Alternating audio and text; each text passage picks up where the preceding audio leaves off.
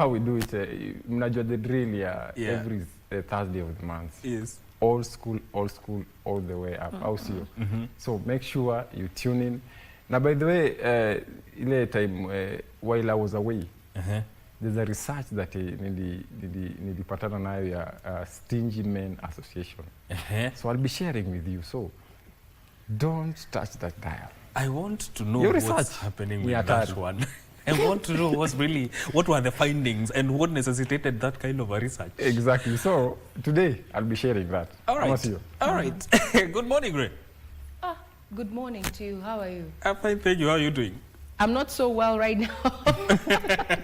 What's happening? I'm trying to get myself checked into the website so that I can be able to give our viewers the updates in as far as news is concerned. And it seems that internet is doing its thing. So I'm here still trying. Yeah, so I'm not well. I'm actually getting an error 504. I hope that's my current state. That will be fixed fast enough. Indeed. But, yeah. Other than that, I'm good. I'm just concerned that over something that is actually trending. As a parent in this country, I am quite disappointed. This conversation on the school capitation fee is something that I still can't intellectually process what exactly government is doing with the school capitation, because when you look at the official statement that has already been put out on socials, including a tweet from the Ministry of Education there, especially the executive that is in charge, defending the capitation of 95 shillings per learner for stationery. I'm just wondering, when last did they actually go to a bookshop or even a retail store to purchase a single book? A single book. How much does it cost? It does not even amount to 95 shillings. Exactly. So I'm wondering, how are schools supposed to get by? And we've already started seeing fee structures that have been adjusted upwards to the tune of even over 20,000 as schools try to balance the number of students that they have vis-a-vis their expenses, their operational costs there that have gone up. Their parents and guardians have already started complaining about the increase, especially in transport and logistics. There's an increased cost in stationery. I mean, everything else now is taking a downturn. And we're just but several weeks away from the presentation of the proposed budget, 2026-2027, that is currently estimated at around 4.7 trillion shillings. And we look at the conversations around even the expenditure of government as we wind up this current financial year. The expenses met, or rather monies spent by the executive outdo budgetary allocations meant for that by billions. So do we have our priorities right though? But anyway, I'm speaking, as I say, Thursday is the new Friday, but that is where we are. That's where my mind is as a Kenyan, as a parent. So I'm wondering exactly which direction this is taking. But that and so much more, I'll be waiting to hear from music selection this morning, since you said is old school, and I squarely am into old school, right? Yeah. So I'll be waiting to hear how old school is old school. Yes, yeah. So I await to be impressed. Yeah.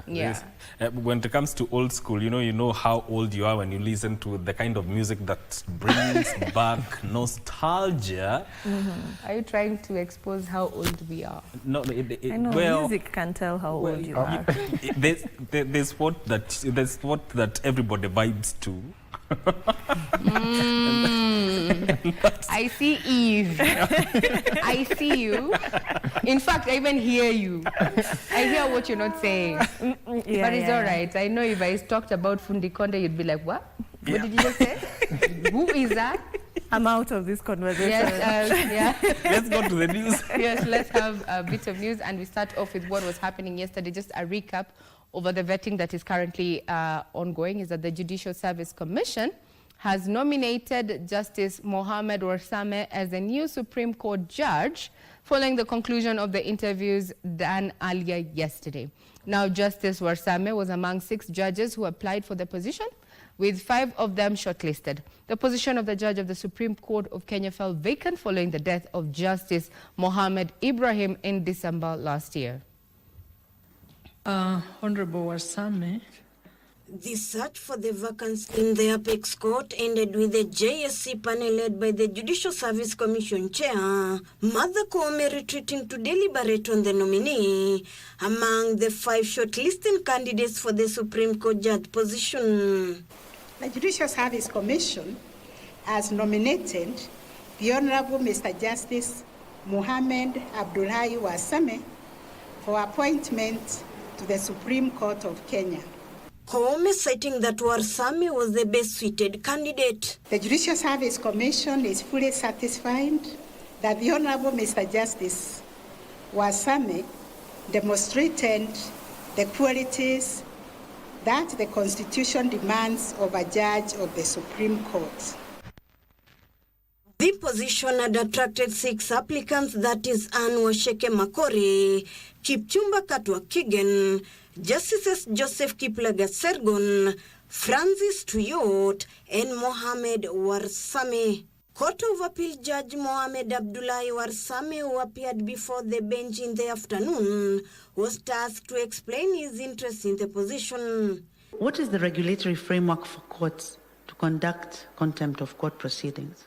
I will say there's a provision in the Supreme Court rules, I think Rule 29 or something like that, which talks about contempt before the court. And it says the person, if he commits contempt before the court, he can be detained, then he can be given an opportunity to respond, and the day after, the court can deal with the contempt. The bench also wanted to know if Warsame had any political ambitions. His suitability when faced with challenges when discharging his duties was also tested. We have always been insisting, especially in the Court of Appeal, and it is easy to perform, to determine or measure metrics in courts outside Nairobi, where there are only 3 judges. But the problem is, even in those stations, a judge or 2 of them will go on leave. So the situation will change. A judge who is in Nairobi will be sent to Nakuru or Eldoret, depending on the circumstances. So I wanted to know how you balance your straightforwardness to ensure that you maintain good relations with others at all times. I have a golden heart, which accommodates everybody, no matter his position. I can relate with the T-boys in the court, and I can also relate with the Chief Justice. The position fell vacant after the death of Supreme Court Judge Mohammed Ibrahim in December last year after a short illness. The Koome-led team will now forward the name to the President for gazettement. With the interviews coming to the tail end on Wednesday with Justice Mohammed Warsame, who maintained that Supreme Court judges must be sensitive to the needs of Kenyans. Reporting from Milimani Ceremony Hall, I'm Ruth Wambui. Thank you very much for that particular recap of what happened yesterday evening. Now on to Masters floods. The ongoing heavy rains have triggered flooding across several parts of the country, destroying roads and homes. In Nairobi, 1 person died following the heavy downpour.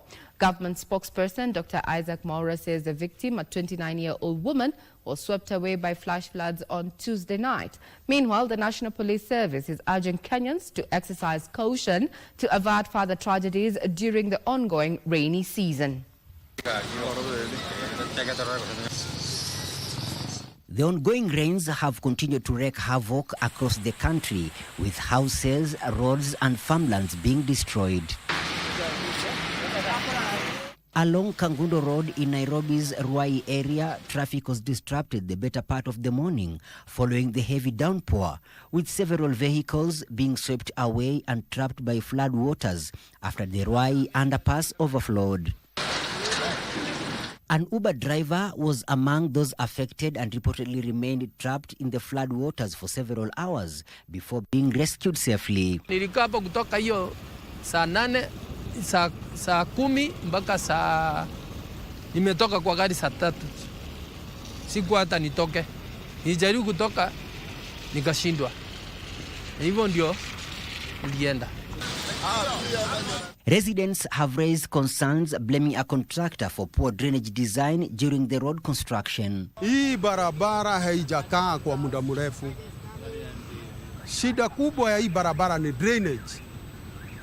Drainage ndio ingekuwa imetengenezwa vizuri juu maji ni mingi. Maji inatoka Embakasi, inatoka pande ya Utawara, inatoka pande ya Upper Hill, yote inaelekea hapa pande ya bypass. In the capital, Nairobi, a 29-year-old woman drowned in yesterday rains. Government spokesperson Isaac Mwaura said the victim drowned in a ditch and her body retrieved by well-wishers. Duty officer and the Directorate of Criminal Investigations Kasarani visited the scene, which was processed and documented by crime scene investigators of Kasarani. The body was taken to City Mortuary awaiting identification and post-mortem examination. Meanwhile, the water levels around the Tana River are rising, with Masinga Dam now at full capacity and controlled spillovers underway. The same being done to Kamburu, Gitaru and Kindaruma dams, as residents in low-lying areas, especially Garissa and Tana River, being advised to move to higher grounds to protect lives and property. The National Police Service in a statement says it is staying vigilant and urging the public to take proactive measures to safeguarding themselves and their families. A report by the weatherman indicates that the intensity of the current rains is expected to reduce by the 4th of May.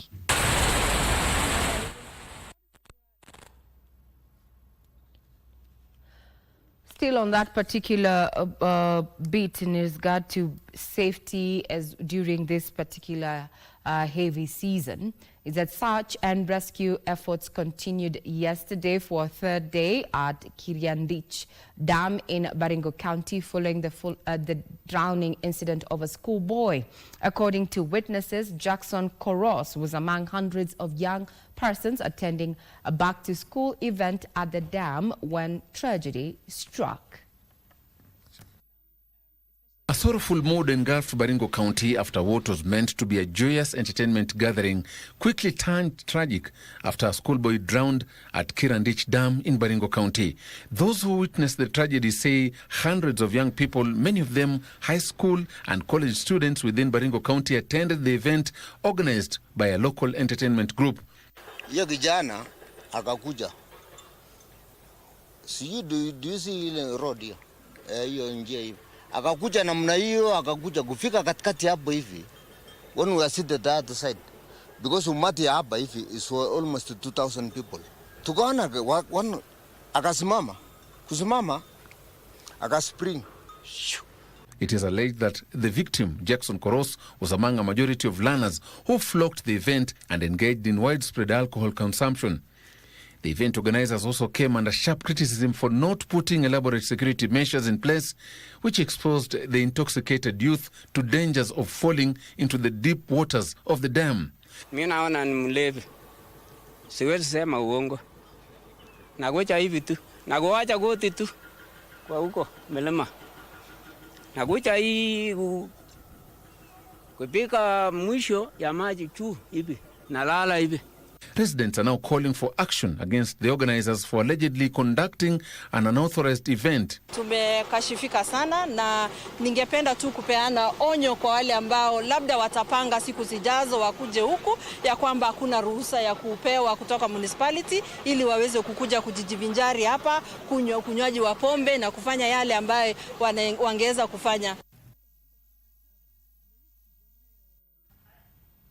Heed to the current warnings there to ensure your safety as well as the next person's. Now to matters education. Principals and trainers in technical and vocational education and training institutions have been put on notice over emerging cases of sexual exploitation. The Principal Secretary for TVET, Dr. Esther Moria, lifted the lead during the closing of a 3-day Kenya Association of Technical Training Institutions Leadership Engagement and Capacity Building workshop in Mombasa County, graced by Cabinet Secretary for Education, Julius Ogamba. The event that brought together 659 principals, deputy principals, directors, and quality assurance officers had the Principal Secretary for TVET, Dr. Esther Moria, disclose that she had received reports of principals misusing their positions and taking undue advantage of innocent girls, with the teachers allegedly engaging in sexual relationships with learners. I have also a report that there are some ECS, there are some institutions where misadministration is rampant, where girls are getting pregnant by trainers and principals and no training going on. While investigations are ongoing over the sexual exploitation claims, the regional directors of TVET have been warned against condoning the vice in their institutions. There are very many mature women in this country. What are you doing with students? Now that is where I will drop my age and my Christianity to Vasi to Angaliani. Education Cabinet Secretary Julius Ogamba instructed the PS to take immediate action, noting that the laws on sexual exploitation are clear. I just wanted to let her know that when there is misconduct, you don't need to consult. You just take action. And nobody will hold you liable for taking action, especially in situations of misconduct. And on this one, it is not even a question of me, let us have a committee to go and investigate. I know you are a lawyer and you know, lakini mimi, I'm a sociologist. So, mimi nitatafuta information. And when I get it. Meanwhile, the quality assurance officers were urged to eliminate hidden charges in TVET institutions and strictly adhere to the fee guidelines issued by the ministry. Now, the Office of the Auditor General, Kenya, has flagged major risks in the affordable housing program. Presenting a special audit report to the Public Accounts Committee, the Auditor General highlighted legal, financial, and operational challenges that could affect the project's long-term success. Key concerns include ongoing court cases and uncertainty around the affordable housing levy, as well as questions about whether Kenyans can afford their houses. The Nancy Gathongo-led office has further established that land ownership remains a major issue, with some projects lacking clear or complete documentation. In a special audit report requested by the Housing Principal Secretary Charles Hinga on the various affordable housing projects underway in the 47 devolved units, you are the first accounting officer to request for a special audit. Many accounting officers fear. The 200-page report submitted before the Public Accounts Committee has identified a range of legal, institutional, operational, and implementation risks that could affect the effective transition and long-term sustainability of the said program. The special audit also established that no formal cost-benefit analysis or project appraisal framework was documented prior to launching of the program. This is a very big program. It is a program that has visible impact. It is definitely not perfect. The auditor further established that asset ownership arrangements under the program varied depending on delivering models and land tenure status. No formal affordability threshold analysis was provided to inform pricing or beneficiary targeting, and some planning assumption, such as land readiness, private sector investment interest, and financing modalities lacked adequate documentation. While some have proper title deeds, many are built on land with unclear or incomplete records. A number of projects were implemented on community lands or land held under customary arrangement, while some lacked verifiable document at the time of the audit. Of the 394 projects since reviewed by the board, 125 are now confirmed to hold valid land documentation, a near threefold increase from the 48 verified at the audit stage. Other challenges include procurement integrity, contractor capacity, weak oversight, and delays in providing utilities and resettling affected communities. Housing Principal Charles Hinga says he needs more time to review the report. We are supposed to be given either a management letter in which then we are supposed to engage the auditors and respond. So the PS here is coming as a recipient of a report copied to what was sought. But the good thing is that the PS housing is a board member which board sat to decide to seek for this information. The special audit conducted a physical verification of 138 projects out of 142 affordable housing projects. It is our prayer that we're going to get the findings of that particular report, given that taxpayers are the ones who are funding that mega multi-billion shillings project that is the affordable housing. Several queries there on the affordability of the units, ownership of the land, cited as some of the challenges that this particular project is facing. We take a quick breather, but when we come back, we're going to be looking at those stories that are making headlines in the counties.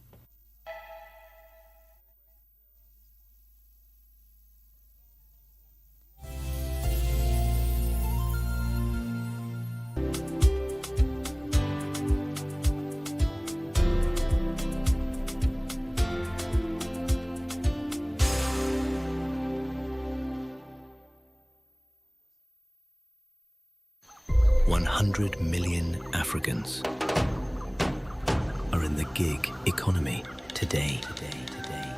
But most are competing alone against platforms they don't control, with policies that weren't built for them.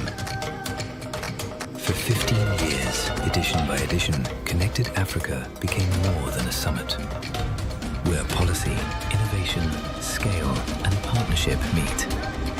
Where startups met investors and scaled across borders. Now you arrive at a defining moment. Connected Africa Summit 2026.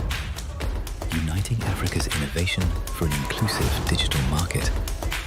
Not just a slogan, a statement of intent. Because innovation without inclusion is incomplete. And growth without unity is unsustainable. For policymakers designing frameworks for 1 billion Africans. For startups ready to scale beyond their borders. For investors hunting Africa's next breakthrough. For anyone who believes Africa's digital future should be shaped by Africans. This isn't networking. This is nation building. One connection at a time. Connected Africa Summit 2026, 27th to 30th April, Nairobi.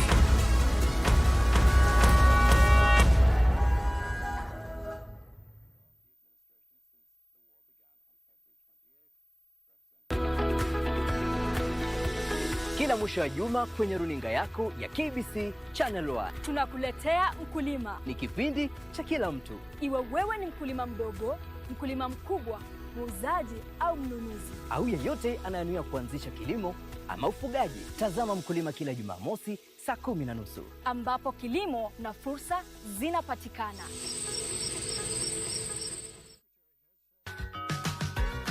Tunajidai na lugha sanifu ya Kiswahili. Leo twashiriki, njooni mwenda sisi. Sanaa ya Kiswahili leo imetufikia sisi. Ni heri nikose usingizi baadaye kwa kuhitimu kimasomo. Adhabu kali inapowekwa pahali popote pale husimama kama funzo kwa wahalifu wengine. Unda majina mawili kutokana na vitenzi vifuatavyo. Ridhi. Tunapata mridhi. Tambua kishazi katika sentensi hii. Mbuzi walioibwa jana wamepatikana salama. Tambua kishazi. Naona Maria uko tayari. Walioibwa. Makinika, cheki wanafunzi wanavyozikwenda, utaona wengine wafanya hivi, wengine sijui wafanya hivi, wengine ni hapa.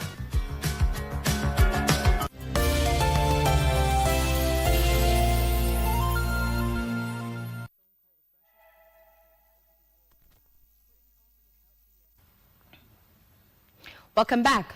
Now to the counties. Prime Cabinet Secretary Musalia Mudavadi has called on senior government officials to accelerate the implementation of key national programs. Mudavadi warned that time is crucial for the government to fulfill its pledges before the 2027 election. This and other stories in our county's news roundup.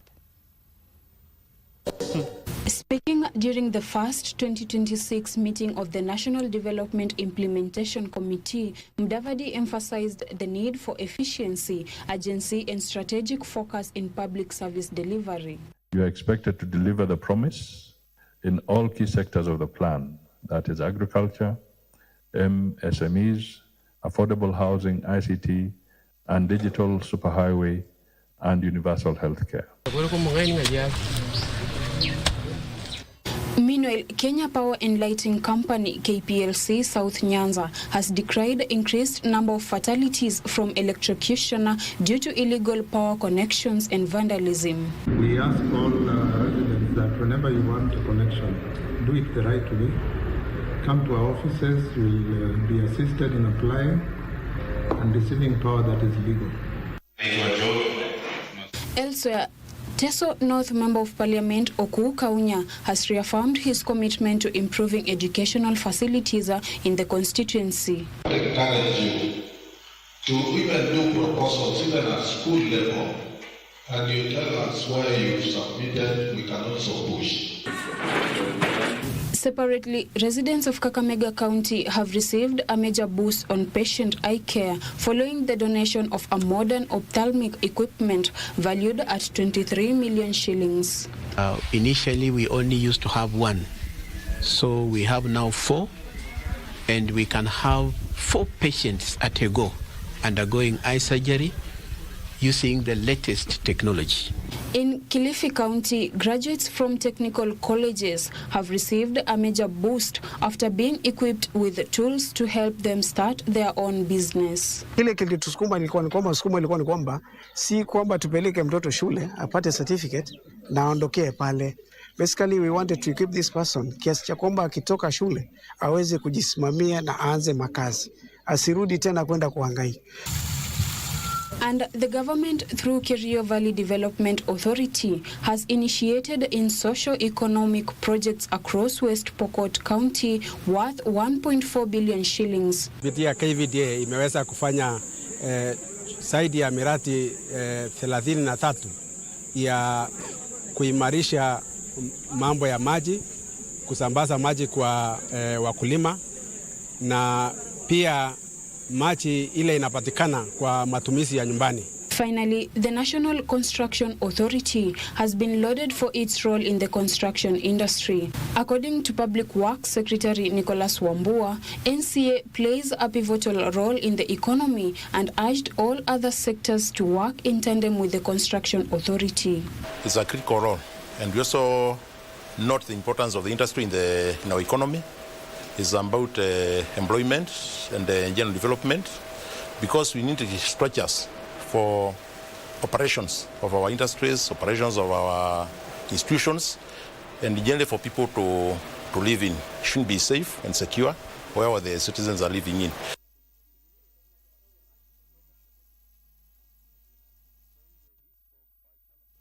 Well, just in case you're wondering if that is all we had even updates on business as well as what is happening in the sporting arena, and are still available on our website, www.kbc.co.ke.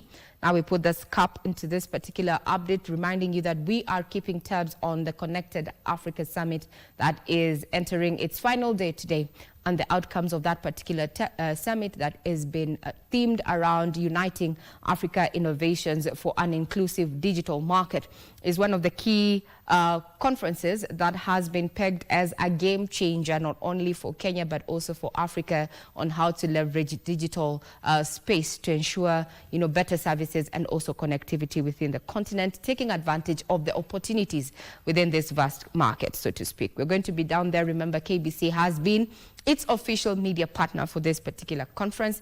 My colleague this morning, Alan Aoko, is going to be bringing us up to speed on what to expect on the last day of this particular summit. I'm Regina Manyara. I live in the capable hands of Mike Megwe, as well as the entertainment team. Take it away, Mike. Thank you so much, Ray Manyara, for just making us, letting us know what is happening in Kenya and beyond. And now I want us to take a different turn right now and talk about student politics, restoring sanity to student politics. Back in the day, there was a time when university politics used to shape national politics and even bring out bold leaders. But today, many say that voice has somewhat faded. So we want to find out from various students, leaders, if this is true.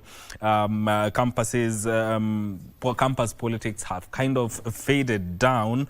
We want to also explore the question of not just what went wrong, but also when it comes to restoring that vibrancy that student politics used to have. So in studio, I'm joined by this Matthew Tanui, who is a student leader at Dista University and also the CEO founder at the Tanui Foundation. Karibu sana.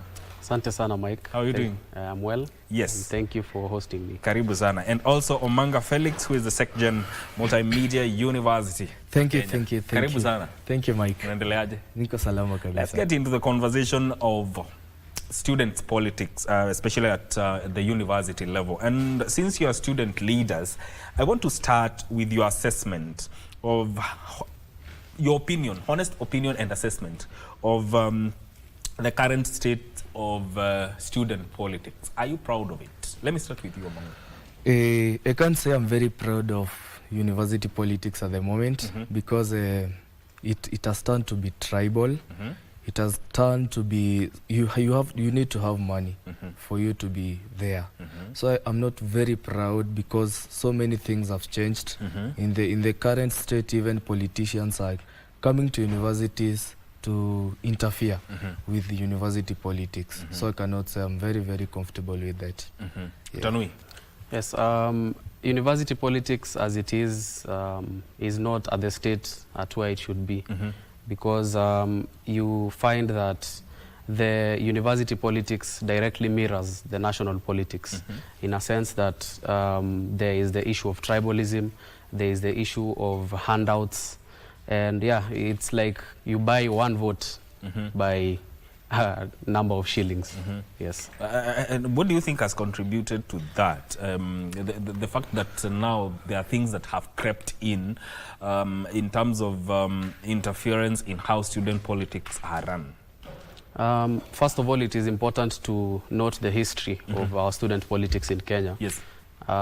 Previously, prior to 2016, there was a Universities Act prior to its amendment, which did not provide clear guidelines to how student politics should be run and the universities, the Students' Association. But Honorable Aden Duale brought a bill to Parliament in 2016 to amend the Universities Act, and there were two main issues of contention. One was to strengthen the Commission for University Education, and then now there is the issue of student politics, where Section 41 was introduced to bring about a controlled environment in terms of student politics, whereby they introduced the delegate system, as opposed to the past where it was a popular vote. And you find that the state at which we are, the contributory factors include the fact that we have students who are aspiring to leadership, but are aspiring for their stomachs as opposed to aspiring to better the Students' Association. And I feel like the problem just stems down to us as the young people, because we are supposed to embrace manifesto-led agendas, but we end up embracing tumbocrats. Yes. We'll come back to the delegate system as opposed to universal suffrage, but I want to get from you, Omanga, when students criticize leaders, especially student leaders, like being out of touch with what is happening with students and becoming self-serving, do you feel that criticism justified? I don't think so, because you see, these students trust their leaders. That's why they choose their leaders. But you have to see who you choose to be a leader. You have to know the track record of that person. That comes down to who you vote for. Now, as he has said, the delegate system comes down to making a few individuals to vote for the leaders, other than the majority. Now you get that if the majority are not for the leader, then the few are for the leader. The delegates vote for the leaders. So if the leader is not a good leader, or rather does not fulfill the promises, the manifesto for the people, then the people are not satisfied. So we have to choose the right people with a good track record. Who chooses the delegates? The students. Now the majority votes for the delegates. Oh, they vote for the delegates. Now the delegates votes for the student leader. Sure. Now, you know, you are the current student leaders, Tanui, and as opposed to then, what are you doing differently? As opposed to when? Back in the days when we had very vibrant student leaders, we had the likes of Kinababu Owino.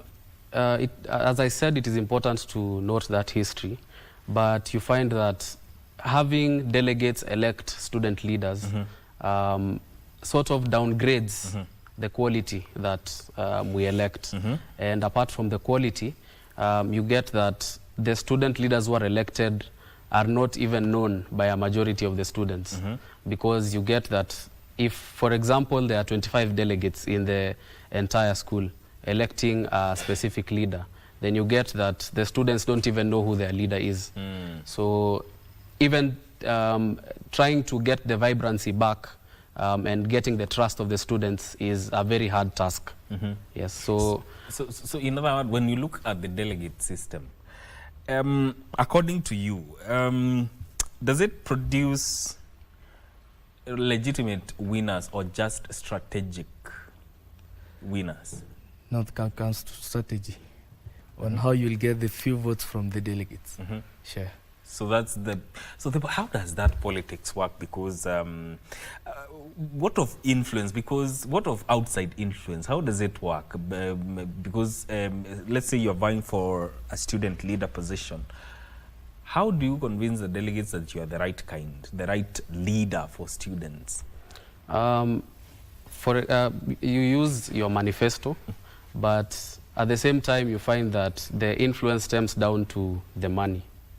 Because as much as we are a progressive generation, mtoto wa nyoka ni nyoka, we still find the same issues being repetitive, like money, tribalism, and you find that the delegate system is not really a great system of electing leaders, because it is not a fairly democratic process, because the few elect the people who determine the fate of the student association, as opposed to the past where the majority of the students used to elect.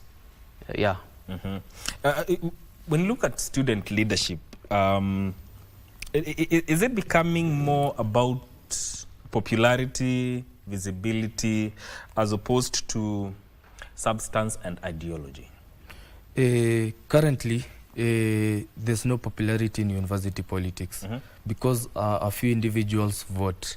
So I cannot take it to that path. It's about more of strategy on how you would win elections. And lately, I don't think people get to politics due to passion. They just want the seat, finish school and leave. Yeah, I think we need to get vibrant leaders who will not only be popular but represent students. Ideas, maybe you see, at this moment you only work with manifesto, telling to a few individuals in school. That's the delegates. You don't care about the rest of the students. You only care about the delegates.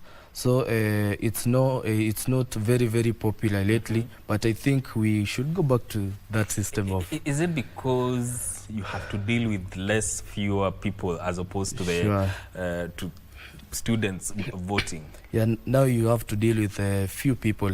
You only need to deal with almost 100 in a school of around 15,000 students.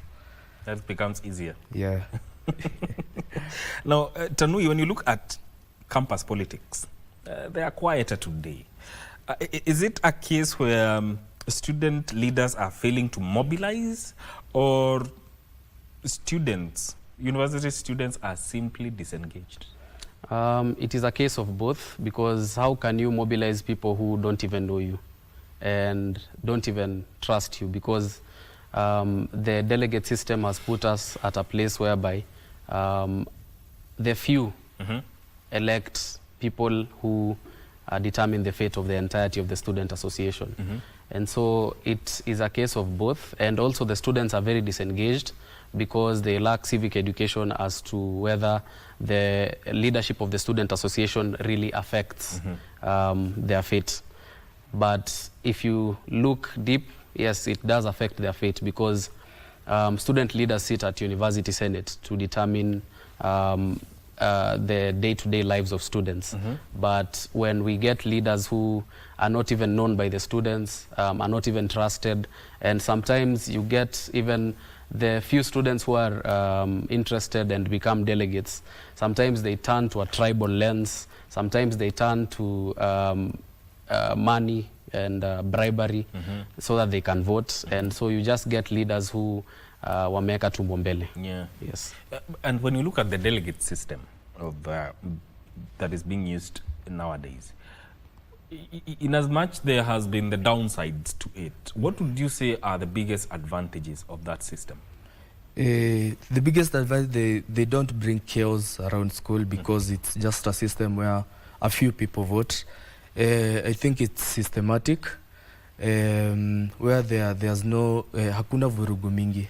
So you get that you have to deal with less people. You don't need to bring chaos. You see, previously, when one vote was, it takes a lot of time also. There's a lot of cheating in elections. So in this, when you deal with a few people, there's less cheating, there's less manipulation. But now it comes down to us leaders who have to deal with few people, and that's to our advantage in university, I could say. What would you say have been the biggest advantage of that system? I think it's the same. It has reduced the chaos, because there used to be a time where when student leaders are disgruntled, then the nation suffers. Yeah. And roads close and there's a lot of chaos. Yeah. So that would be the biggest advantage. And also another advantage is that under Section 41 of that Universities Act, the amended one, it also provides for ethnic balance and regional balance when it comes to the student politics, and also provides for the 2/3 gender rule. So I think those are just the benefits of the Congress, or rather the delegate system. Have those two aspects been achieved? The 2/3 and regional balance? The regional balance is questionable, but the 2/3 gender rule is somewhat achieved. There are two things that both of you have alluded to: money and tribalism, because we have to call it as it is, so we have to diagnose what's wrong. When you look at student politics today, Omanga, how much of it is driven by money? I'd say you can't vie in university without money. You cannot do it without money. So generally, you just need money. Because vile amesema tumbo mbele, people lately have prioritized money in politics more. It's just the mirror with outside politics. Politicians come, give handouts, give 1,000 shillings, 500 shillings to voters. Wait, you'll see next year, 2027 is coming. Someone comes a month to election, or rather 3 months to election, gives out money, and he easily wins the election. So I think people have come to prioritize money, because they think these leaders, whoever it is, after the election, he disappears. So what they can do is take advantage of the pre-election period, have the money, eat the money, then after election, they probably, they are very sure the leader is not going to be seen for the next 5 years, up till the other election. So I think people have come to prioritize money to only benefit pre-election, because they know they'll not get anything after election. Is it even accepting or just enabling a culture of tokenism? Politics that if you do not have money, we are not going to elect you.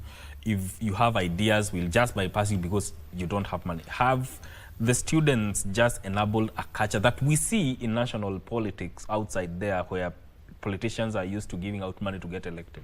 Yeah, sure. That's something we should eliminate in university, because it's becoming a culture where you need money.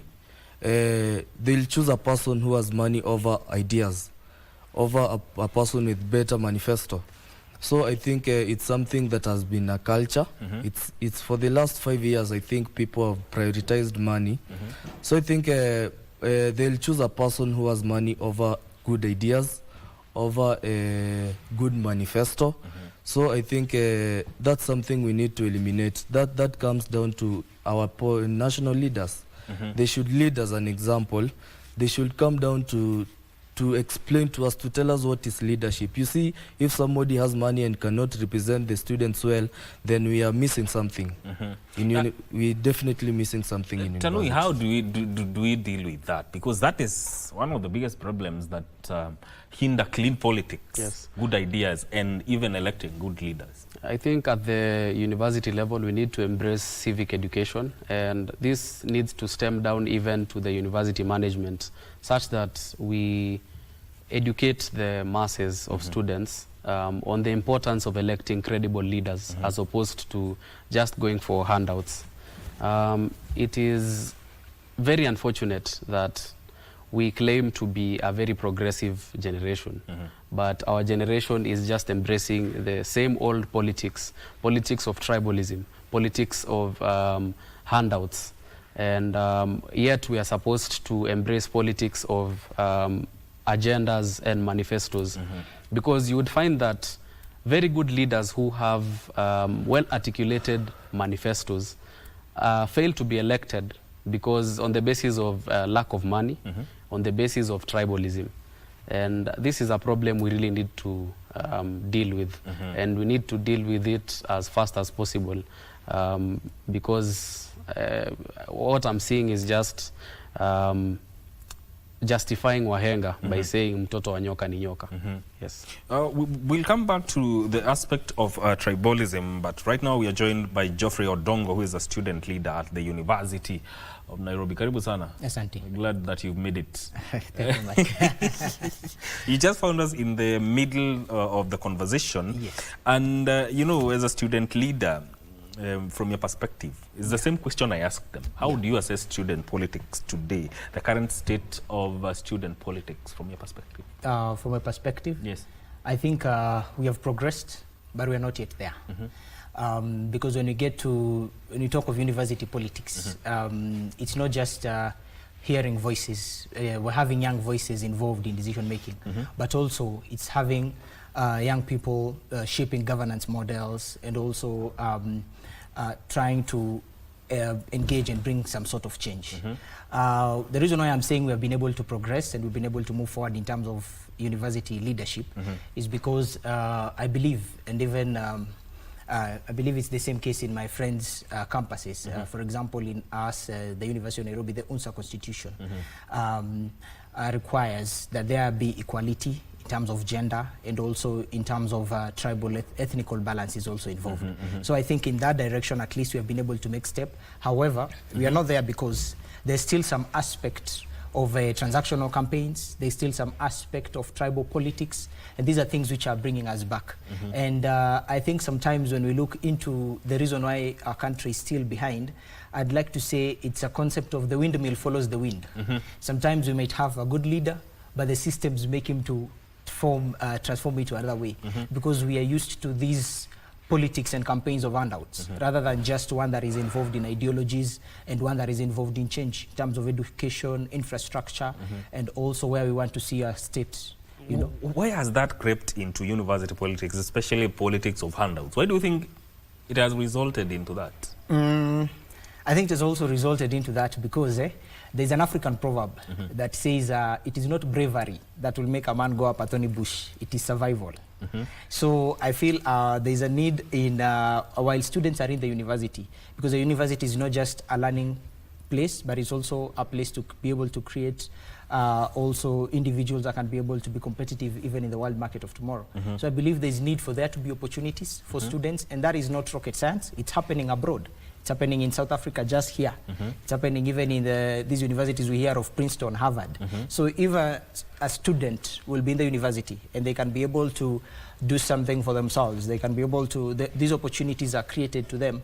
When it comes for this time of election, they are able to vote on the basis of ideas, not just on the basis of money. Because of course they'll need that money to sort their things. You know, comrades, kama kawaida. Of course, you know, you brought out two things that both of these gentlemen have brought out, tribalism and money.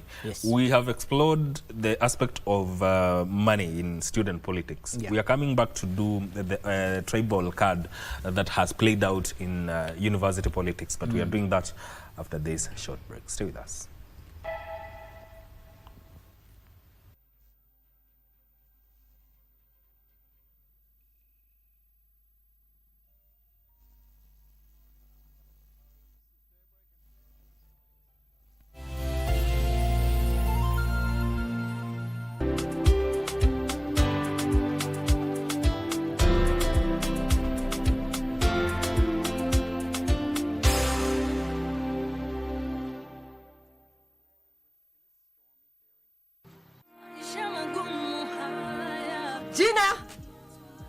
Jina! Aki watoto wa siku hizi wakiwa wanasumbua. Usikose kuona Gundu KBC Channel 1 every Tuesday, Wednesday and Thursday. Ujionee hivi vituko vya watoto wa siku hizi wanaosumbua wazazi na mengine mengi.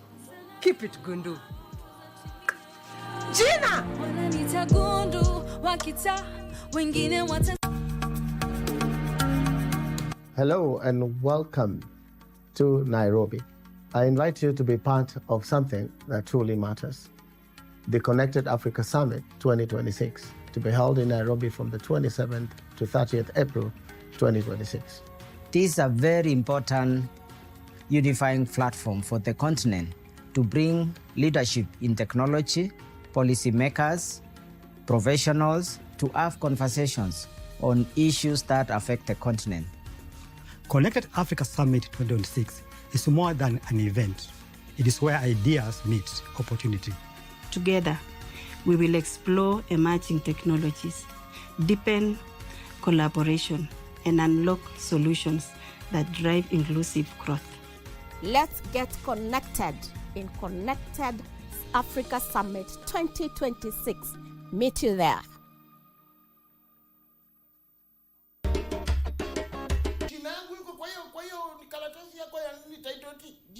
Jina yako haiko karatasi ya title deed. Mimi mwenyewe ndio jina yangu iko hapo. Na kwa nini unasema mimi ati ndio ninakula hiyo pesa na si mimi nakula hiyo pesa? Sasa wewe ulikuwa pale kama kuchukua kama mjukuu wangu uchunge hiyo nyumba. Unaona?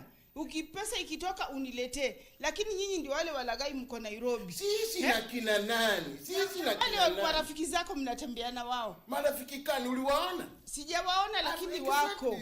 Naona Nairobi mnachukua nyumba za wamama, mnakula pesa zao, mnunuli dawa, mfanyi chochote. Nakuuliza wewe, tuseme umeenda nyumbani, uandike mtu hapo kasi ya kuwa na kuletea pesa na kutumia pesa. Kuna makosa gani? Hiyo ni kuandika. Wewe hajaandikwa. Unachuaje? Wewe alimpatiwa jumba, hata hivi mama amehurumia wewe amempatia wewe jumba akae hapo bila kulipa kodi. Ulichuaje mimi sijaandikwa? Uko na hiyo sio ila inakuashia nini? Hakuna pilipili hapa tunakola. Ile ni kweli makoa, ile tabia ulifanya ni mbaya. Huyo mama ni mama yako. Si lazima kwa mama yako ndio. Si lazima kwa mama yako, si ndio? Niliingilia kati kwa sababu umefanya ukatili. Tunajidai na lugha sanifu ya Kiswahili. Leo twashiriki, njooni mwenda sisi. Sanaa ya Kiswahili leo imetufikia sisi. Ni heri nikose usingizi baadaye kwa kuhitimu kimasomo. Adhabu kali inapowekwa pahali popote pale husimama kama funzo kwa wahalifu wengine. Unda majina mawili kutokana na vitenzi vifuatavyo. Ridhi. Tunapata mridhi. Tambua kishazi katika sentensi hii. Mbuzi walioibwa jana wamepatikana salama. Tambua kishazi. Naona Maria uko tayari. Walioibwa. Makinika, cheki wanafunzi wanavyozikwenda, utaona wengine wafanya hivi, wengine sijui wafanya hivi, wengine sijui. Ni hapa.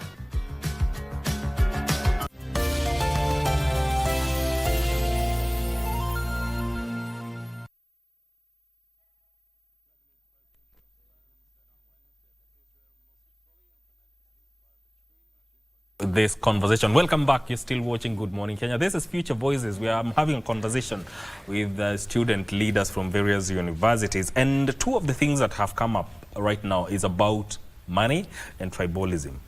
Now, why has tribalism crept into university politics? And I'll start with you, Tanui. I think the aspect of tribalism is ingrained in the Kenyan mind. I don't know if it's exclusivity or it's just familiarity, because you find situations whereby you articulate your manifestos very well, but there's just this persistent issue of tribalism. The students have not yet metamorphosized into a calm situation whereby they can just look at the manifesto at plain sight. They don't look at a person as a person with ideologies, but they just look at you for your tribe. And it's very unfortunate, especially coming from our generation. What do you think? Have you experienced or witnessed tribal alignment influencing a student election? Sure. As I said, I am the Secretary General Multimedia University. So being here means I've gone through that. I've gone through tribal politics, and it's not a good thing. You get, during politics, that's hule mtu ni wa kwetu. We speak the same language, so I must vote for him. Or rather, ule jamaa si wetu. After the election, he'll not listen to us. He'll just talk to his people. That's the mindset the people are. So people want to have their own leaders. Like, that's our person from our tribe, we need to support him.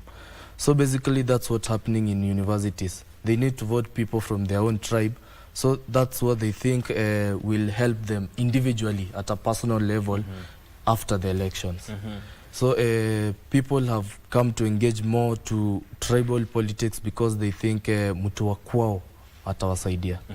So it's not a good thing at this generation, but I think this is something we've learned from maybe our parents, the national politics. Utasikia a certain tribe will vote for a certain leader. A certain tribe wants their leader to be maybe the deputy president somewhere. So that's what we learned from the outside politics. So I think we need to grow out of it. We are people who have we are learned people. We need to grow out of those kind of mediocrity, that kind of might. We need to grow from that kind of politics and come to engage ourselves. 2-3 years from now, I'll be vying for an MP somewhere. Maybe not in my place at home, but maybe in Nairobi. That's not some of the things I'd like to go through. Sure. If we are to deal with tribalism at the university level and in terms of how they do politics, what needs to change? I think one, there need to be civic education, so that people can be able to understand that sometimes it's not really about having one of your own that will bring change. But in a way, when I look at that concept, because it is something that is also explained in the national politics, I look at it, it goes back to colonialism. You know, when we used to have the colonialists here, the narrative that they used to move is that we want one of our own in position, one of our own. But having one of our own is not just about having one of our own, is what will that one of our own do for us, you know? And I feel like one of the reasons we really celebrate Nelson Mandela today is, I remember there's one time he was asked, when he comes, remember after being in prison for over 27 years, coming and then he's sworn in as a president of South Africa, anybody will take that opportunity to settle scores. But when Nelson Mandela was asked, because that time Zimbabwe had already chased them, Uganda, things were boiling, so they asked him, are you going to chase the whites out of your country? And because there's been an issue of apartheid. But what Mandela said is that he doesn't care whether the cat is black or white, as long as it catches mice. And I think we can't compare the development state of South Africa today with where we are. And I think that is the kind of discussion we need to be having even at the university level. It's not just a matter of this is one of our own. No, it is what is he going to do for us. And leadership is not just, elections is not just about replacing the old, bringing the new. No, it's about a moment of change. People to pick up from where it was left. It's like a relay. So if one leader pushed an agenda, or maybe the transformation of our hostels, we believe that the one who is coming after can be able to pick up the baton and continue. Not one was building the hostels, it was left halfway. Another one comes because he's one of our own, we vote for him. He now tells us he's going to bring for us Wi-Fi. So it's also good, but at least we need to have that transitional leadership. And I feel that is also one of the reasons why we are still having a problem, even in the development of our state and in many things that we look at. Because there's a proverb that says, the trees kept reducing, but the trees kept voting for the axe because it kept on telling them that it was one of them. So that is what we need to look at. We need to do a civic education and be able to educate our electorate that elections is not just a season like any other, but it is a time for us to bring in new ideas, new change in the kind of leadership that we have. And who is to do that civic education within universities? It is to be done both by the university management and the students. Because, you know, the reason why the Universities Act was amended was to articulate such issues and make sure that they are a thing of the past.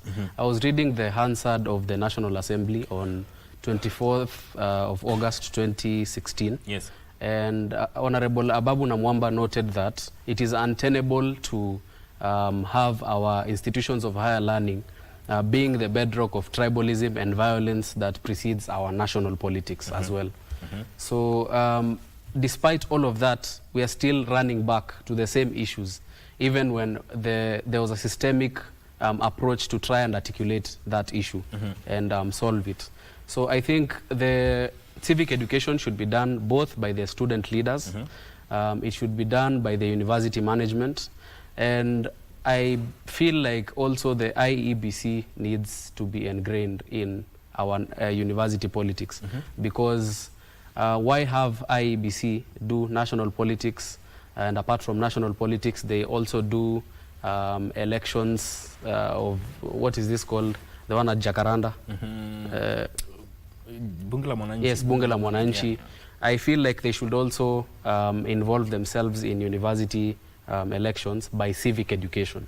Yeah. Would IEBC help? Would that move be a prudent move? I think it could be a good move, but if we don't listen, we the students, if we don't get it, then it won't be of help. I think it's up to us to make that initiative. As student leaders, to get away from tribal politics, as people are vying for university positions, to get a way of eliminating university politics. So I think it's upon us to get to have a way of getting out of tribal politics. Sure. There's sorry, there's the aspect of influence and integrity within student politics at the university. Do you think student leaders, and maybe you could speak this from experience, there is direct or indirect influence from university administration to align with certain positions? There's been that question, by the way, that we feel that the students feel that sometimes we have leadership that maybe is aligned by the school in a way. But I feel it's a ball of contention. But from where I sit, I look at it that I look at it from the aspect of, you know, it still boils down to the kind of leaders we choose. Because, you know, now people might elect a leader out of money or out of tribal factor, and then when he gets there and does nothing, we start saying that no, he was reinstated by the university, you know, because it's what they say, before the hyena eats its children, he starts accusing them of smelling like goats. Yes. So I feel it's a point of it's the kind of leaders that we choose when we are having elections, because we do have people that come out, that share their ideas with us, that tell us where they want to take the campus, but people still look back at that tribal politics, tribal point, and also the financial aspect of it. So the leader who spends more, and also when he gets there, it's time for him to say, let him also bring back what he The more you spend, the more likely you are getting elected. Yeah. And speaking of influence, and looking at this system, Tanui, when you look at the delegate-based election, and the popular vote? Which is easier to influence? Influenced by who first? Outside forces. I think both are easy to influence because one, it can be influenced through money. So, and both avenues of politics require money. Yes. And also it can be influenced through just having systematic breaches to the electoral process. So I think both can be breached, and none is better in terms of influence and breaching. But nowadays I don't see a lot of influence because even outside forces have realized that these student leaders don't even have the say that they used to have in previous years. So that influence has eroded. And even stemming down even to the university management, I have not seen that instance in our university personally, because the students don't even feel the weight of that student leader. And so there would not even be a need of influencing. Yeah. Let me ask you this, and actually I think I'm going to throw this to all of you. Would return of universal suffrage bring back the vibrancy that student politics used to have back in the day? Maybe not. I think we have adapted this new system as a culture. But if we go back, it maybe because people will be actively electing their leaders. Now, one vote counts. Every vote for everyone. You have to engage everybody in the university. Now it will come back to the aspirants, maybe the president of the university having to know all the students and having to know what they want, and that actively makes him engaging. And I think it will be more of now the university will bring the vibrance that used to be there during the past. But I think this current system has been engaged, has been now actualized in universities. People are used to it, and I think from the chaos part we talked about when we started, it will bring back the chaos. I know it will bring back the chaos. That's what the government doesn't want. You see, we need also a peaceful country, but also for our voices to be heard, we need it back. What do you think? Absolutely. There is a time I was listening to Professor Hamo, yes. and he said that the reason why we are having rampant corruption in our country sometimes it's not just the system. Sometimes maybe it's because we put those people in temptation. And he gave a scenario where we are supposed to build a road for people. Maybe, for example, we're supposed to build this Harituku road, moving from here, KBC, going all the way till Central. Yes. And then the government has given you money. The people who are supposed to be built for the road, they don't know. It's only you that knows. And the president, or maybe the Ministry of Finance that gave you the money. So you find, since it's just a secret that is shared by like 5 people, you start being tempted that, this money, even if I make the other turn, nobody will know either way, because nobody was told of it. So I feel the universal suffrage will bring change in university leadership, because when the president connects directly with the people, he's able to hear, first of all, what they want. Because one aspect of election is not just about forcing your ideologies to the people. It's about listening what they want, and you as a leader being a bridge of taking them there.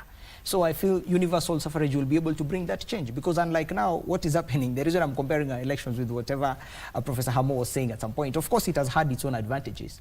But like right now, on the University of Nairobi, we have 13 faculties. Myself, I'm contesting for governor in the main campus, Nairobi. And now, in the event when we are going to be elected, I'm going to choose 2 members of my team. We're going to be 3. So of the 13 faculties times the 3, we have around the 39 people who are going to vote. Now, we are going to vote for the president, even if he gets 39 out of 39, of which the mark is just 21.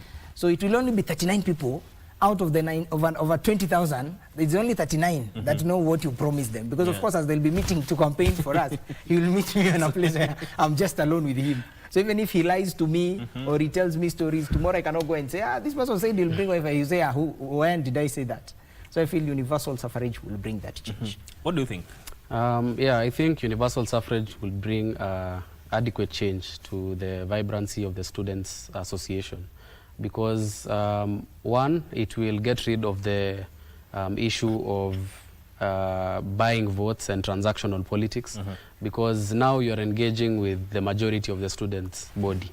And when you engage with the majority of the students' body, first of all, you have to tell them what are you going to do for them. And after they listen, they elect you.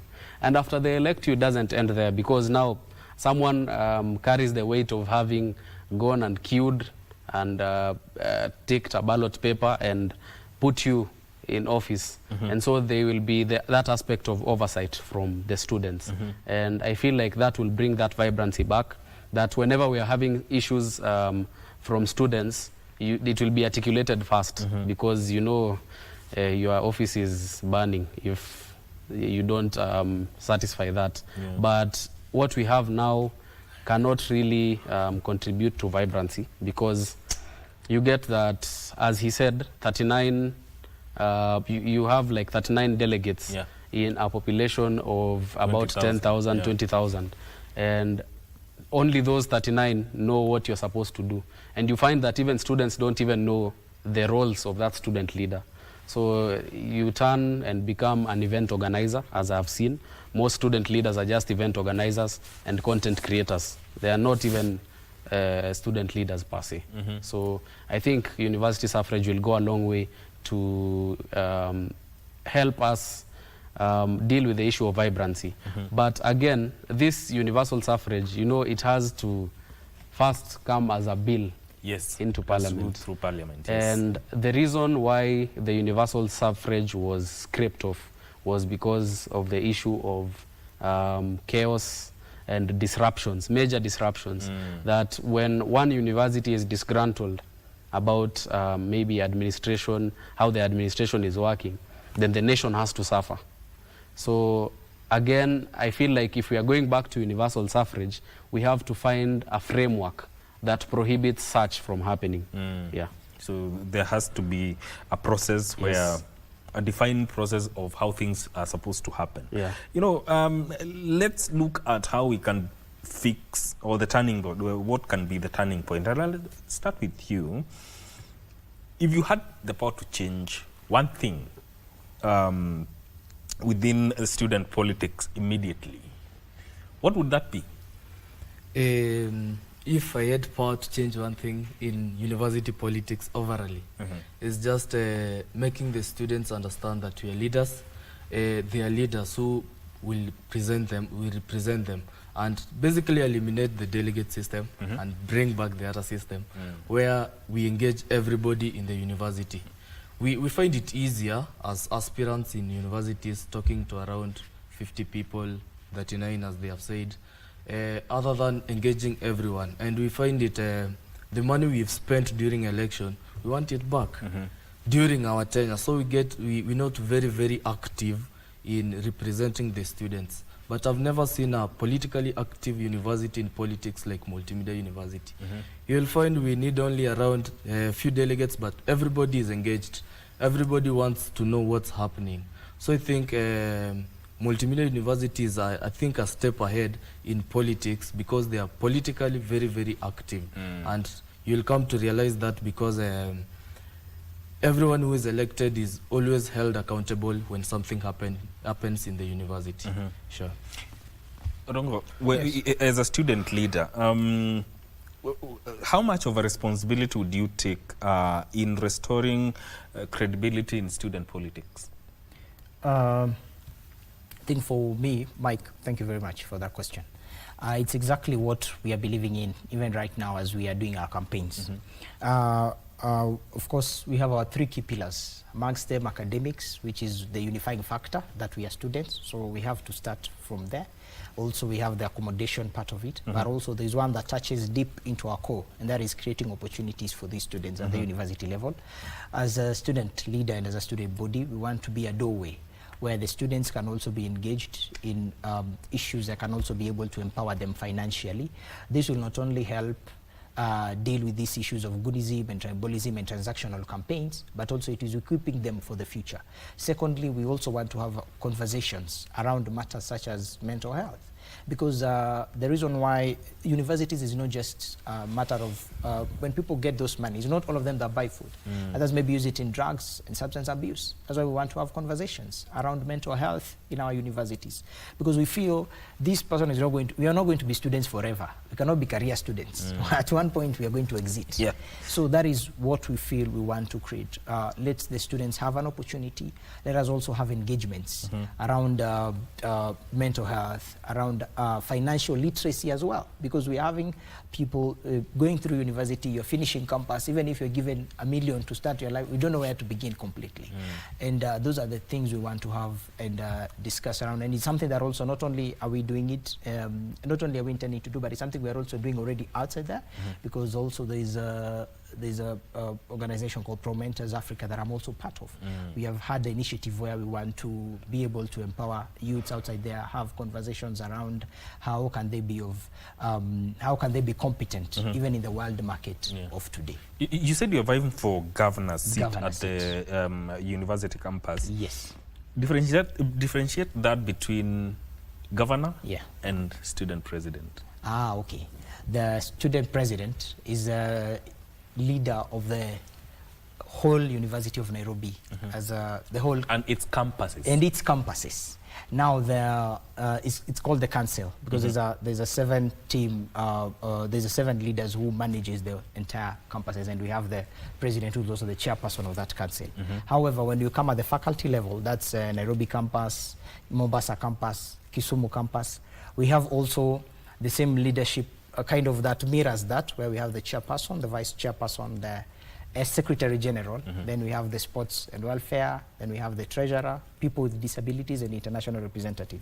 Now, what happens, because the name governor comes in, because we look also at the aspect of devolution. Even in the national politics, we have the devolved government, where we have the counties headed by the governor. So the chairperson at the faculty level becomes a governor. The chairperson at the council level is a president of the university. So you're trying to mirror the devolution, whole value chain of the devolution. Absolutely.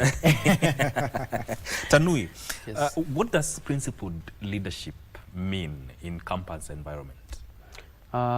First of all, to understand the aspect of principled leadership, we need to also make sure that students understand that our student politics is just an incubator to national politics, that the student leaders we have now are the bedrock of the kind of leaders we'll have in future, because they will transition into national politics ultimately. And principled governance and leadership stems down to listening to the hearts of the people, listening to the hearts of the students, that when a student sleeps hungry, you are able to listen to them and articulate their issues. And it all boils down to also public participation, because as a student leader, you're supposed to represent the interests of that student in the university senate. And without adequate public participation, then you will be out of touch with the ground. So principled leadership and governance also stems down to that public participation and actively engaging the student populace. Another aspect is integrity. We need to have integral leaders who lead with integrity and are not led by simple whims like money and tribal affiliations. All right. As we close, what would you say 5 or 10 years from now? How do you see student politics changing? I think the direction we're headed is not the right direction, because 10 years ago, university politics used to be very, very strong, because if we knew a leader from university, then basically, automatically, he'll be a national leader somewhere, the likes of Babu. So university politics used to shape leaders from university to national politics. At this moment, doesn't do that, because I know of so many student leaders who finish just university and go home. Actually, they do nothing after their university life, after the university leadership position. So I think the direction we're headed is not the right direction to nurturing leaders from university level. I think we should up our game in university politics, where we should choose competitive leaders, leaders with good ideas, not only money, where they can elevate university politics to national politics. Indeed. Odongo, you know, umesalimiwa na one of our chief producers here. His name is Ben Kamuti. He's schooled at the University of Nairobi School of Journalism. And says he was a student leader there. Amesewa nikusalimia. But I thank you so much, gentlemen, for making time to come and talk about this aspect. That has been Matthew Tanui, who is a student leader at Daystar University, CEO and founder of the Tanui Foundation, and also Geoffrey Odongo, who is a student leader at the University of Nairobi, as well as Omanga Felix, who is a SecGen, the Multimedia University of Kenya. This conversation ends now. Thank you for tuning in. Entertainment Thursday starts now with Eve Nyaga. My name is Mike. May we enjoy the rest of your viewing.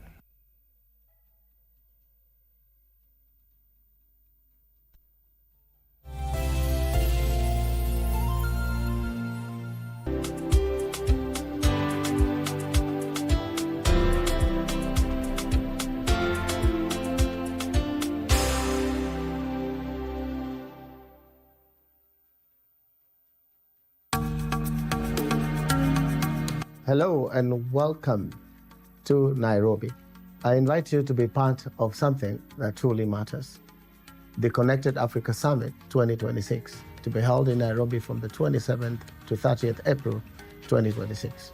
This is a very important unifying platform for the continent to bring leadership in technology, policymakers, professionals to have conversations on issues that affect the continent. Connected Africa Summit 2026 is more than an event. It is where ideas meet opportunity. Together, we will explore emerging technologies, deepen collaboration, and unlock solutions that drive inclusive growth. Let's get connected in Connected Africa Summit 2026. Meet you there. Guess what? This is the place where we share our talents. Create amazing art, cook up yummy food, tell magical stories, sing, dance, and have lots of fun. We decided, let me join Taekwondo because I've seen many people using those skills for self-defense. Kazi zetu tukipewa, twasimamia wenyewe. Belle mama, belle ami.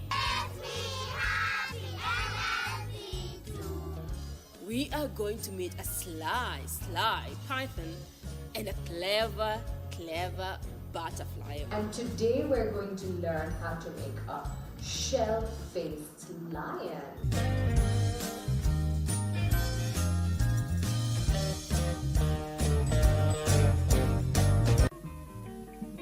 Go to a steak. Steak iko wapi? This is what? Una nyama?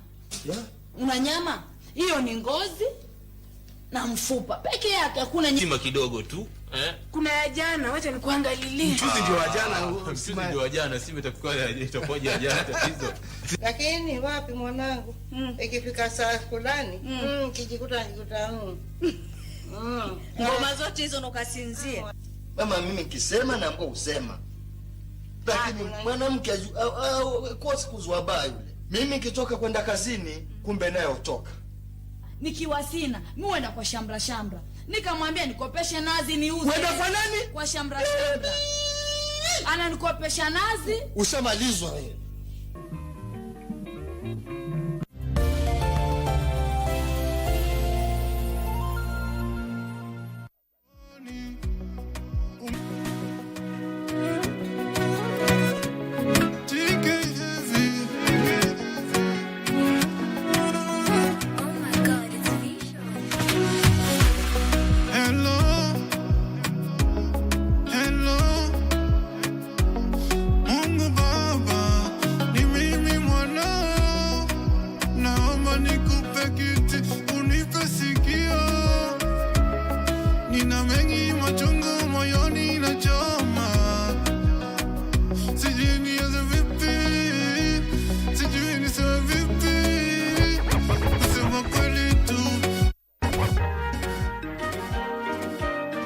Butterfly Entertainment.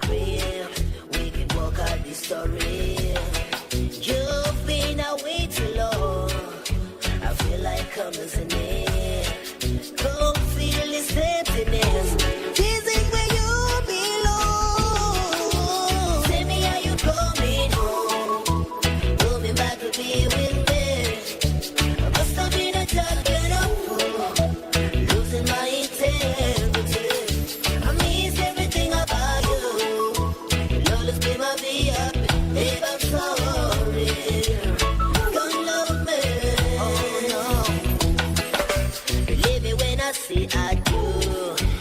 Will you forgive me? Didn't mean to get myself career in this life so tempting. Wake me up from this nightmare so scary. So afraid, so afraid. This is where you belong. Tell me how you coming home. Pull me back to be with me.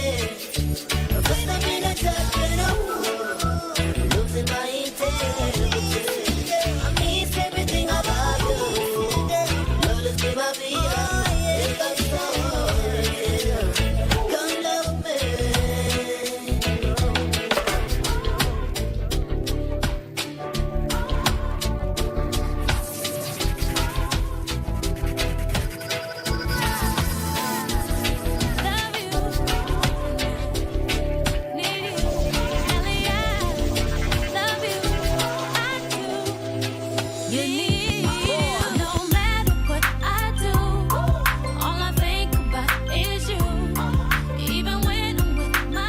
Unique, you know I'm crazy over you.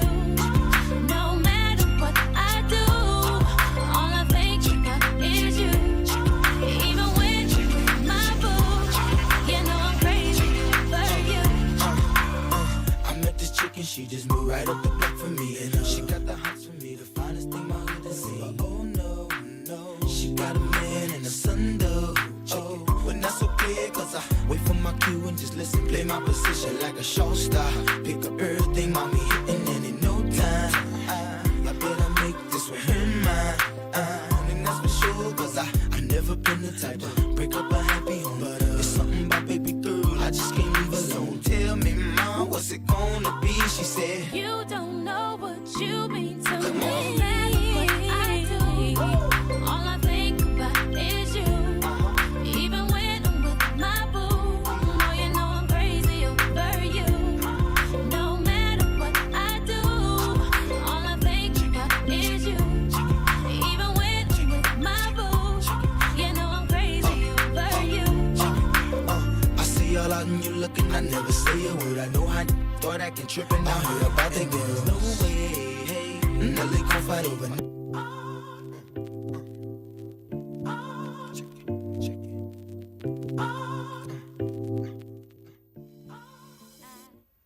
Good morning once again. My name is Eve Nyaga and this is Entertainment Thursday. Like Mike says, Thursday is the new Friday, and literally this Thursday is the new Friday because we are heading to Labor Day tomorrow, so you have a very long weekend to enjoy yourself. But don't forget to buy your tomatoes, you know, as you begin your Labor Day celebrations. And right about now on set with me, I have the CEO of Kenya Film Commission, Mr. Timothy Owase.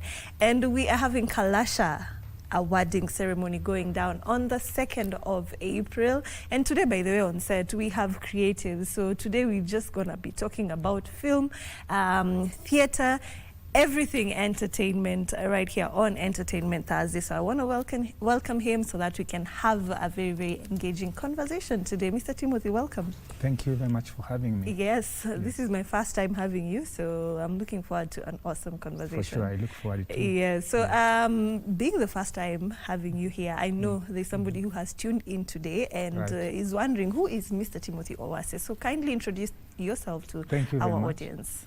Mr. Timothy Owase is a storyteller and the CEO of Kenya Film Commission.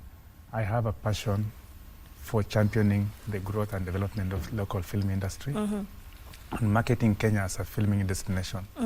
This is what I do 8 to 5. Yes. Yes. And beyond 5 as well. Exactly. Yes. Sure. Right. So when you say you are a creative, what kind of creative engagements do you do?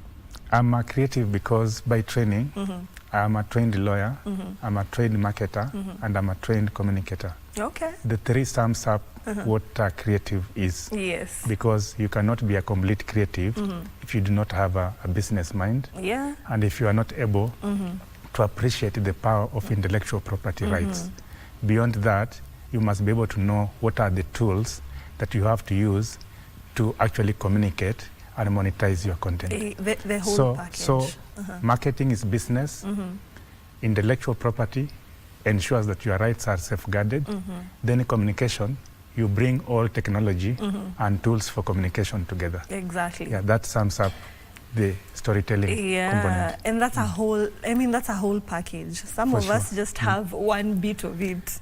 That's why when you talk about storytelling, there is no single story that can be complete without collaboration. Yes. A music video cannot be complete without a producer, without a writer, without a cinematographer, and so on. Yes. So it calls for all of us to work together to create one. Exactly. Yes. All right, so when we talk about, today I want us to dive just a little bit into the film. And how big is the Kenyan film industry for those people who do not know? Because you just talk about Kenyan film industry, but how big? Because you have the numbers, you have the statistics. I think we need to start from a point of ourselves here. Yes. This morning when you woke up, you made very creative decisions. You made a choice as to what to wear, what makeup to put on. And again, when you are coming here, you made a choice to listen to a piece of music. All that is out of creative works. Arriving at the studio, you find that you are surrounded by creatives. How the studio set is done, it's done by creatives. So basically what I'm trying to put across is that creative industry is all over us at all times. And we make creative decisions every minute. Talking about creative industry in Kenya, this is an industry that touches each one of us in many ways. We listen to music, we want to watch movies, and also we want to be entertained in different ways. Remember, the creative industry is not only film. It's fashion, it's music, it's performing arts, and many more. So for us, we are looking at the entire ecosystem. When you go to a production set, you will find a fashion designer or a creative designer, a cinematographer, a writer, a director. All this sums up the products that we are looking at. And Kenyans as audiences are looking forward to see to it that they are able to consume content that makes sense to them. And again, beyond this, think about the creative industry as an industry that has the single most power to create massive jobs. There is no other industry that can create jobs more than the sector that we are in. You're right. Because, I mean, you haven't even mentioned half of the creatives that Think about this. All other professions around the world, this is the only industry that can employ a 2-day-old baby with a 100-year-old woman or man on one set. No other industry can be able to do that. Yes, that's the power of the industry. Then beyond this, we are capable of branding the nation, attracting tourism, basically driving the entire ecosystem in terms of multiplier effect as far as economic well-being of our nation is concerned. So talking about how big the Kenyan industry is, the Kenyan industry is an evolving and emerging industry. It has the capacity to grow and become very big. That's why when you think about Kalasha, the word Kalasha means the emerging tusks of an elephant. So the elephant is the industry, but the Kenyan industry is an emerging tusks, meaning we have the potential to exploit this and have the entire industry coming out in a way that it gives Kenyans the most benefits. Okay. So when you talk about, you know, Kenya Film Commission, and I feel like you're leaning on the creative side more, and that is what you're talking about, right? And the film industry by itself employs so many creatives, right? We have so, like, even when you look at the end credits of a film, you can, it's a 2-minute long end credit. So that means there are so many people being employed by the film industry. So how are these people covered by the Kenya Film Commission Board? How are you ensuring that they're getting jobs, they're getting paid? It's good to appreciate that the Kenya Film Commission is a state corporation, a government agency responsible for marketing Kenya and promoting Kenya's film industry to the globe and seeing to it that we are able to create an enabling environment within our ecosystem so that we have our own stories being told by our own creators. So the Kenya Film Commission rallies local filmmakers in a way that we build capacity in terms of skills development. We attract investment into the industry. We also create platforms like the Kalasha International Film and TV Market, which is currently ongoing, Yes. so that you have a platform for business of film. Because without monetization of content, then the ecosystem is not, or the entire value chain is not complete. Yes. Within the film industry, we have distributors, we have directors, and we have hotels, and so many more. This entire ecosystem has to be interlinked. The role of Kenya Film Commission is to act as an engine that connects all these ecosystems. Yes. Remember, as I said earlier, the story can never be complete without collaborative effort. True. You will find that at any given time when you are on set, you require catering services, you need transport services, Yeah. you also need legal services, among others. Yeah. All these are professions that apply to see to it that our product is complete. The Kenya Film Commission is at the center of this because it's our work to act as a catalyst. And you know, as a catalyst, you facilitate, you engineer, and you see to it that the systems are working. We provide information and also ensure that filmmakers are actually aware of their intellectual property rights. Okay. Because without knowing their rights, then they cannot be able to monetize their work. Yes. All right. So do you feel like the Kenyan creators or creatives are doing a good job in telling our stories? We have many stories that have not been told.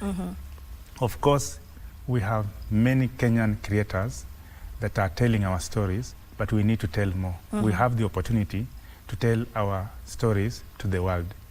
Today, I'm happy to report that we have over 50 products on international platforms. And when we have more stories out there, what we are doing is we are creating an avenue to market our country, to brand our nation, and even to attract more investment into our destination. Yeah. When we do this, we create more ecosystems that add value in terms of wealth creation. Because we would like to see to it that we are able to, the capacity of the creative industry is achieved by the government. We recently hosted a foreign production in the country that spent $6 million in 60 days in 3 counties in Kenya. That's impressive. Employing so many people, Yeah. and occupying almost all hotels in a county like Kisumu. So for me, when we are doing this, Yeah. it gives us an opportunity that the bottom-up economic transformational agenda is real. And film drives that. Because anytime you have such a production, you will find that the mama mbogas are supplying to hotels, Yeah. the young people are getting jobs, training from experts who are coming from other countries, the transfer of skills is being realized, and out of that, we get our own experts who are able to tell our stories to the level that is expected Yeah. to the international standards. Yes. That is very impressive. That's a lot of money. So how do these connections also help in transferring this talent to other countries as well? Actually, the focus should not just be that we need to transfer our creative minds to other countries. We need them I would here. like us to export our content, products that we have already Yes. produced, so that we actually bringing in more direct investment into our country. Anytime I have a production taking place on a location, that's an investment in itself. Okay. And that's why, unlike before when we used to focus more on agriculture and manufacturing, in our modern times, creative industry and or production is real production. This gives us more economic sense because there is a lot of money moving from one point to another through employment, Yeah. taxes, among others. So our core function here, we are saying that let us attract more productions coming in from other countries, utilizing our locations, Yes, our having resources, appreciated yeah. having appreciated that Kenya is a global film set. We have the right locations, we have the young people who are ready to act on these particular products, and we also have a favorable environment that enables anyone to tell the story. Yeah. But beyond foreign production, what is even more fundamental is that we would like to see more of our Kenyan young people telling our stories. That's why in Nairobi City County alone, when you go out on our streets on Saturdays, Sundays, you'll find so many young people using technology, that is their mobile, their cameras, to do a lot of production for digital content. And these are opportunities that are available. Yes. Okay, so when you, we have seen a lot of our films as well on international platforms, the likes of Netflix, the likes of Showmax, which is very impressive for us. Is there any plan, I mean, to have a platform that is our own? That one is an opportunity. And I think the challenge, we should be asking potential investors out there that there is an opportunity here for you to come up with a platform that we will call our own. We have a very good brand name, Magical Kenya. We can have a platform that will give a brand name that is local, that we all get glued to. Remember, when you look around free-to-air broadcasting stations in Kenya today, I think the most selling products are local content. True. And most audiences want to watch our own stories. So when we focus to this, what I'm saying is that we have an opportunity for an investor to take up that chance and see to it that a platform is actually established so that we have our own product. But again, that is not for government to do. Government is only creating an enabling environment to see to it that we attract that investor who can be able to set up this facility. Yes. Speaking of our local productions, I mean, the platform Showmax just closed down because apparently it was making losses. So how does that impact maybe creatives? And I think I wouldn't say that it closed down. You know, this is a private business. Yes. And when you are running a business, you have Showmax have actually applied. Saying that they have closed, that is not true. Showmax is still available, but with a different model. We are looking forward to seeing a continuous engagement, that Kenyans will have platforms where they can have their content and showcased. All right. So let's move to Kalasha International Market happening right now, and we also have the awarding ceremony that will be happening on Saturday. Correct. So last year we didn't have the awarding ceremony. What happened? Okay, Kalasha has been around since the year 2009, and this year we are marking the 14th edition of Kalasha International Film, TV, Festival, Market, and the awards. On 28th of April, which is Tuesday this week, we opened the doors to the Kalasha Market and Festival, which has been running for the past 3 days. And we are closing the third day today as we prepare to roll the red carpet on 2nd of May, where we will be awarding over 38 categories in different aspects within the film industry. You asked why Kalasha didn't happen last year. I think it was a strategic move for us to re-engineer the key categories of Kalasha. Remember, the industry is evolving every day. I know. The 13th edition did not feature the Digital Content Creators Awards. But this time round, within Kalasha, we have introduced new categories that features mostly young people that are actually doing a lot of stuff on digital content creation. So basically it was a strategic move. So it was just a strategic move. And also, as marketers, there is what we call teasers. We had to tease the industry to anticipate for more. So this time round, we are bringing you something that we've not seen before. So what are those categories that were added to the? We have added new categories that are focusing on content creation. We are going to award the best content creator of the year. We are also going to award the most impactful content creator.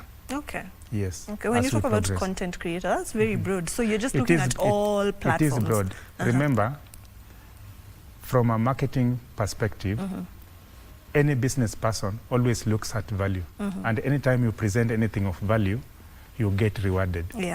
You may be rewarded in terms of a trophy or monetary terms. And in this case, for one to be self-aware when creating content, you look at, is it content that is adding value? We are looking at content creators as influencers who are able to actually change the way we think, the way we interact, and the way we relate with one another. So if there is anyone who is championing content that is adding value to the Kenyan people, we believe that is adding value. Yes. So for the creatives that have been nominated for industry players, what are they? What should they expect for Kalasha this year? Okay, at Kalasha, as I said, this is a red carpet event, and we are expecting to host about 1,000 people at KICC. With a very special dress code, Celestial. I believe you know what Celestial is all about. Yes, like a celestial being. Yes. Yeah. One has to be very creative, even in walking style. So as we roll the red carpet, we are looking forward to show the Kenyan Oscars in form of Kalasha, where we'll award key participants within this particular event, and those who are competing for the award will of course go home with a cash reward on top of the trophy. So is the cash reward a first time thing? No. The cash reward has been there since the 10th edition of Kalasha. Yes. All right. That gives a lot of motivation to want to. But you know what is important is the fact that as Kenya Film Commission is hosting the Kalasha International Film and TV Market, the business side of storytelling is what matters most. Yes. Because I would like to see a more sustainable existence of businesses as far as the creative industry is concerned. Yes. More content being consumed, having a screening culture where Kenyans leave their houses to go and watch films. Yeah. Not just to be entertained, but also as one way of being patriotic and supporting their own. Yeah. By paying for a fee, paying a fee to watch a movie, other than consuming what is pirated. Yes. When we are patriotic and adding value to what our young people are doing, then we contribute to the growth of our country. As I said, Kenya is a global film set. It's a global film set because there are places where if you plan to film or to do a production, you have to plan for months because you don't know when it will not rain or when the snow will not be on the ground and all that. But in Kenya, you can wake up this morning and you go and shoot your film. In different locations. And you may not need artificial lighting because the sunshine is available, among other things. And the characters, we have talented young people, we have scenes that you require Kenya Film Commission available to facilitate your production and so on and so forth. So when you come to the Kalasha International Film and TV Market, you are a marketplace where you are able to learn, to connect, engage, and even identify financiers. Beyond this, there are conversations that are ongoing that are adding value to the entire ecosystem. We want to understand the trends. Remember, there were times whenever you did a production, you will have to do a certain run before your film will finally find itself on a free-to-air TV station, pay TV, or even DVD. But today, you do a production now on your mobile phone, and you can even globally premiere it without having to consult anybody. So you see the way things are changing.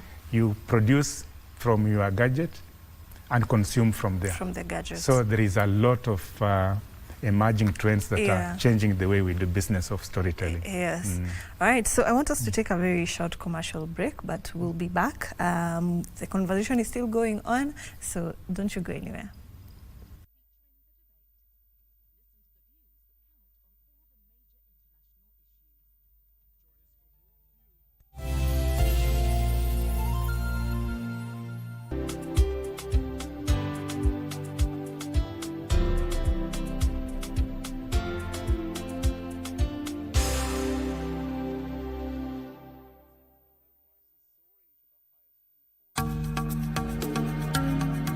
Hello and welcome to Nairobi. I invite you to be part of something that truly matters. The Connected Africa Summit 2026, to be held in Nairobi from the 27th to 30th April 2026. This is a very important unifying platform for the continent to bring leadership in technology, policymakers, professionals to have conversations on issues that affect the continent. Connected Africa Summit 2026 is more than an event. It is where ideas meet opportunity. Together, we will explore emerging technologies, deepen collaboration, and unlock solutions that drive inclusive growth.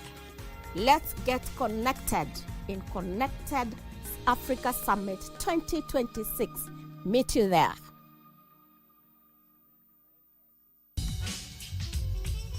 Making declarations and proclamations over your children, and you did that while they were in the womb. So what is it like now that he's grown? He's an amazing prophet, teacher, writer, watching the fruit of those prayers in your sons. If we knew we didn't have money for food for tomorrow, we would fast and pray someone would share a meal with us. I saw nobody. It was just an empty soul. I couldn't see a reflection of myself. Je, wewe ni mpenda soka? Na je, wajua kuwa KBC mwenzi wako wa dhati michezoni anakujali? Ndio maana KBC Channel 1 hukuletea taarifa na uchambuzi wa soka. CAF ndio wamechukua usukani humu nchini, barani Afrika na ugaibuni, ikiwemo EPL, Serie A, Bundesliga na ligi zingine. Mashabiki pia hutuzwa kwa kujibu maswali kuhusiana na soka. Swali letu la leo. Haya yote ni kwenye kipindi cha Dunda Dunda kwenye KBC Channel 1 kila Ijumaa kuanzia saa 5 asubuhi hadi saa 6:30 mchana. Nawahimiza Wakenya waendelee watch Dunda Dunda show. KBC, mwenzio wa dhati michezoni. Home precautions. Protect your home, protect your family. Switch off electricity at the main switch if water levels rise. Store drinking water in clean containers. Keep emergency supplies, torch, first aid kit, radio within reach. Avoid staying in flooded rooms. Move to higher ground. In case of emergency, call the numbers on your screen.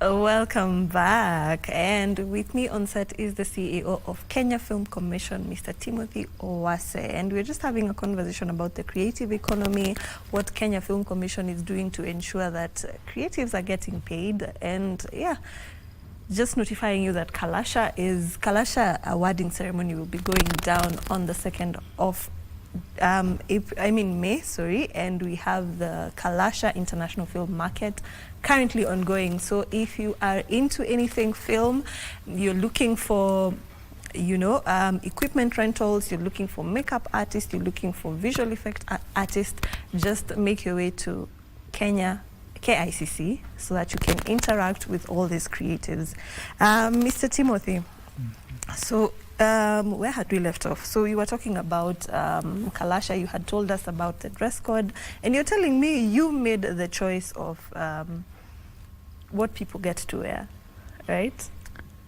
We had to set the mood of the celebration, and that's why we made a choice to have the dress code as celestial. Be imaginative. Yes, when be creative. Yeah. Yes. Okay, so the theme of storytelling, one frame at a time. So as a person who is a film creator, what does this mean for them? Or rather, how should their films look like with this in mind? I think this is just bringing out how the trends of storytelling are evolving. Remember, in the olden days, we could sit on the fireside and listen to our grandparents giving us stories. But today, we have to use technology to tell stories. You have gaming, you have music, and you have film. Gaming, of course, before technology, you will come up with your own football, which will be locally made. And today, you can be able to use a software to be able to come up with a game that you can play on your phone. So the theme of this year's Kalasha is just taking us through the journey on how storytelling model is actually evolving every day, and we have to keep up with the trends and see to it that we are able to cope with the expectations of the market. Okay, so what do you feel is the biggest thing that is holding Kenyan film industry back? I don't think there is anything holding the Kenyan film industry back. We just need to make personal resolves that if I've chosen to be a producer or a filmmaker, do it as a business. Yes. If you embark on doing production, apply the business models. Do your research, identify what your audiences are looking for, and give them exactly that at a price. If you fail to take those tenets, then you won't be in business. Yes. My rallying call is that we must be able to get organized. Let us have functional guilds, collaborate, and also align to the expectation of government as far as the policies that have been put in place are concerned, because the government is keen to put policies that propel the growth and development of the industry. Yeah. Currently, we have the Creative Economy Bill 2026 at Parliament, and this is meant to streamline incentives in the industry, how we do marketing in terms of investment into the industry, to see to it that there are infrastructure and many more. Remember, the government is currently undertaking various projects, be they road construction, rail, affordable housing, among others. In an ecosystem like where we reside, the key point here is just the same way we have basic needs like health and schools. Yes. We also believe that having a facility like a studio, and because we are able to give ourselves room to take cinema to the people. Yeah. So do you feel like we are doing a good job as Kenyans in consuming our content? We can do better. We need to inculcate that cinema-going culture. So far, I think we need to also invest more as far as cinema halls are concerned, because when you look at the infrastructure level in terms of content distribution, we only have cinema halls in Nairobi, Kisumu, and Mombasa, and Eldoret. But we need to have cinema halls in all counties, in 47 counties. This will give us room to ensure that creators are coming up with the content, and as they do this, they are able to provide an avenue for content consumption. All right. So as far as challenges are concerned, I think what we are referring to as challenges, these are opportunities we need to take up. Okay. I like your perspective. There is no challenge. Any challenge is an opportunity. It is indeed. Yeah, that's a very nice way of looking at things. For sure. Yeah. And remember, the creative industry is with us every minute of the day. And we must be able to embrace it and see to it that it works for Kenya. Yes. Remember, it's the only industry that does multiple functions. It's a social cohesion industry, it's an economic engine, and it's also a key job creator. It is indeed. So as the CEO of Kenya Film Commission, if there's one policy that you would enforce today that would transform the film industry, what would it be? I think when we look at the government policies that are being put in place, we would like to continue catalyzing the productions to see to it that there are rebates, there are incentives that act as catalysts to production in the country. Yes. Because Kenya has immense stories that the world is looking for. And when we do this, we should be able to create the kind of wealth we want to create. And also beyond that, we'll be able to open up space for job creation that will give our young people enough opportunities. Yes. Because most young people want to operate in this space. And like me and many other people who wear ties, most young people don't want to wear a tie and they don't want to report to work 8 to 5. Yeah. So let us give them an opportunity to report to work 5 p.m. to 5 a.m. and productively come out creative and very productive. A lot has changed in the last 10 years when it comes to the film and creative industry. I mean, you needed to do a lot or bypass so many people so that you can get your film, your TV series on let's say, a local TV station. So since these changes have happened in the past few years, what changes do you anticipate will be there in the next 10 years? And how will the creative economy look like in the next 10 years? I think democratization of production and content consumption has changed the game entirely. And from where I sit, I just want to embrace on broadcasters to embrace the ever-changing technologies so that we are able to cope with the changes that are happening in the industry. Yes. Remember, content creation now, there are so many tools that are applied, including artificial intelligence, among others. One person can be able to do a complete production because of the tools that are available, unlike before. In a production studio, it's also possible that you can be able to utilize tools that do not need human intervention. Yeah. With all these emerging trends, we need to keep up with the pace and see to it that we are able to accommodate those changes. But again, for distributors like television stations and so on, you need to look at producers as your business partners. The market forces must be allowed to apply. Yes. Let buyers buy content and let producers produce content.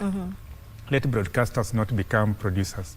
When you do in-house production, then you kill my producer out there. That is not acceptable. I hope that message has gotten home, It's you clear. know. Yeah. So as Kenyans, I know maybe not everybody will make it to the Kalasha awarding gala, but how can we participate for those who will not be able to make Yes. there? Kalasha is an exclusive event and a red carpet one. So we'll be rolling the red carpet on Saturday from 3:30 p.m. all the way to 10 p.m. We expect to host about 1,000 people. And for those who will not be able to come to KICC, they'll be able to see this on television. Yes. Who is your partner? I believe KBC will be available Okay. and other media houses. Yes. Yes. All right. So as we wind up, I'm sure there's a young person who is watching us right now, and maybe they are not even anywhere close to Nairobi, a 19-year-old young man, young woman who wants to be a filmmaker. What would be your message to them? To the young person out there who is yearning to become a storyteller like myself, your opportunity, please join the Kenya Film Commission movement as we champion the growth of the local film industry in Kenya. We build capacity. We have so many mentorship programs. We also have platforms like Kalasha that are open for information and others. We have the Film Empowerment Program that funds stories. We would like to continue engaging and seeing to it that we are able to allow young people to express themselves and see to it that storytelling becomes the key anchor of our being as a country. All right. Thank you so much for making time to join us Very good. today. And we will be on Kalasha's timeline as well, waiting to see how you perceive the celestial, you know. I look forward to seeing theme. you in a celestial That is a very late invite, but we can do something about it. In the creative industry, yes, you always become creative. Yeah, you have to. Time will never be a factor. Yes, time will never be a factor. Yes, we have to make sure that you're showing up Thank you. according to the theme.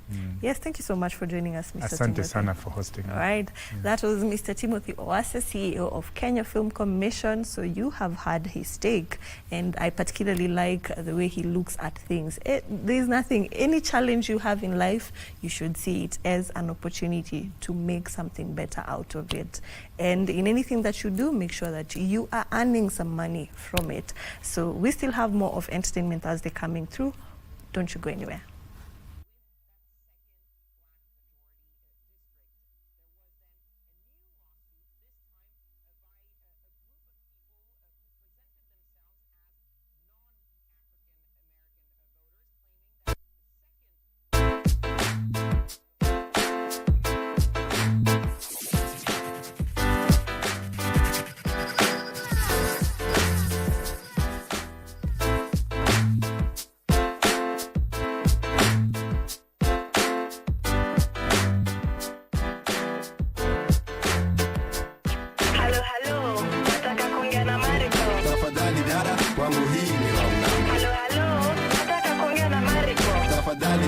kwangu hii ni wrong number. Nakumbuka po zamani nikiwa mtoto mdogo, nilikuwa mjinga sana, ni kama sina ubongo. Washikaji kibao niliwapiga deti za simu, wengine navojua, wengine siwafahamu. Lakini siku moja nilipokea ya wazimu, nikidhani kuwa naongea na mtu timamu. Akapiga simu, nataka kuongea na Mariko. Jibu akapokea, kwangu hii ni wrong number. Kawaida yangu kuwapiga deti za simu, nikaanza hata kama dada, kwangu hii ni wrong number. Hiyo sauti yako nyembamba imenibamba, ningelipenda mimi na wewe tuweze kujuana. Ili alikuta hapo interkani mesimama. Tafadhali dada, kwangu hii ni wrong number. Halo, nataka kuongea na Mariko. Tafadhali dada, kwangu hii ni wrong number. Halo, nataka kuongea na Mariko. Tafadhali dada, kwangu hii ni wrong number. Kwenye sinema nilipofika nikamwona mama fulani, kumtazama usoni alikuwa amevaa miwani. Akaja kuniuliza, kijana wa mongoja nani? Nami nikamjibu, na mongoja hani fulani. Kimavazi ni kama wewe, lakini nadhani ni mwembamba. Alikuwa piga simu na ikawa ni wrong number. Basi wewe nani? Jina langu Mr. Filter. Ni mimi umenipata. Ndani si wewe dada. Kama wanikataa basi wacha nipige simu. Tuone mimi na wewe nani ndiye wazimu. Halo, nataka kuongea na Filter. Ni kweli dada, naona si wrong number. Lakini nimepokea simu kadhaa mara 7. Si eti mimi najaribu kukukana. Waweza ongea kwa biti na simu, kumbe ni baba. Deti za simu sio Mr. Filter, ninakataa. Halo, nataka kuongea na Mariko. Tafadhali dada, kwangu hii ni wrong number. Halo, nataka kuongea na Mariko. Tafadhali dada, kwangu hii ni wrong number. Nilitokea kwenye sinema, ilikuwa kweli adhabu. Kama Dr. Mark kupata asiye chinamu. Usiwe mfanyikazi, unataka kuwa boss. Mpere sugar mami, utupata hizo pose. Andrea kawaida yangu sipendi kusumbuliwa. Kama DJ Small, simu walivyopitia. Halo, nataka kuongea na Andre. Tafadhali dada, kwangu hii ni wrong number. Suniona Mr. Filter, nipata gombe na mama ambaye ye mwenyewe hangeweza kumbaba. Lazima nikuone ndo uwe my one number. Hapo mambo yetu kweli yatakwenda home. Uko flani ndani ya lab na mezani, ukituona ndani ya club samahani. Hawa magrupi ndani ya fane namna gani, ikipatana ndani ya club oh niaje, ikipatana ndani ya sub ikipatana ndani ya club oh niaje. Uko flani ndani ya lab na mezani, wakituona ndani ya slum. 2006 nashika nazika naandika mistari mizani, methali mezani, ulidhani ni nani amekuja kubadili famili zote za ghetto na mento vitendo minendo. Hebu punguza mapupa za media, kipindi ya MAU double penye si struggle kupita through milango za dancehall ni jasho za dando. Iwe hardcore makomasho tuko macho anko nipe heshima lazima hasla tashiba kabla lipekeja teja fadhali we kilema hema kabla ulalejela sela tigika na mabega kubali we ni memba wahenga walisema game akisifiwa lazima utazidiwa Biko flani ndani ya lab na mezani, ukituona ndani ya club samahani. Hawa magrupi ndani ya fane namna gani, ikipatana ndani ya club oh niaje, ikipatana ndani ya sub bro niaje, ikipatana ndani ya club oh niaje. Uko flani ndani ya lab na mezani, wakituona ndani ya slum. Soma dibaji ya wenyeji nasemaje, soma gazeti za dandora zinasemaje. Uko kwa mikono za polisi utahepaje, umekutana na jambazi sijikate. Uko flani wa kibandani usijishashe, kama una gode na kilaita si ukiwashe. Zikusanye usijibanze, heri ujikaze wasikupate. Ni mapema itabidi ujipange, hawa mafala hawataki situbange. Ipate kwa club lazima wajirushe, tupate kwa slum lazima tuwakilishe. Jipate kwa show lazima ujulishwe, ni hip hop ni hii song I distort hii single. Ni nini niligo nilito ilivyo UK double O MAU double. Uko flani ndani ya lab na mezani, ukituona ndani ya club samahani. Hawa magrupi ndani ya fane namna gani, ikipatana ndani ya club oh niaje, ikipatana ndani ya sub bro niaje, ikipatana ndani ya club oh niaje. Uko flani ndani ya lab na mezani, wakituona ndani ya slum. Uko flani ndani ya lab na mezani, ukituona ndani ya club samahani. Hawa magrupi ndani ya fane namna gani, ikipatana ndani ya club nishike pole pole mini bibi ya wenyewe.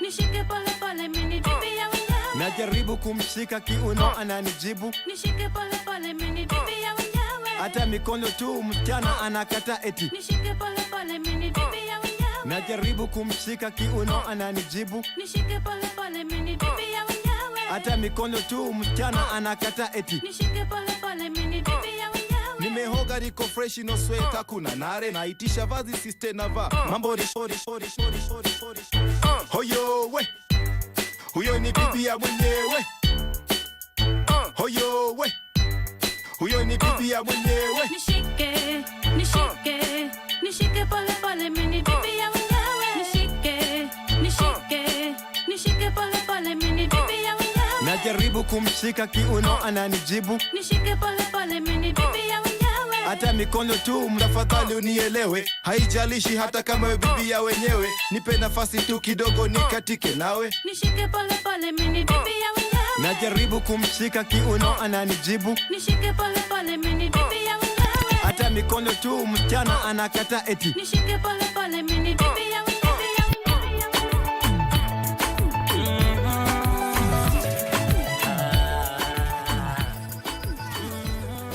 Yes, we are back. And like I said earlier today I think it's all about film, it's all about plays. Yani, tunaongelea tu mambo ya cinema and being creative. So with me in studio right about now, I have two gentlemen. One is Jeff and the other one is Jasper. And they are planning a stage play that is coming to you very soon at the Kenya National Theatre called Haki ni ya Nani.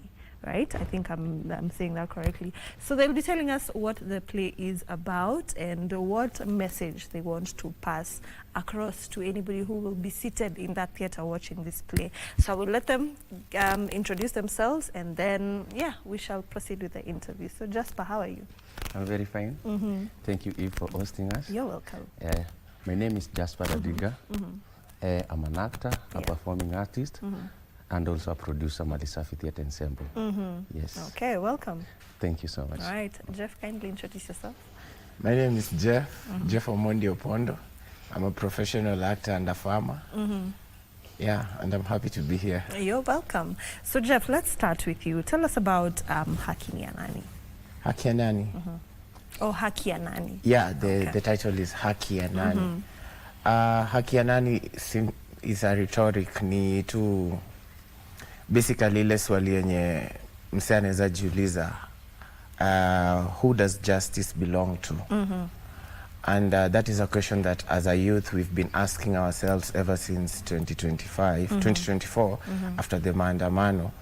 So the script, we decided to come up with a script yenye itasaidia watu waangalie perspective ya kila mtu, tuangalie perspective ya the youth, the police, the politician, everyone, tujue at the end of the day justice ina serve nani na ina belong to who. So basically that is the meaning of the play. Yeah. So we mention watu watatu hapa. Yeah. Tumesema Gen Z, tumetaja politician and the police. Yeah. But play ni ya watu wawili. Yeah. Sindio? So just tell us how are you navigating this? Kama unaangalia perspectives za watu watatu na inafanywa na watu wawili peke yake. Basically the plays are two-hander, and with these two characters we are representing these two generations. One thing that came out clearly during the June 2024 and 2025 maandamano, there was a big disconnect between the millennials and the Gen Z. Kulikuwa tuna maswali zilikuwa naibuka mingi. An example, there's a time the Gen Zs needed the millennials in the war, and there was a difference in the ideology. Wale walikuwa wanaambia ni time yenu ya kufight. Gen Z pia walikuwa wanaona ni time ya kufight. But if you look at it from a critical angle, all these groups, if they come up together, tutakuwa tunafightia tu justice yetu as a country. Unaona? So our play bado umesema kuna politician, kuna nini, so kuna Lucia Bisi, a university student, mwenye ana represent Gen Z na hii sauti ya youths. Then kuna Inspector Wanjiru, ana represent the systems, the politicians wanaingia ndani, ana represent the millennials, thinking. So artistically, these two characters represent these two generations, this group of people, as the way the director and the scriptwriters just said it. Yeah. Yes. Okay, that's complex kidogo. Yes. So I'd be curious to see how it all goes down. Yes. Okay, so when you were writing, nani aliandika play? Ni wewe. Yeah. Okay, so ulikuwa unaandika e-stage play. What was going through your mind? And is this something that happened? Ama kuna experience yenye ulipata during the maandamano yenye ikakufanya ukae chini you decide, okay, enye I need to put this into a play? Actually, hiyo swali hata of late mtu akiniuliza najiuliza nini ili inspire. Niko like shida zetu wote.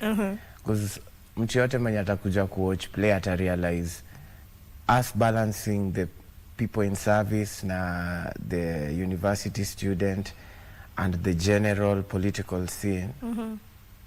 Uta realize si wote tu tuna go through shida the same.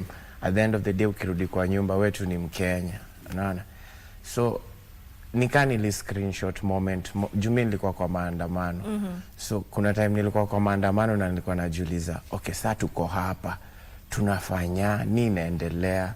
Na hizo ni maswali zenye ziko kwa story juu at some point as youths tulikuwa kwa maandamano na ulikuwa unajiuliza enyewe niko hapa na do.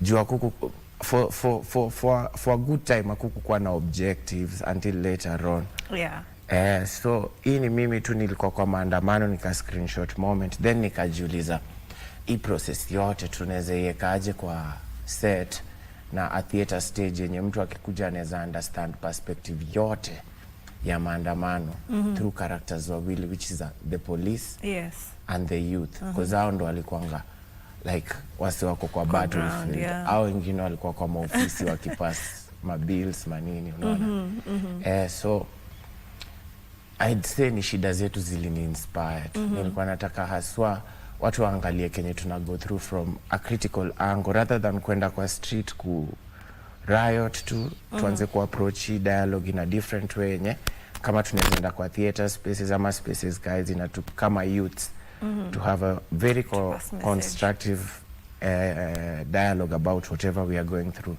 Inaweza bamba sana. And that's why hiyo ndio inspiration. So yani conversation isikue kwa streets peke yake. Ikue somewhere creative pia hali kuna creative outlet. All right. So during the production stage play, what are some of the challenges yenye mume experience? Like kuna mali na warudisha during that time yenye ina touch a soft spot? Pardon? So mkifanya production, like kufanya rehearsals, mkipanga kufanya stage play, okay, you'll answer this after the break, but kuna ka soft spot kanaguzwa in remembrance to what happened in 2024. But I want you to answer this after tumetoka break. Okay. Yeah, so we are taking a short commercial break, but we will be back.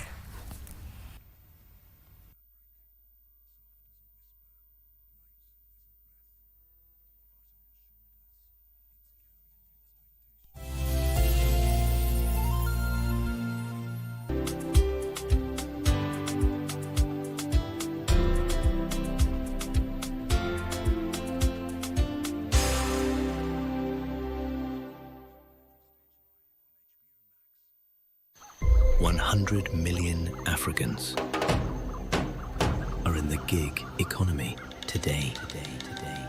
But most are competing alone against platforms they don't control, with policies that weren't built for them. For 15 years, edition by edition, Connected Africa became more than a summit, where policy, innovation, scale, and partnership meet. Where startups met investors and scaled across borders. Now we arrive at a defining moment. Connected Africa Summit 2026. Uniting Africa's innovation for an inclusive digital market. Not just a slogan, a statement of intent. Because innovation without inclusion is incomplete. And growth without unity is unsustainable. For policymakers designing frameworks for 1 billion Africans. For startups ready to scale beyond their borders. For investors hunting Africa's next breakthrough. For anyone who believes Africa's digital future should be shaped by Africans. This isn't networking. This is nation building, one connection at a time. Connected Africa Summit 2026, 27th to 30th April, Nairobi.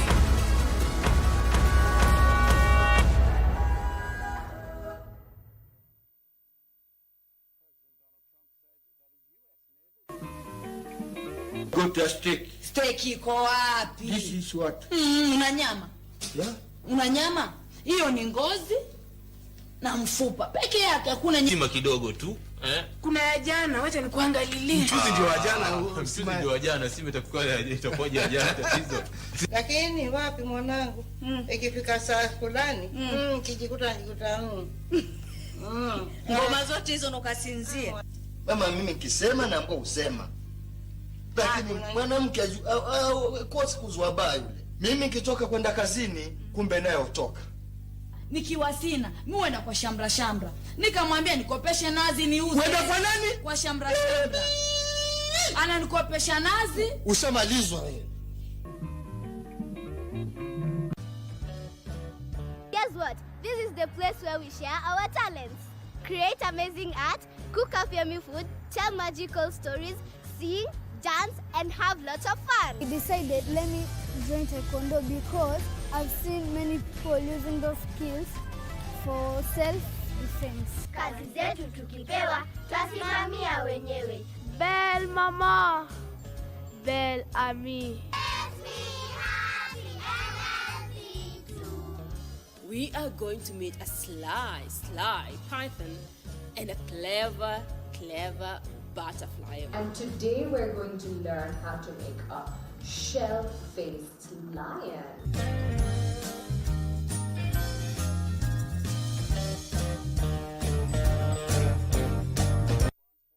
Linda nyumba yako, linda familia yako. Zima umeme kwenye swichi kuu iwapo kiwango cha maji kitaongezeka. Hifadhi maji ya kunywa kwenye vyombo safi. Weka vifaa vya kukabiliana na dharura, tochi, vifaa vya matibabu ya dharura, redio karibu. Usikae kwenye vyumba vilivyofurika. Hamia maeneo salama. Kwa msaada wowote wa dharura, piga simu kwa nambari zilizoko kwenye runinga yako.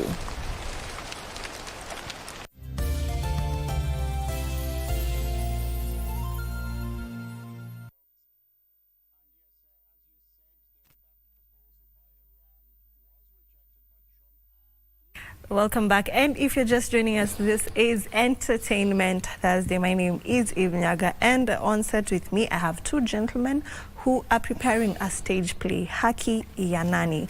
And yeah, we are talking about the stage play and what it entails and what message we should expect to get from the play. So, Justus. Yes. Jasper. Oh, sorry, my apologies, Jasper. So, my question before we went for the break was, mkifanya rehearsals, you know, to prepare for the stage play. Like, kuna vitu zilikuwa zinakuwa triggered, especially because of what went down in 2024. Yes. And how are you dealing with it, especially with the cast and yourselves as well? Yes. Very many things were triggered because one thing about our play, it's very emotional. And it's very relatable. Most of the things you're talking about are things that the guys saw on the street. So sometimes when the character brings when the actors brings the character into life during the rehearsals and you reflect back, it's really emotional. Like in one of our rehearsals, we had a chance to invite an audience to come and maybe watch scene 1 and 2 and tell us how the play was, how the play is. And once they start critiquing it and telling you things in relation to what happened, then you realize, yes, so because sometimes as a scriptwriter and as a producer, we have interacted with the script before. So kuna time unakuja unazoea, but when another eye comes into it, inakutrigger unasema, yeah, maybe something I'm doing is something powerful and is something that happened and is something that can shape and start a debate in the society on how better we can work on our democracy, our justice system, and how we can come together and fight for these problems. Kwa sababu at the end of the day, the Jeff alisema, tukikuja nyumbani sote ni wa Kenya, si ndio? Yeah. Yeah. If the economy is bad, it trickles down to everyone. Yeah. Yes. Yeah. So Jeff, this play is supposed to be, or rather, the theatre is supposed to be a safe space, right? Why did you feel like it needs to be a safe space for people? Ama hakuna njia ingine ya watu kutoa emotions zao? The theatre. Unajua theatre inafaa kuwa safe space because ukiangalia tu life in general, the artist ndo alikuanga glitch kwa the whole system. Hao ndo renegades, the people who think against the grain. So kila mahali kukiwa na watu wananyamazishwa wasiongea ama wasiseme kitu yenye wanafaa waongelele, I feel like hizi spaces za theatre na maybe the content, the films we come up with as actors, as artists, zinafaa kukuwa avenues zenye tunatumia kucommunicate agenda zenye real, zenye zinatackle issues zenye serious kwa society. So na invite wasi wengi kwa theatre kwa sababu hata ukiangalia maisha yetu kama wa Afrika kitambo, vitu mob, mila, desturi zilikuwa zinakuwa passed down.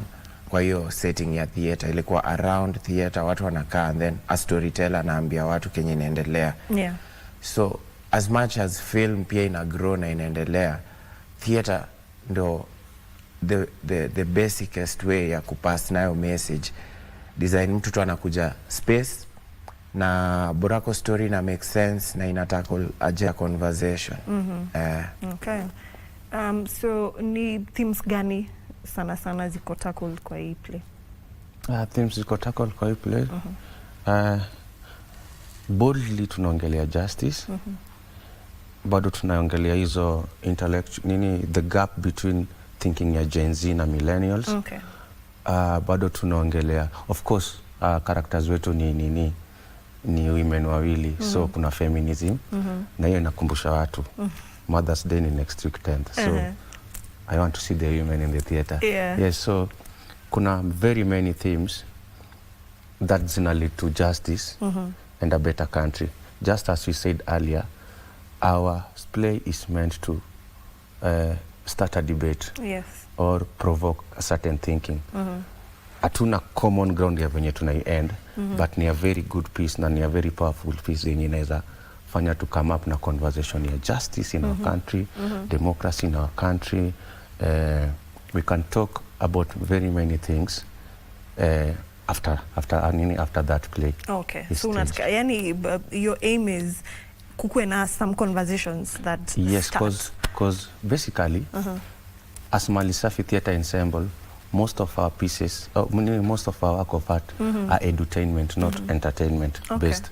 So at the end of the day, after you come to the theatre, yes, you are entertained, but what message did you go with home? Yes. Because we are tackling issues that are society based, issues that people pass through in the society. So as a producer, ningefurahi sana at the end of the play, nipate watu wako pale nje ya hall wanaongelea justice.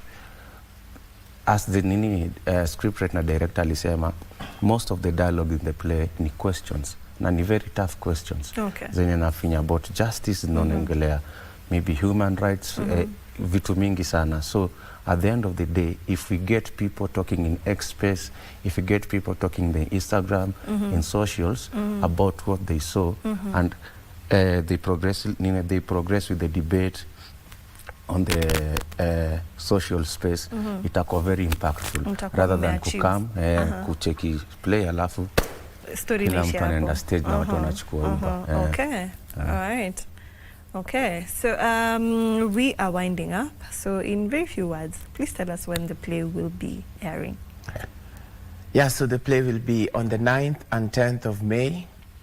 We have 4 shows lined up. On the 9th, we have the first show starting at 3:30 to 6, and then the second show from 7 to 9. The same as on Sunday. So Saturday and Sunday, 2 shows. Sunday. Takwa kali. Characters 2 women. Surely unahataje. Unakosaje. Yeah, so please make sure you make your way to Kenya National Theatre on the 9th and the 10th of May. Right, so tumemalizia hapo, asanteni sana. We gotta cut it short because we want to join Regina Manyara at the Connect Summit. She's coming in live, so you'll be getting to hear from her what's going down, what's happening, and yes, more of that. So let's go straight to Regina Manyara at the Connect Summit. And one family, she's not Kenyan. Don't allow me to find out me a cheesy. Back on the seas, go and get me see on there. Go and get me see on there. She's my Kenyan girl. Sent from heaven, nothing else can compare. It is a touch, baby girl, not compare. Cause you were so strong, bold and smart. Me don't care if you color white or black, Greek or fat, cream or black.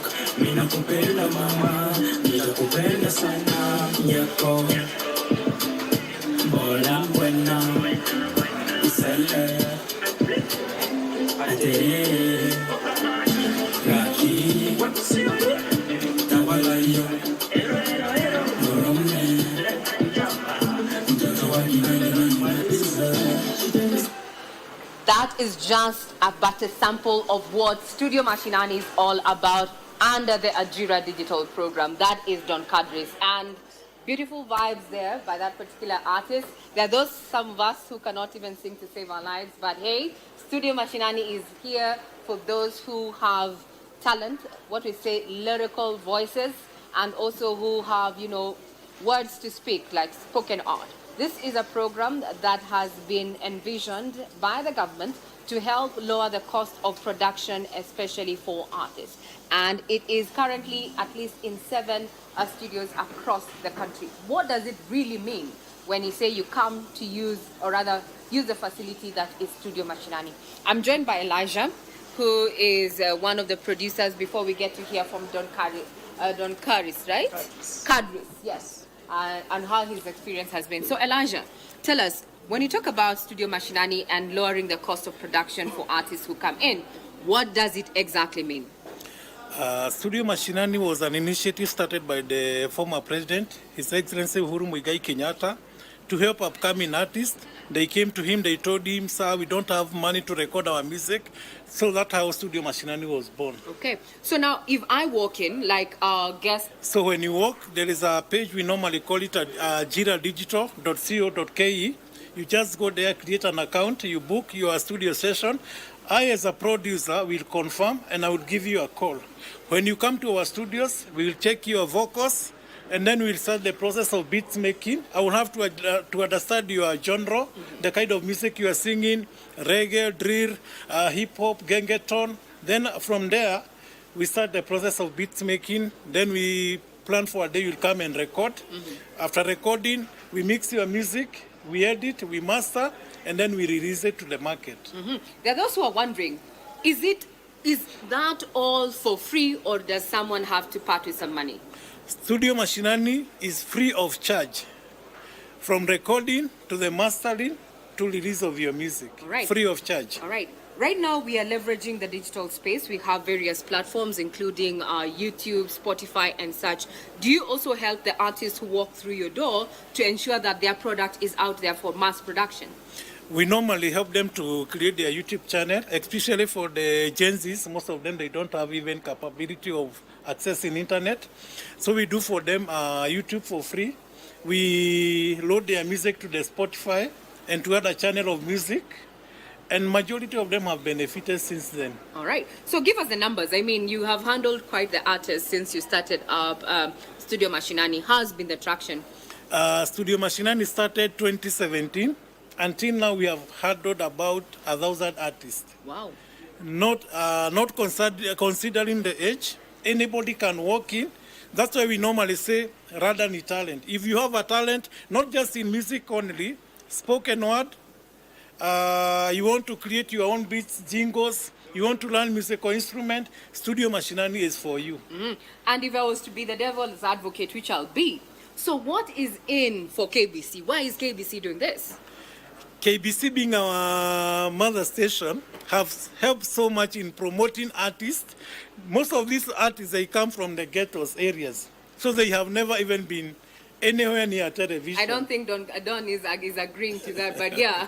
But anyway, you're out there to build capacity among artists. We are there to build capacity. KBC have given them a platform, even visibility. All right. Yeah. So what do you envision for this particular project? Are you looking at expanding to various parts of the country? Actually, right now we have 7 studio Machinani which are currently running. All right. We have two ongoing in Kisii and in Eldoret. If you're in Nairobi area and in its environment, we have Langata Studio Machinani, 2 of them. We have a live band. With a small studio, we normally target a single or 2 artists. All right. In Langata. So basically, we are open for business. We are open for business. We also have Studio Machinani in Mombasa. Wow. So those guys who are in Mombasa, we have one at Studio Machinani, Sauti House. We have one in Kisumu, Gatanga. You know, Gatanga is the cash crop of all major musicians in Kenya. We also have one in Comarox. We also have one in Kitui. And we are doing also 2 in Kisii and Eldoret. Yeah. Very well. So if you happen to have that idea, you know, that song that you always sing along to when you're either doing your chores, fixing your vehicle, or even, you know, taking a shower, well, don't sing no more in the shower. Find your way to Studio Machinani. 7 already operational, 2 under construction, 5 are already spread across various parts of the country, including Mombasa and Kisumu. But now let's hear from the artist of the day this morning. We just had him play music before we actually got on air. So I'd want to hear Don Kadris. Yes. How's been your experience as an artist using the facilities within Studio Machinani? First of all, the first challenge that most artists face is financial. Yes. Because the misinformation of coming to the entertainment as an entertainment, not a business. All right. That's the first problem. Getting into entertainment as entertainment and not business. Yes, because most artists don't understand they have to invest first. Because it's not just the entertainment part, it's a business. So the mindset of people having money to pay, it's not there. So it's like, when I started, it was like, oh, I am talented, I have a talent, so producer, how can you help me? Oh, I don't have money, I don't have this. So that is, you see, that misinformation is where the biggest problem starts. So you need to be ready to invest. First of all, the information, then you understand why you invest. Okay. You have to understand where you're investing. And how has been your experience now that you found the services at Studio Machinani? I'm loving it first. Because, as I said, people come in without the money, and most people who we start young. Okay. So we don't have jobs, we are not employed. So it's a great place to start, so that in the process of you being coming to the studio and the producer telling you and giving you all the advices, so it's easier for someone to scale. All right. So now, if I want to get your music in every streaming platform, that is Spotify, DSPs, which is Boomplay and All Star. Yes. YouTube, of course. Yes. I saw even TikTok are distributing now. Okay. So in every social and DSPs and in every platform. So this platform, other than Studio Machinani, just looking at technology, for you as an artist has helped you scale? Of course, of course. All right. It's a broad market now. You don't need to go in the street and give flyers. All right. But then as we are scaling in terms of digital access and platforms, there's also the challenge of, copyright issues and such. What is your take on that, and what would you want the policymakers to actually do to ensure that you earn from your hard-earned talent? First of all, every musician converting to a politician, like the likes of Jaguar and the other MP who was a comedian, they are the first people that could have helped us in a bigger scale, because they are in parliament is where everything That's is, where the laws are made, yes. Yes. So if someone comes from the entertainment and crosses the other side, I think they understand how the industry works. So the policy makers, they are the first people who should push, because when a businessman becomes an MP, he doesn't understand the entertainment part, because everyone comes to the entertainment knowing that it's just fun. So the misinformation and the guys who can push that stuff, I've mentioned like the likes of Jaguar and Nene. Those who were initially in the entertainment space, and now they have got to the legislation. So we are going to continue keeping tabs on what is happening here at the Connected Africa Summit. Remember, this is the last and final day. We want to find out this 15th edition, what does it mean for Kenya in terms of impact of hosting this particular summit, and also looking at the policy aspect. There's been a lot of pressure for more adoption of AI. There's been a concern with a majority of members of the public telling that maybe AI could take away their jobs. But for the last 2-3 days, we've heard that AI is actually an enabler to increase efficiency. So those are some of the conversations that we've been having. We've also been looking at how Africa is supposed to, unify its innovations to have a digital market that is going to enable the continent take advantage of the resources within this particular continent, not just meeting up people, but also scaling the businesses within the African continent. This is what we're going to be keeping tabs on. We are expecting various dignitaries to make their way here today, being the last day, so that we can ask that big question that you are pondering about is, what does it mean for the 15th edition of the Connected Africa Summit that has been happening right here in Nairobi? KBC has been the main media partner, and we are currently at the Studio Machinani booth right here at the edge here in Nairobi. Yes. And as we take it back to your broadcasting house, we know Thursday is a new Friday, and how about we wind this up with some bit of music. This is content right from Studio Machinani. As we hand it over to you, just have a sneak peek into what is being done here.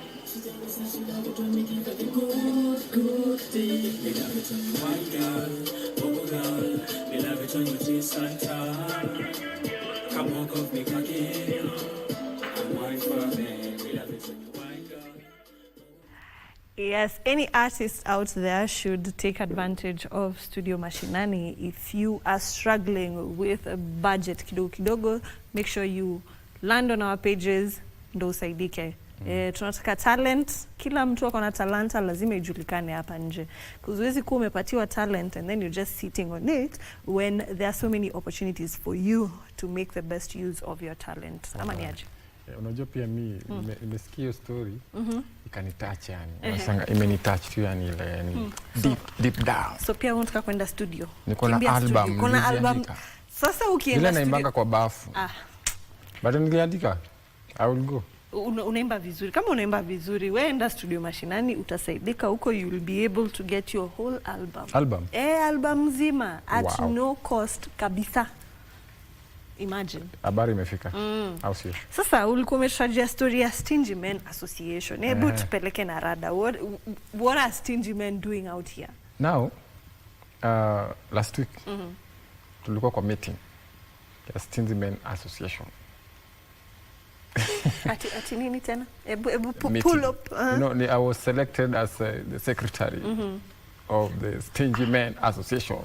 Secretary. Oh my God. So I'm the one who's noting down every detail. You understand? Ladies, avoid him. Disclaimer.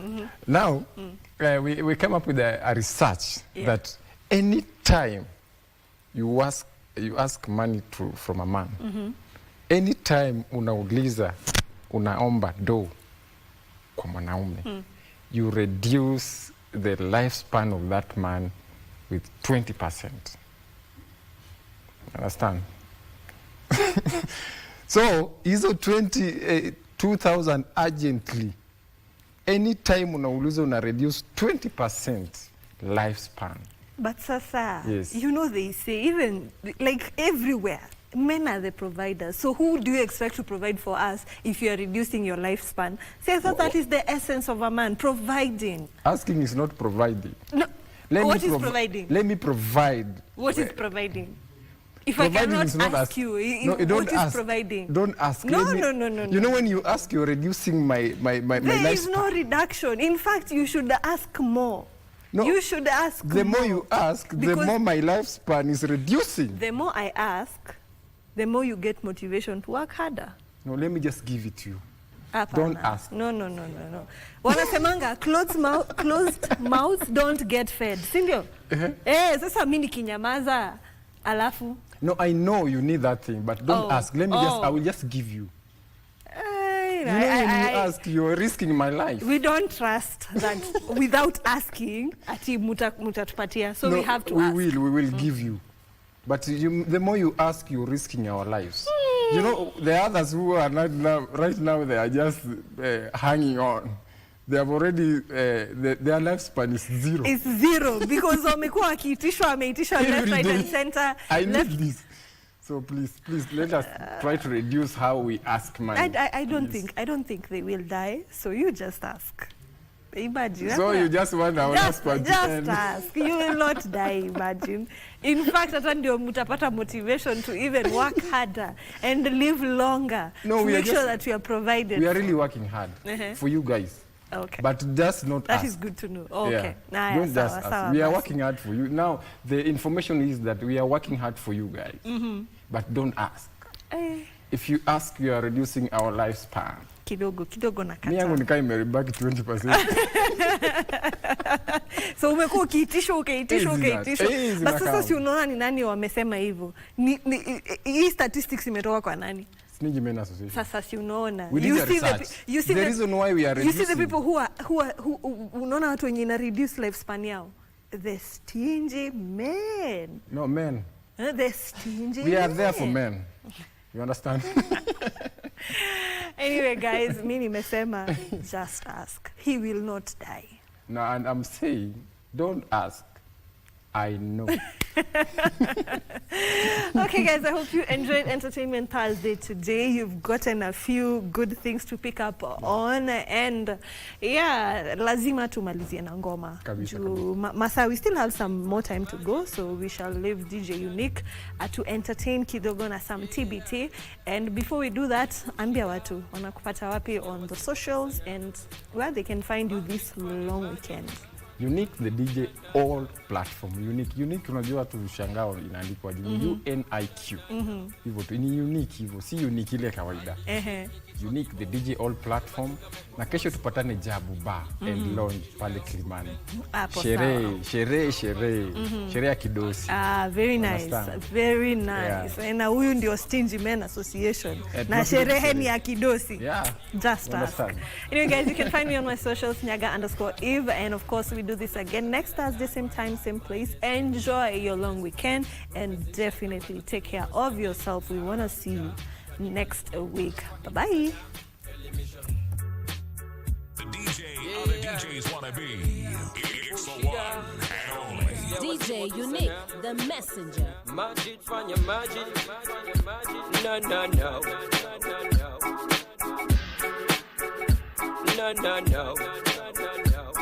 Janibali yo mimi kichwa kibao.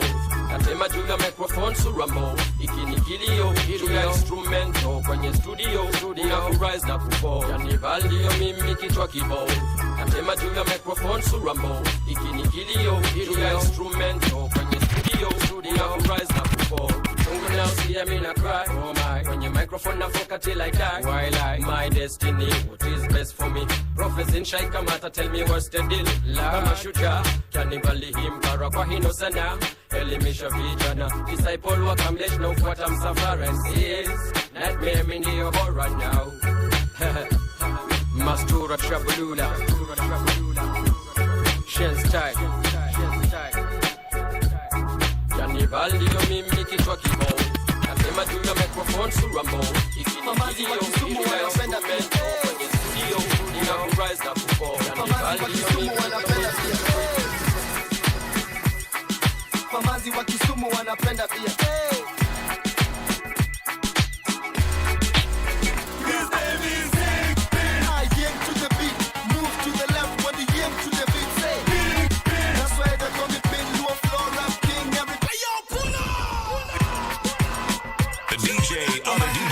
wanna be. It's the one and only DJ Unique, the messenger. Mamazi wa Kisumu wanapenda pia. Mamazi wa Kisumu. His name is Big Ben. I yank to the beat, move to the left when the yank to the beat. Say Big Ben. That's why they call me Pin, you a floor rap king. Everybody let's sing. Say Big Ben. I yank to the beat, move to the left when the yank to the beat. Say Big Ben. That's why they call me Pin, you a floor rap king. Everybody let's sing. Say Niko Kanya chocha mini handa mengara shortcut to the marching banana Gina ni big in the hot floor rap. I'm hot tonight. Never need the money down mfuko unamkwanja viatu vimeng'ara. Embassy nice ndio lebo ya sigara. Wait up kuja hapa nifungulie taska chocha meni handa nataka sambuka pewa chochote bakadi ya maruna. Leo nitakumanga mimi ni mtu mbaya siwezi kukuwacha nitakuweka bamba tukikatika salsa asubuhi ikifika nikupeleke keja. Mambo leo ni moto Unique kudenja. Nikupwan kudenja. Mambo leo ni moto nikupwan kudenja. Bring the chorus in.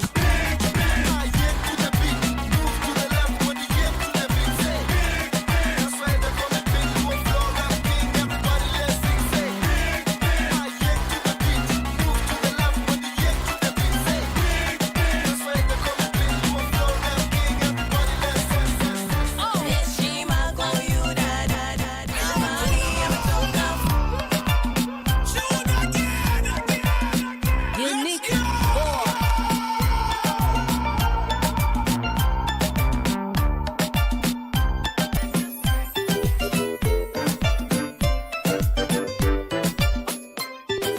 Unique boy. the DJ other DJs wanna be. It's the one and only DJ Unique, the messenger.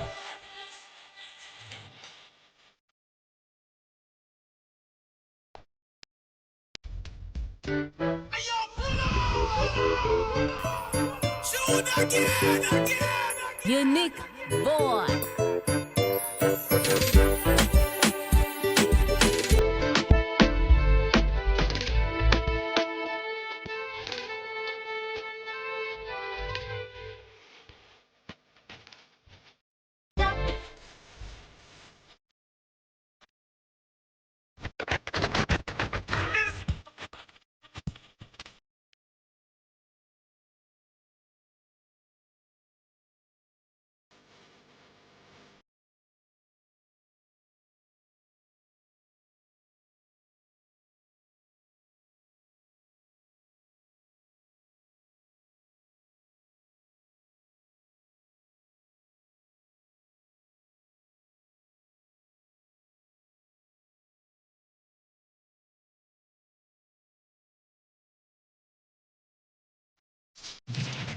Unique boy.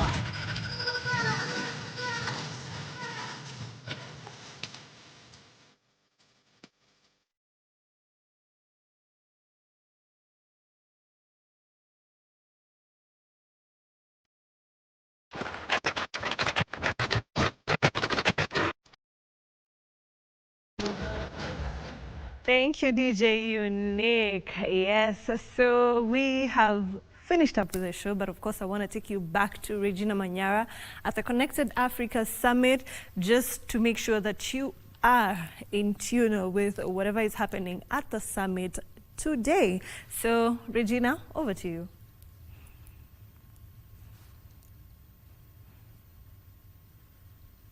Well, as we are shifting gears and just keeping tabs on what is happening here at the Edge, where Kenya is hosting the 15th edition of the Connected Africa Summit, various exhibitors are putting on a best show on what they are doing within their ecosystem, leveraging on technology to scale. And one such is this particular exhibitor. And have you ever heard of a smart manhole? I know Nairobi with its drainage issues could be one of the businesses to actually take up this particular innovation. So good morning, tell us more, and tell us first, give us your name and tell us more about this particular innovation that you have. Thank you for having me. My name's Yvonne Wanjiro. I work with Danko Capital Limited. We are a local manufacturing company that has specialized in different sectors: water, agriculture, telecom, and irrigation as well. And today we are here to speak about the smart manhole. You've mentioned a smart manhole. Yes, it is. What does the smart manhole do? Smart manholes are not just about tech.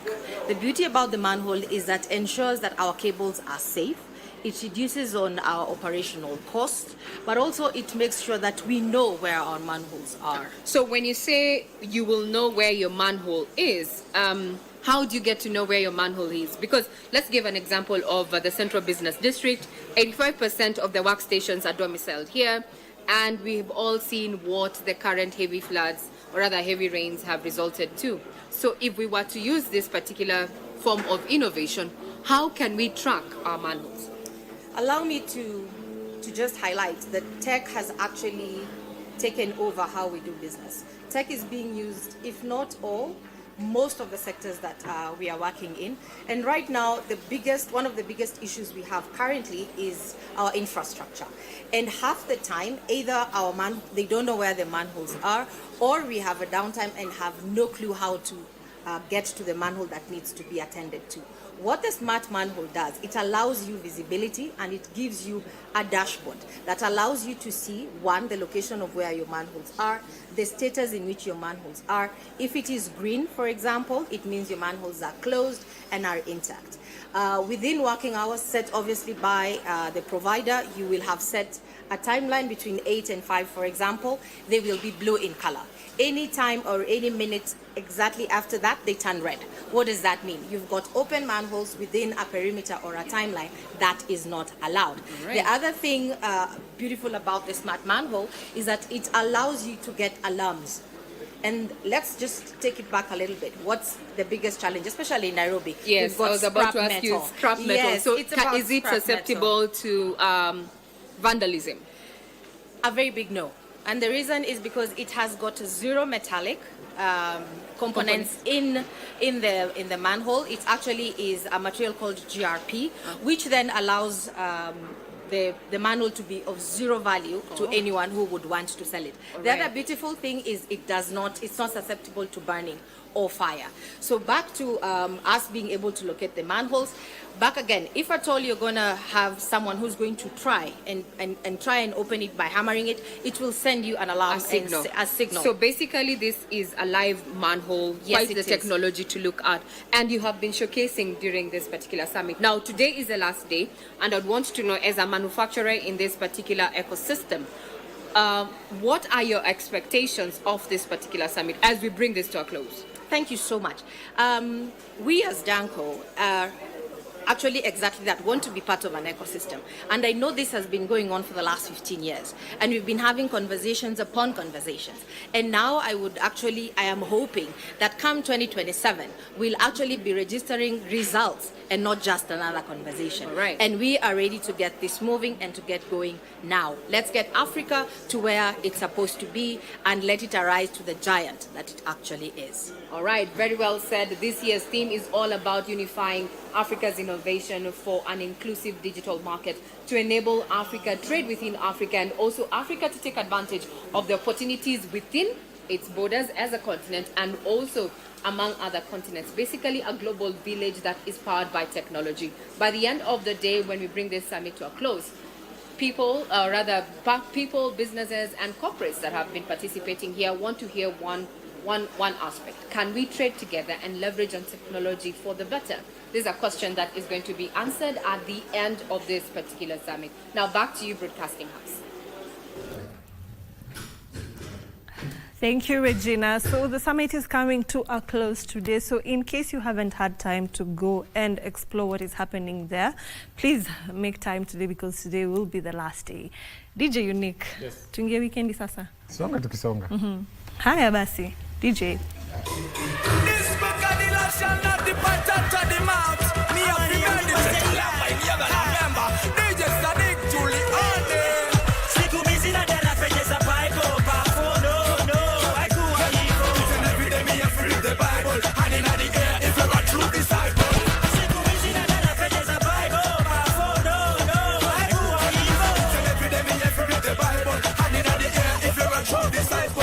Kila mtu bwana zeros, difference ni place decimal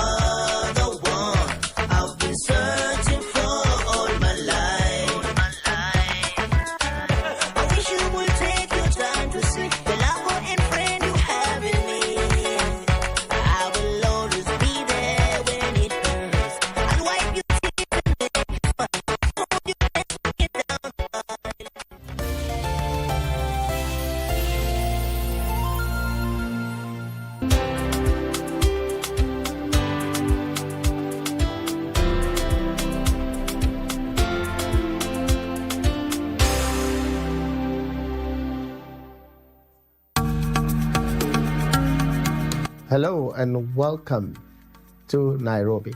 I invite you to be part of something that truly matters. The Connected Africa Summit 2026, to be held in Nairobi from the 27th to 30th April 2026. This is a very important unifying platform for the continent to bring leadership in technology, policymakers, professionals to have conversations on issues that affect the continent. Connected Africa Summit 2026 is more than an event. It is where ideas meet opportunity. Together, we will explore emerging technologies, deepen collaboration, and unlock solutions that drive inclusive growth. Let's get connected in Connected Africa Summit 2026. Meet you there.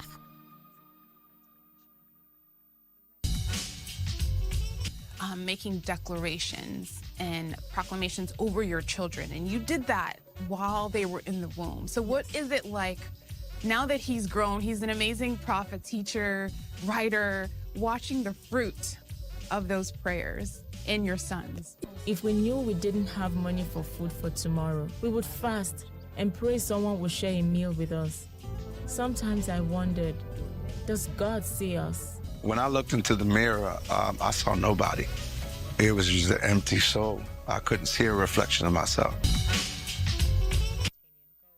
Motorist precautions. Drive smart, Stay alive. Do not drive through flooded roads. The water may be deeper than it looks. Park vehicles on higher ground to avoid damage. Keep headlights on in heavy rain for visibility. Listen to traffic advisories and reroute early.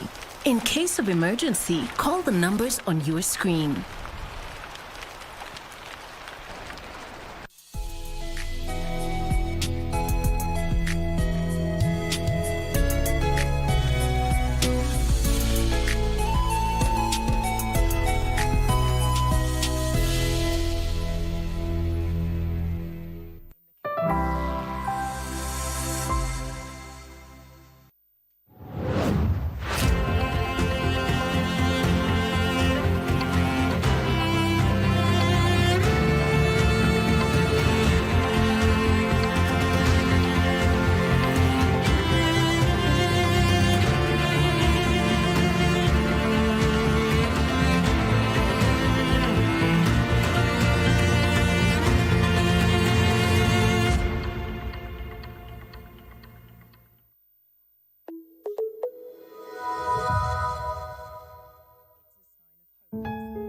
Tsubaki camellias bloom in Japan from winter to spring.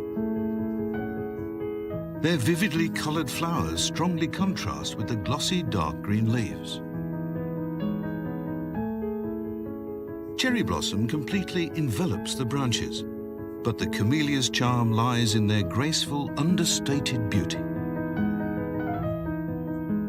They often serve as the seasonal flowers arranged for a tea ceremony.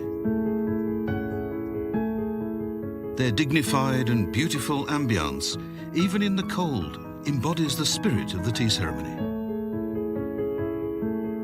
Camellias are also frequently chosen as a theme for Japanese paintings.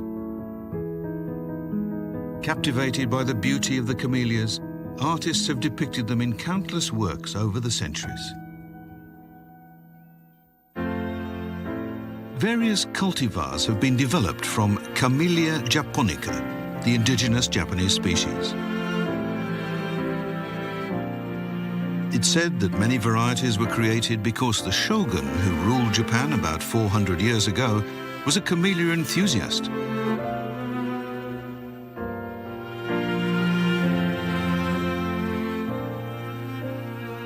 Since then, camellias have gained widespread recognition overseas, and they are now cherished around the world. Today, there are over tens of thousands of varieties worldwide. Izu Oshima, known as Camellia Island, is part of Tokyo. It can be reached in less than 30 minutes from an airport in the Tokyo suburbs. From February every year, over 3 million camellia trees are in full bloom on the island. Around the world, there are about 50 international camellia gardens of excellence, and 3 of them are located on Izu Oshima. One of them is Tsubaki Hana Garden. Garden director Yamashita Takashi single-handedly created this garden by planting 2,000 camellia trees. We are surrounded by the sea, so the winds are strong, and camellias were planted as windbreaks to shelter the houses. Even when other trees were cut down, the camellias remained. Over a long period of history, Izu Oshima eventually became an island of camellias. Camellia seeds produce high-quality oil.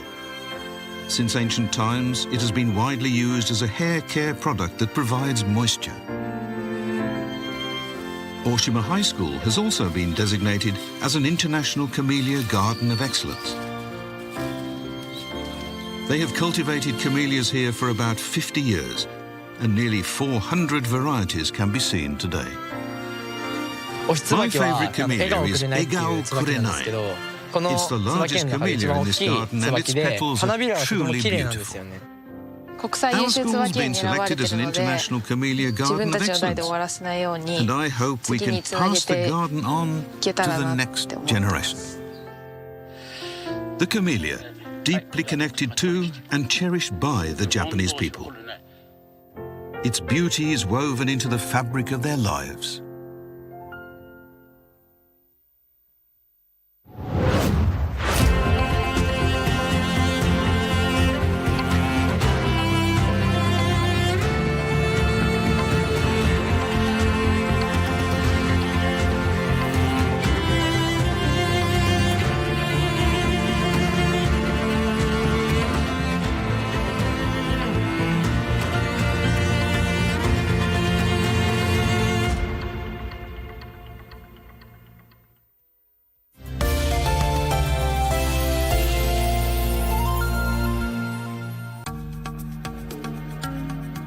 Hello and welcome to Nairobi.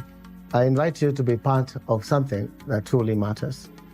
The Connected Africa Summit 2026, to be held in Nairobi from the 27th to 30th April 2026.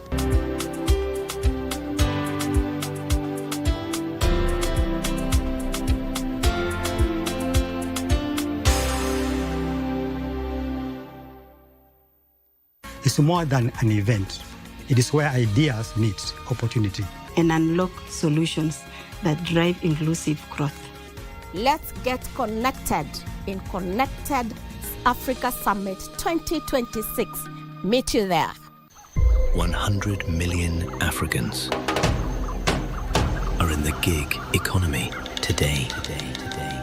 But most are competing alone against platforms they don't control, with policies that weren't built for them.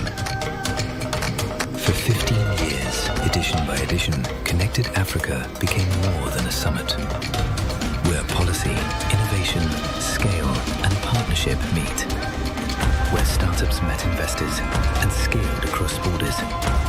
Now we arrive at a defining moment. Connected Africa Summit 2026. Uniting Africa's innovation for an inclusive digital market. Not just a slogan, a statement of intent. Because innovation without inclusion is incomplete, and growth without unity is unsustainable.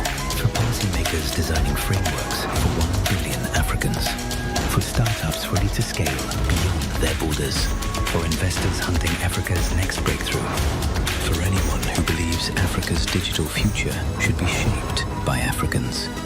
This isn't networking. This is nation building, one connection at a time. Connected Africa Summit 2026, 27th to 30th April, Nairobi.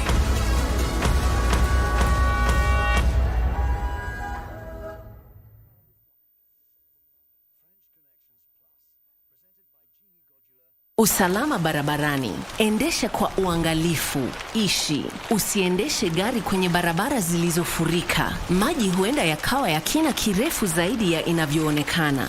Egesha gari mahali palipoinuka ili kuepuka uharibifu. Washa mataa wakati wa mvua ya bojo ili uonekane. Fuatilia tahadhari kuhusu usalama barabarani na ubadili mkondo mapema. Kwa msaada wowote wa dharura, piga simu kwa nambari zilizoko kwenye runinga yako.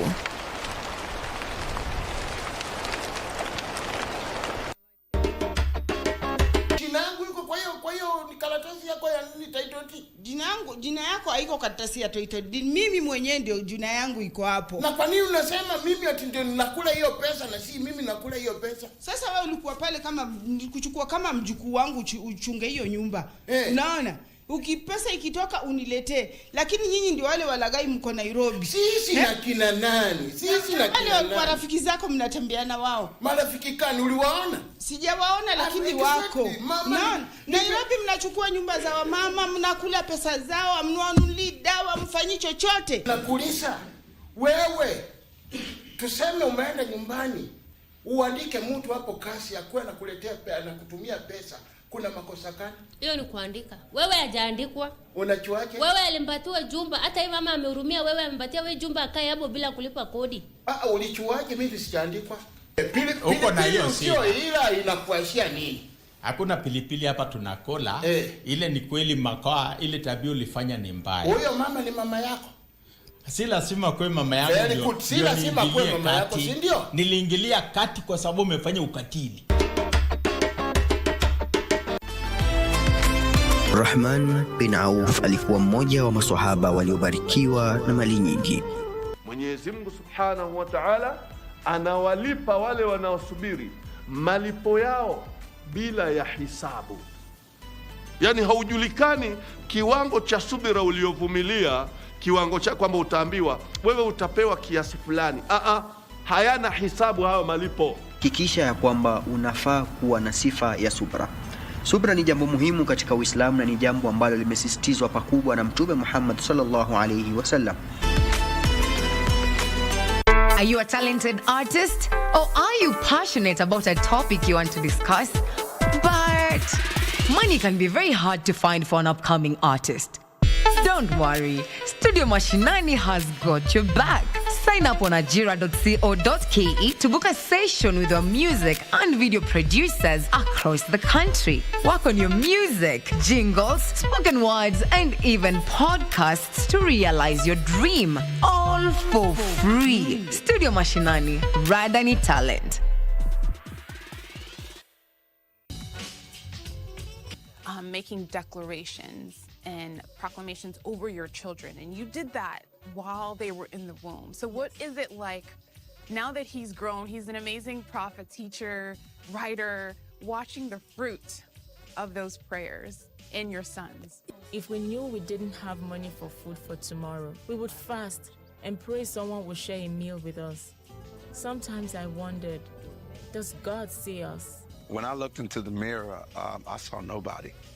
It was just an empty soul. I couldn't see a reflection of myself.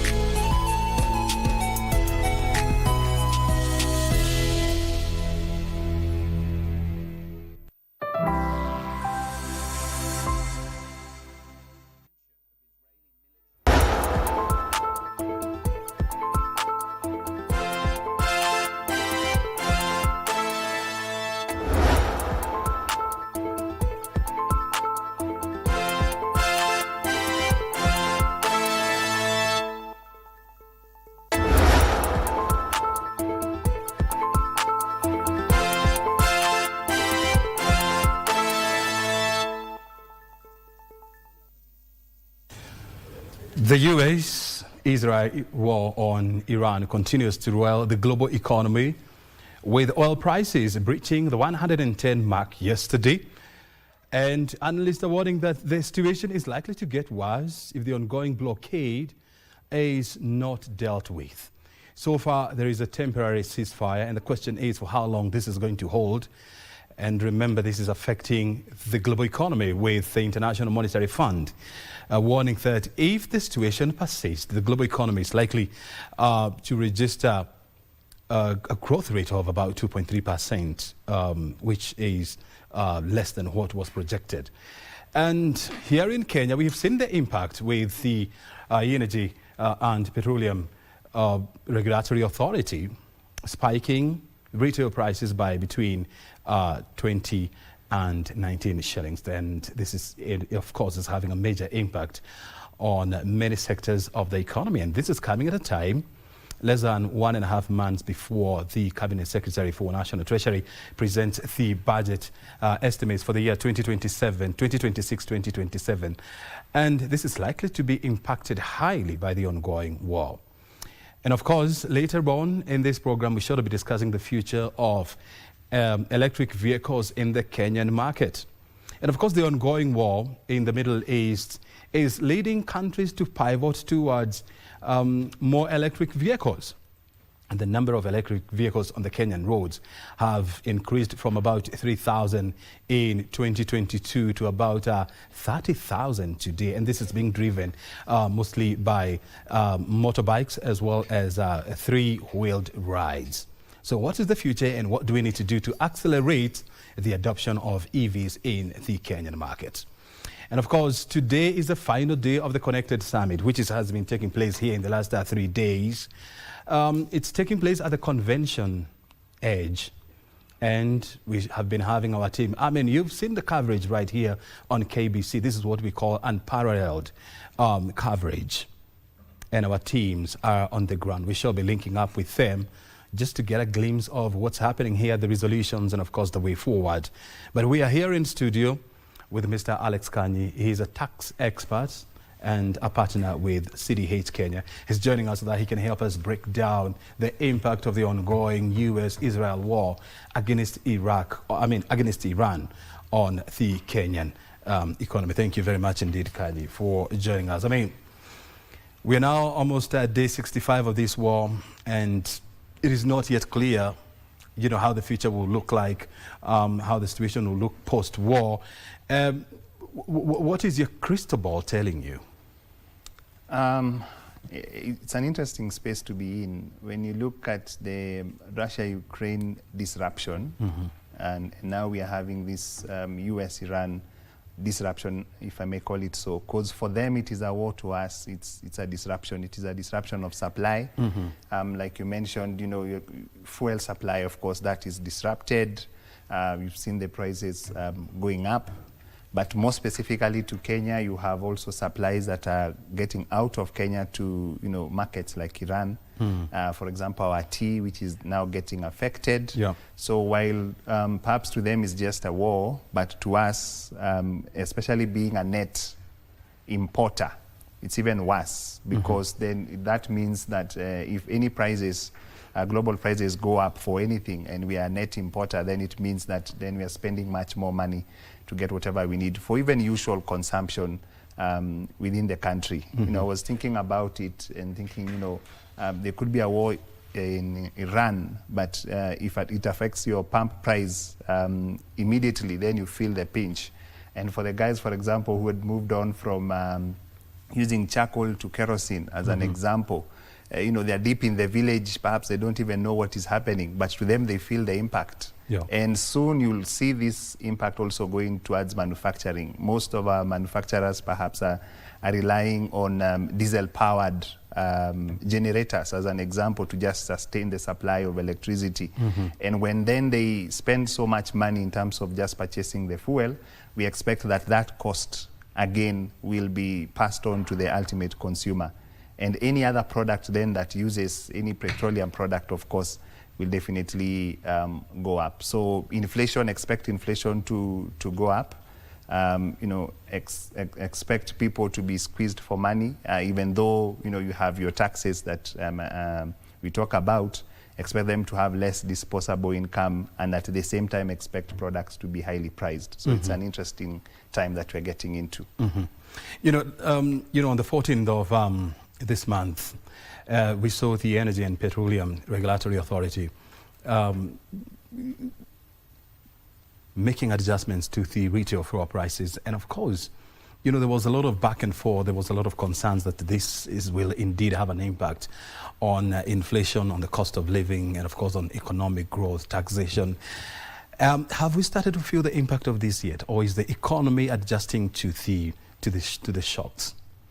I guess the economy will adjust slowly. We are yet to see the full effects, yeah, because even the prices, you know, it's just about, what, 14 days from the time that increment was announced, yeah. So we expect that the full ramifications will be felt with time, yeah. Of course, you know, some of it was felt immediately. Like you went to the gas station, yes, and you discovered that you had to pay 20 shillings more for gas, and of course this is going to impact how people travel, the transport industry, of course, the public service, the public transport service. They also increased the cost of fares, among many other things. How is the economy likely to respond to these readjustments? Well, good thing, they tell us that Kenyans, we are very resilient. Yeah. What is the meaning of that, actually? So they tell us we tend to adjust quickly to situations that come our way. So, for example, right from coming from home, you soon notice that there are many cars that are parked at home, you know, compared to when perhaps you would leave home some time back when the fuel price was a little bit cheaper. That tells you that then people are preferring to use public transport as opposed to using their own cars, so that they just avoid that element of fueling their cars.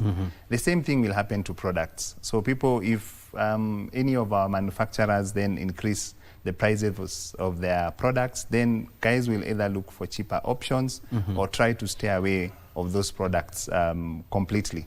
I'll give an example. If, for example, there's a friend of mine who's doing glass manufacturing, and they have a generator that they use to just supplement power from the Kenya Power, you know, from the Kenya Power and Lighting Company. If, for example, we have persistent blackouts and they have to use that generator many times, it basically means that the cost of producing their glass products will go up, because then they are relying on generators powered by fuel. Yeah, so that means then they are stuck with either passing this particular cost to the consumer or trying to find a way to survive. If they pass it to the consumer, then they have to check against what is competition doing. Will this impact our market share, as an example? Will it impact our customers? And then they make a decision. If they feel it is a cost that has to be passed to the consumer, it will be passed to the consumer at the very end. Yeah. So in terms of now the economy in large scale, we expect those dynamics then to come into play. People will be price sensitive. Products will be slower to move. Basically, it means our economy might perform not as good as last year. The projected growth will definitely come down. So we expect that to happen. And basically, on a large scale, that's what we expect to see. Yeah. I mean, when you take a critical focus on the last 4 or 5 years, you know, the Kenyan economy has gone through, you know, serious exogenous shocks. I mean, it started with the war in Ukraine. You know, supply chains were disrupted, fertilizer prices went up, oil prices, of course, were impacted. Then the tensions of the 2023 after the general elections. Then came the 2024, the Gen Z protest that spilled over to 2025, you know, creating a lot of uncertainty in the business as well as in the financial markets. Then come 2026, and there is another war which is affecting, you know, Kenyan export from tea, coffee, flowers, and of course our imports like oil and fertilizer, bearing in mind that a lot of it goes through the Strait of Hormuz. How much more can the Kenyan economy, you know, put up with? And of course, not forgetting that last year there was a major drought that affected the agriculture sector. Yeah.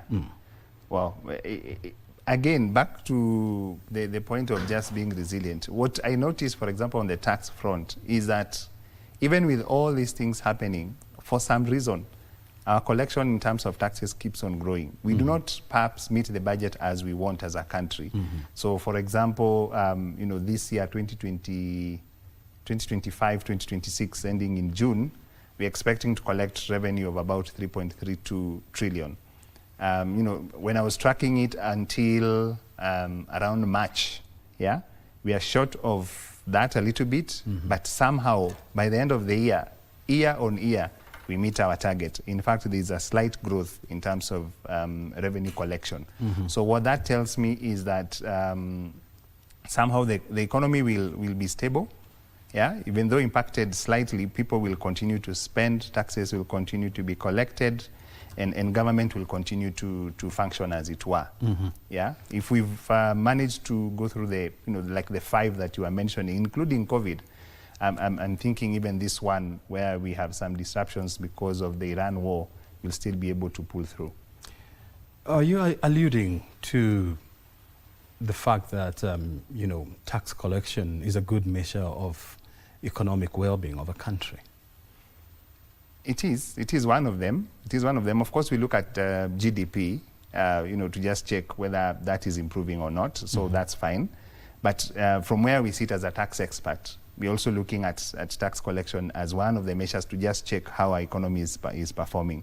If there is growth, then we believe that our economy is performing better. In fact, they say we have much more scope to collect tax because the Revenue Authority argues that our tax to GDP ratio is very low compared to jurisdictions in other what countries. 25%? No, it's about what? About 14-15%. 14-15% average. It has always been there for many years. Yeah, 14-15% average. So we have not managed to get to the 25. Tax base. Yes, we should get to the 25%, but we're not yet there. We have other countries in Africa, perhaps South Africa, doing very well on that particular front. Even Morocco. Yes, so there's still more that could be collected. Yeah. And so when you have such low tax to GDP ratios whereby you know, you're talking about 14%. Yeah. I had a different figure, but let's go with your numbers. You know, 14%. This is definitely quite low. Do you see efforts by the taxman to increase or to expand the tax base, or you're just seeing efforts to deepen the tax collections? Well, I'd say broaden the tax base, so that we are not relying just on the employees, who it's, you know, it's a low-hanging fruit. So and so is employed. The employer must deduct PAYE, pay as you earn, at the end of the month and remit that to the government. So there's been a lot of reliance on that. But now we're asking, we have all these business people who are out here who are also doing business. How do we ensure that they also collect, contribute a fair share to our tax revenue? So for instance, you see a lot of effort by the Kenya Revenue Authority to now collect rental income. And in fact, the draft regulations that have just been published by the Kenya Revenue Authority to just deepen their ways of just collecting rental income. We have lots of people who are not paying rental income in this country. Then you have the Electronic Tax Invoice Management System, ETIMS, which has been there for about 2 years now. But now the Revenue Authority is now very serious about enforcing ETIMS requirements. And basically now they're even asking if you're, I was with a friend of mine in Eldoret. He's running a milk factory. So basically buy milk from farmers in bulk, process that milk, and then sell it perhaps even to hotels. And now the Revenue Authority is requiring that any time that he purchases his milk from the farmer has to issue an invoice. This farmer wasn't in the tax radar for the longest, but now they have either to issue an invoice, and if the farmer cannot issue an invoice, the Revenue Authority has come up with what they call a reverse invoicing mechanism, where they're able to prompt the farmer to just put in something on their phone, and it generates an invoice, and they're able to sell their milk to this factory. That person wasn't in the radar. You've seen a lot of effort, for example, in Isili, where the Revenue Authority is now having conversations with the business community there to tell them, we know you like your cash-based style of doing business. However, we are not too sure whether we are getting the revenue that we deserve out of the business that sits within Isili. And for that reason, now they're engaging them to ensure not only ETIMS, but also encouraging, some, what would I call it? Good citizenship for them to also pay something to contribute to our revenue collection. So those are just some of the things that we're able to see, so that then it is enhancing the ways we collect revenue, I suppose, and the ways we collect revenue and the people who should be paying the tax, as opposed to what we've had, for example, when we had protests trying to increase the tax rates, because it feels like we are now at a point where if you try to do that, then people will be unhappy. So you're seeing a lot of efforts, in trying to grow the tax base horizontally, as opposed to vertical growth. Yes. When you look at the ongoing crisis in the Middle East and the tons of Kenyan tea and coffee that is still stuck at the port of Mombasa, plus now, the freight charges, that have gone up by more than 60%. How is this likely to impact our FX portfolio? Well, good thing is CBK continues to tell us that they have what? Import cover. An import cover of 6 what? months? 3 to 6 months. Yeah, which is something good. I think before the crisis, we were talking about 3 months. I think they've been talking about 6 months. It used to be 3 months for many years. For many years, now they say they have doubled that. So which is an improvement, right? It is an improvement. But is the cover sufficient with the ongoing war? Maybe something that needs to be looked at, because... So it can only cover us for 6 months? For 6 months anyway. Now we are in month 2. Month 2, we still have to import a lot. And guys, if our guys are not selling and we're not having then enough of dollars or hard currency coming our way, it means therefore being a net importer, meaning that our hard currency is the one that is moved. We are using hard currency to pay for products moving out. Our money is going out as opposed to coming in. It means then at the end of the day, it worsens the situations in terms of our reserves, because then we have to use whatever reserves we have for the dollars to purchase these particular products. Now, put that in the context of something that perhaps you are buying at, I think you were mentioning 110 per barrel for a fuel. Yeah. Yeah. If that is an increase from whatever it was before, I'm assuming then you're spending more of your reserves on your money also purchasing this particular product, affecting your reserves. And, you know, nonetheless, we have the G2G arrangement. I'm not sure how they are managing the foreign currency on that particular front, but that's not the only thing. You have other things like, you know, you're buying, you need to be selling wheat. That wheat is not going out. You need to be selling your tea. That tea is not going out. You need to be selling your coffee. That is not going out. You basically don't have enough supply of your foreign currency, and perhaps soon we'll have a problem. Yeah. Actually, you know, as of this morning, oil prices have gone up by about $126 a barrel. This is the highest it has ever gone in the last 4 years, and the problem is this: we don't have a clear picture of when this conflict will come to an end. The U.S. President Donald Trump is talking about a forever war. Iranians are saying, "Bring it, we are ready for it." And if this crisis continues and you have oil prices going through the roof, 150, 170, paint a picture for us how, you know, we are likely to look like maybe by December this year. That really requires government. I love the way you're breathing. It really requires government intervention. It really requires government intervention. And it's not just Kenya that is trying to do some intervention of some sort. So Kenya, you have your stabilization fund. Of course, they reduced the VAT from 16% to 8%. You still have lots of taxes. And of course, that is going to have an impact on tax collection. Tax collection for sure. Then you have your excise duty, you have your road maintenance levy, you have all these taxes that are put in within that for the pump price, yeah? Actually, it's 50% of our pump price is tax.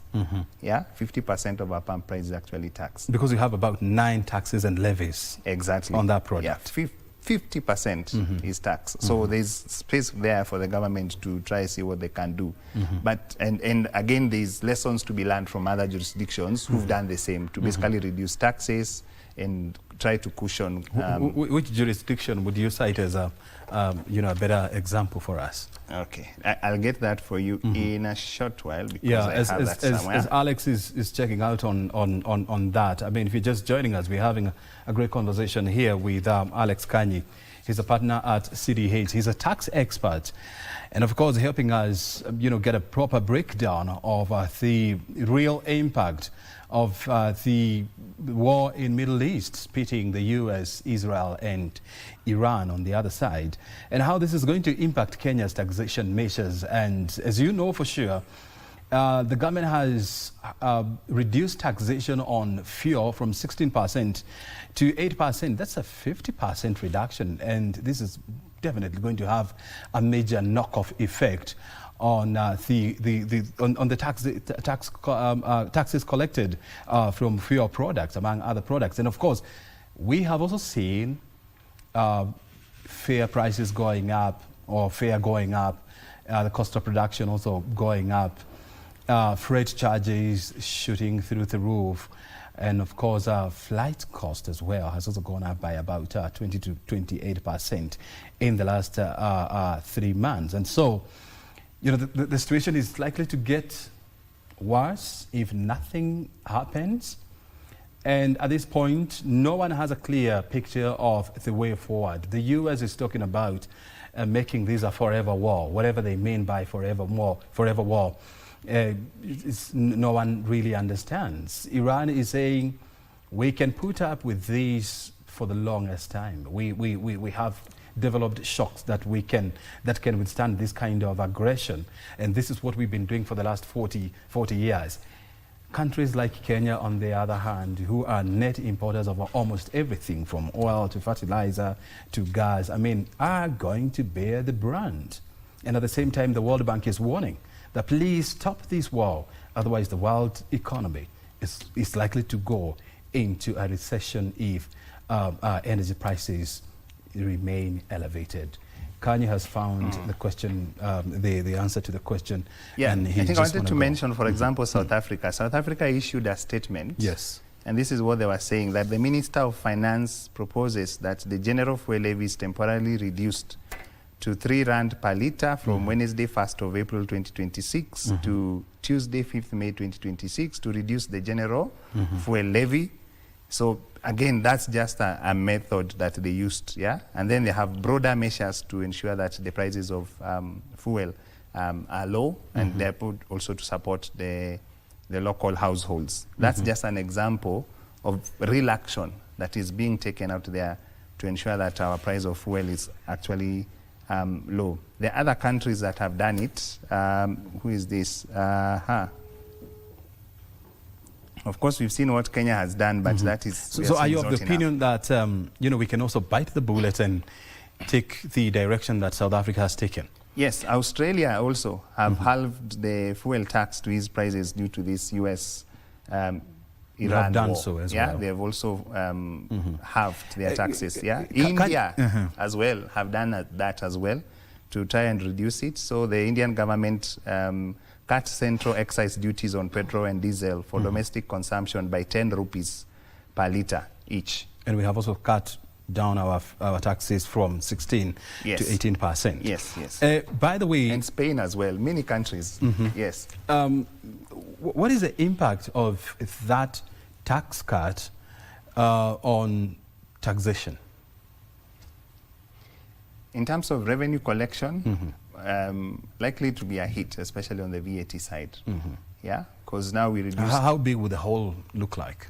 We haven't done the numbers yet to just to know exactly how much was collected, say last year, based on our consumption vis-a-vis the rate of 16%, and now to anticipate the same consumption at the rate of 8%.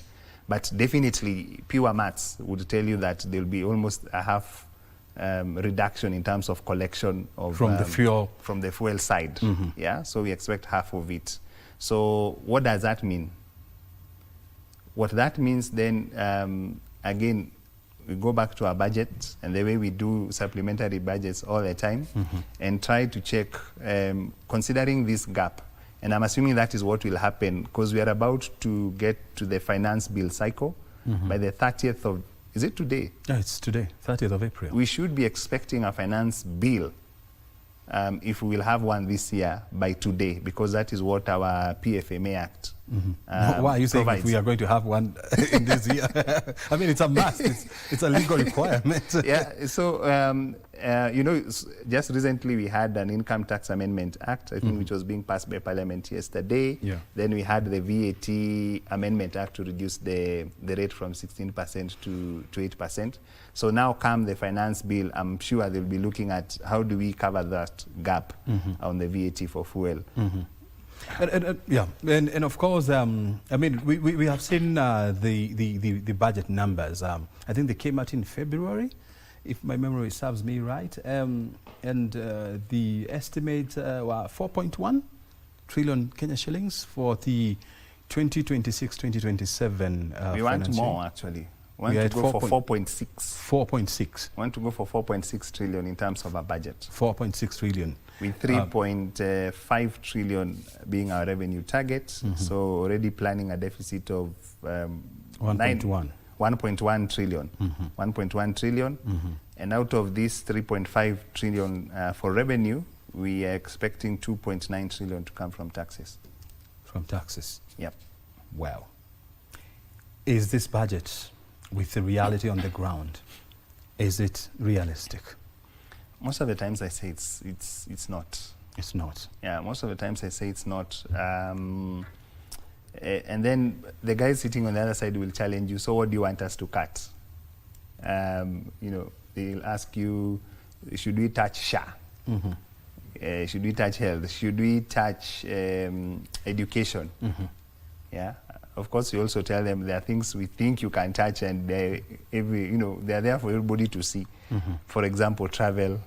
For example, expenditure on government buildings. Yeah, there's something that can be done in terms of just ensuring that this budget is realistic. Yeah. And if you to do what we call consolidation and, of course, budget alignment. And which sectors of the economy, and more so in the public sector, would you rework and realign? To give more or to remove? To remove. Because we are in the era of belt tightening, I mean, with the realities on the ground. Yeah. And the worst thing that you want to do is to put more pain on Kenyans Yeah. who are already feeling the pain of what's happening inside and outside our borders. Yeah. I think the plan that was there for consolidation of government entities that do similar roles, I think that needs to continue, and to continue honestly, so that then, for example, you have your Uwezo Fund, you have Hustler Fund, you have Youth Fund, you have Women Fund, and whatever fund. Marginalization Fund. Yeah, all these funds, if they could be perhaps managed with one pool of resources, as opposed to everybody having their own thing, and you could also find that they're also sitting in different ministries. So again, that is something that could be done. Then you have state agencies or parastatals that are also doing the same thing. And if these agencies and parastatals then get to be aligned so that then we do not use as much resources, that would be good. And the reason why even this is more important is that 68% of our budget goes towards the wage bill and things like interest on loans and servicing loans, leaving very little for development at 32 or 30% or thereabouts. So you can see that doing something around the wage bill definitely helps in terms of the budgeting. Otherwise, if we continue the way we continue, I don't know, what was that cabinet minister who would use that phrase? I don't know how he used to end, but it meant that it could be more trouble if we don't then change our ways. Yeah. And the public wage bill, I mean, that has been a conversation. I think the first time I attended a conference that was discussing how to tame the wage bill was in 2009 when the late cabinet secretary, well, back then there were ministers for public surveys. What was his name? I'm forgetting the name. They talked about lowering or bringing down the public wage bill by about 35%. I highly doubt we have achieved that. When you look at now the public workforce, is growing. And I was looking at the numbers by the Kenya National Bureau of Statistics, the economic outlook, whereby they were saying that now the public workforce is about 1.1 million people. So is there any way you can grow the public workforce numbers and at the same time you tame the public wage bill? It's interesting that you mentioned 2009, because what happened in 2010? We then passed... Dalmas Otieno was the Minister for Public Service. Okay. Thank God I've remembered. It's late now. Okay. 2010, we passed a new constitution. What did we do? We created 47 counties. 47 new levels of government. 47 new levels of government. We created how many seats for MPs? Good Lord, I lost count. I think we are like now 350 or something in terms of members of parliament. 335 or something. Yeah, it's a huge number. That number, yeah. Then we created how many seats for MCAs? It's past 1,000 and something, yeah? Yeah. So, while in 2009 we were talking about reducing the wage bill, in 2010 we then created many offices that then definitely increase the pressure in terms of our wage bill. There's been discussion, and perhaps with time we'll get to it, so that then we ask, do we need 47 counties? Do you feel you're a politician? You're what do we call them? Your governor. Will he agree to cede his county so that it is merged with another county? So that's a conversation we need to have.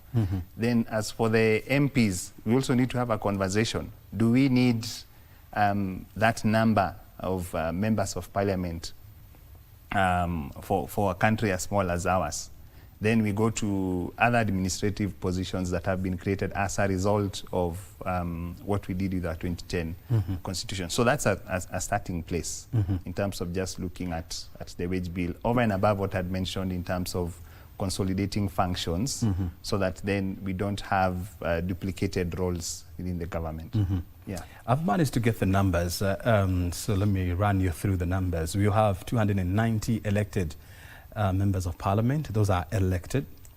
You have 47 elected woman representatives, what we call the woman rep, and 12 nominated members representing special interest groups like disabled and all that. Then of course you have one speaker who is an ex officio. Then in the Senate you have 67 in total. So you have 47 elected senators, 20 nominated members who represent special interest groups. So those are the numbers that we are talking about. You can imagine. Can we start from there? Definitely. Who would start it? Who would start this conversation? Maybe take it to the top in terms of the president taking action in terms of this. But I feel he finds himself in a difficult position, especially because we are now moving to an election cycle next year. So maybe the timing may not be perfect for it, but I'm assuming we need to have that conversation anyway. Yeah. So that is what you would call a low-hanging fruits. Yeah, but definitely means we also amend our constitution. Precisely, that's something that we've been trying to do, and we are a little bit afraid of touching it. Yeah, so that then we are able to deal with such things. Yeah. So let's assume in a proper setup that we have managed to deal with the number of members of parliament, the number of senators. Let's also look at, you know, our governance structures as well. I mean, you have 47 counties in Kenya. You have 47 governors. You have 47 deputy governors. You have, what do you call them? CECs, you know, County Executive Committee member, who is the equivalent of our cabinet secretary. If we were serious, you know, when it comes to tightening our belts and of course consolidating our fiscal space so that we live within within our means. From where you start as a tax expert, what kind of a shape would you expect us to look that would say now this is good? You know, when we got the 47 levels, several levels of government again, not necessarily levels, but call them governments. Yeah. What did we have before? You remember we had the provinces. How many were they? There were 7 or 8. There were 8. Were they functioning? Well, I believe they were. Yeah, I mean, we had that system since independence. Yes, yeah, so in 1963. they were working just right. I'm not saying we reduced then the counties to 7, perhaps because we've also seen the benefits of devolution. I was in Turkana and I was amazed by the road infrastructure network that they have there. Perhaps which wouldn't have happened if we didn't have devolution. Yeah, but if we could reduce this 47, say, to half, we work with 24 as an example. Then we test that like we've tested the 47 counties. Then we should be able to see whether that works for us or not. I'm thinking the bigger question is the political question, because what that means is then you have to take away seats for some people, you have to consolidate some counties. So who loses, who gains becomes a pain point, for the politicians and also for the people who are getting represented. Yeah, but it is a conversation we must have if we want to deal with the wage bill. Yeah. Of course, that's what we call a painful conversation that we need to have as a nation, whether we are living beyond our means. And we all know if you continue living beyond your means, at some point you're likely to go bankrupt. And that is an honest conversation that we need to have, even as we head to the general elections in the year 2027. We need to sit down and have a reality check. We need to sit down and ask ourselves hard questions. Can we continue living in a flagrant manner, looking at our economic prospects and how we are constituted economically. But that's not a conversation that me and you are going to drive. It must be driven from the highest level in the land. But let's come down now to other issues that we need to address when it comes to relieving the pain in the ordinary man, because at the end of it all, it is right to the person at the bottom of the pyramid. They must be protected. What other measures do you feel that the government can take so that we make life easy and comfortable for all Kenyans? Okay, number one, let's just look at taxes first. Yeah, in 2020, when we had COVID, what the government did then was to reduce the VAT rate from 16% to 14%. They also reduced the corporation income tax rate from 30% to 25%. They also reduced the pay-as-you-earn rate, the highest band, to 25% from 30%. It is recorded that in terms of growth of collection of revenue, the one you measure year on year, that in that particular year, KRA experienced significant growth in revenue, in that particular year. We've been trying to suggest that that can still be done now to ease the burden of the ordinary mwananchi. If, for example, the VAT rate on just your usual products is reduced from 16% to 14%, and if also the pay-as-you-earn rate is reduced, currently the highest is at 35%, so that needs to be reduced. And even for companies, they could also enjoy some reduction in terms of the corporate income tax rate from the 30% that we currently have to about 25%. What we expect with those measures, of course, is on the revenue side, we expect guys to say that we will lose out on revenue, but at least we have something to point them to tell them this is something that has been tested before, and then people paid more taxes when the tax rates were reduced. So it's something that has been tested and they could try it, so that's on the tax side. Well, the importance of that is then when you go with your money to the supermarket, the 1,000 bob that could perhaps purchase a few products here and there because of the VAT rate, and the VAT is added to your consumption and the prices of things that you buy, it gets reduced. It means you can add perhaps one more thing into that basket because of that VAT saving of 16 to 14%. So that helps you as an ordinary person.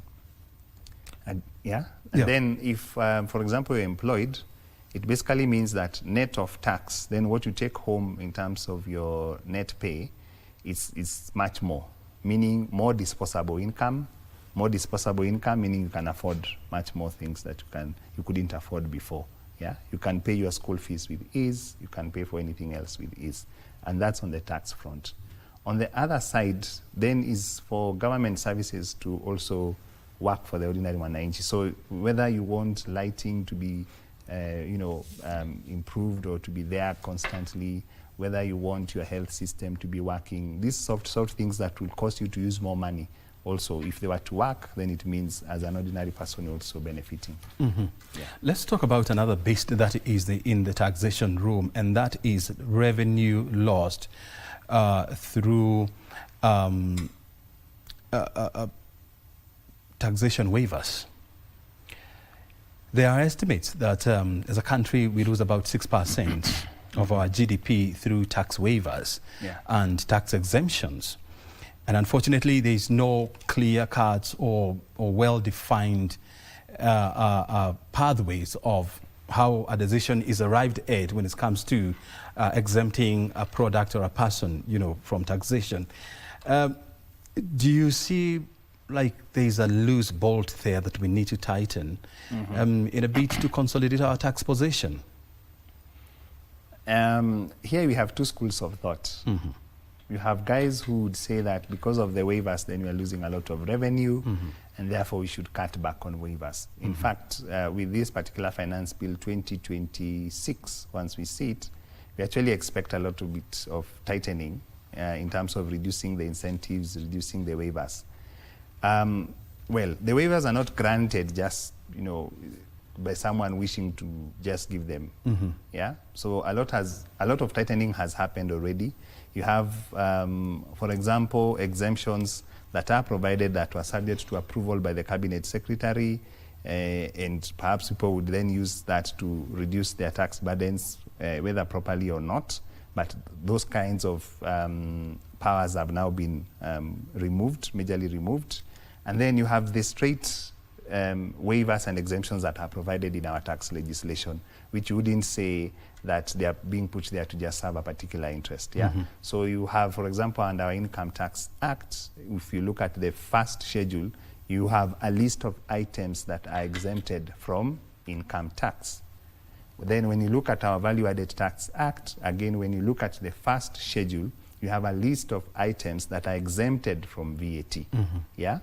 And in those two, then you perhaps find an industry that the government wants to focus on. For example, the government wants to improve healthcare, then you see certain incentives being targeted towards either manufacturing of medicines to ensure that then you pay less of corporate income tax, you pay less of VAT to enable you to then manufacture these medicines. Yeah, just giving as an example. So you can actually use tax as a tool to meet certain objectives or policy requirements of the government, and that is working well. When I think I had you mention about electronic vehicles, again, they have you know, incentives that have been provided under both the Income Tax Act, incentives provided under our VAT Act and our Excise Duty Act to basically reduce the tax burden for anyone who wants to assemble electronic vehicles in Kenya, with the intention that then there will be a lot of production happening in the country, and then we'll be able to use EVs as opposed to using our diesel-powered or petrol-powered engines. Now, so incentives actually are meant to work to achieve certain government objectives. There could be a gap in terms of, fine, we've given you the incentive, but you're not seeing the results. For example, we told you we'll give you this incentive to manufacture as much of electronic bikes. You've only manufactured 10. We thought you'd manufacture 50, so we need to have a conversation. I guess that's something that needs to continue to be followed, so that then to ensure that whatever incentives are provided, then do whatever they were meant to do. Taking the incentives away, taking the waivers away, like we attempted with the 2024 finance bill, like we attempted with the 2025 finance bill, because now there was hue and cry, people saying it is because of these waivers that we do not collect much taxes. Then what happened is, for example, guys in the EV space, the incentives was being introduced through Finance Act 2023 to enable them to put in investment and then you know, drive production of EVs within the country. Then in 2024, 2025, we've convinced an investor to put in how much in terms of millions of dollars into the investment, into perhaps putting up an assembly plant. Then 2 years later, you want to remove that. What exactly are we communicating to investors? Yeah. So I'm normally on this side of, fine, give the incentive, track the incentive to ensure it meets the objective, as opposed to just saying we have a blanket decision to then remove all waivers or all incentives because they're not working. Yeah. And finally, whatever is waived, because under the Constitution, if you waive tax, there's certain reports, and under the PFMA Act, there are certain reports that need to be made to Parliament. So there's a tracking mechanism to say that we've been able to provide these incentives or waivers, and that is being disclosed, and then Parliament can check and tell us whether this incentive is being abused or not. So there are checks and balances that can also be put in, and they're already there. The question is whether the guys who've been asked to monitor, they are monitoring, and whether they are also able to advise government to take the next steps. Yeah. And by the way, now that you're bringing in the issue of electric vehicles, and we are seeing a lot of pivot towards embracing more EV systems as opposed to fossil-driven vehicles. If, let's even say, we were to switch from fossil fuel-driven vehicles to electric vehicles, let's even say by 50%, what would that do to fuel taxes in Kenya? Well, fuel taxes, of course, will go down. But I guess... First of all, would the government want that to happen? They need to look for other ways to collect the tax. Yeah, they need to look to other ways to collect the tax. But I guess there are other benefits that come with EVs. You have less pollution to environment, which is something that we should be hoping for. Perhaps people... So that is going to cut on the medical bill. Perhaps cut on the medical bill. So there could be indirect advantages of that. Yeah. It's because we are coming to the tail end of this conversation. I also want to hear this from you. I mean, look, Kenyan tea is not going out, and especially to Iran, to Middle East, because you know, a lot of vessels are avoiding that route, and of course they are preferring to use the Cape of Good Hope. Go all the way up to the west of Africa, which is such a long route. Yeah. And this is adding freight charges by more than 60%.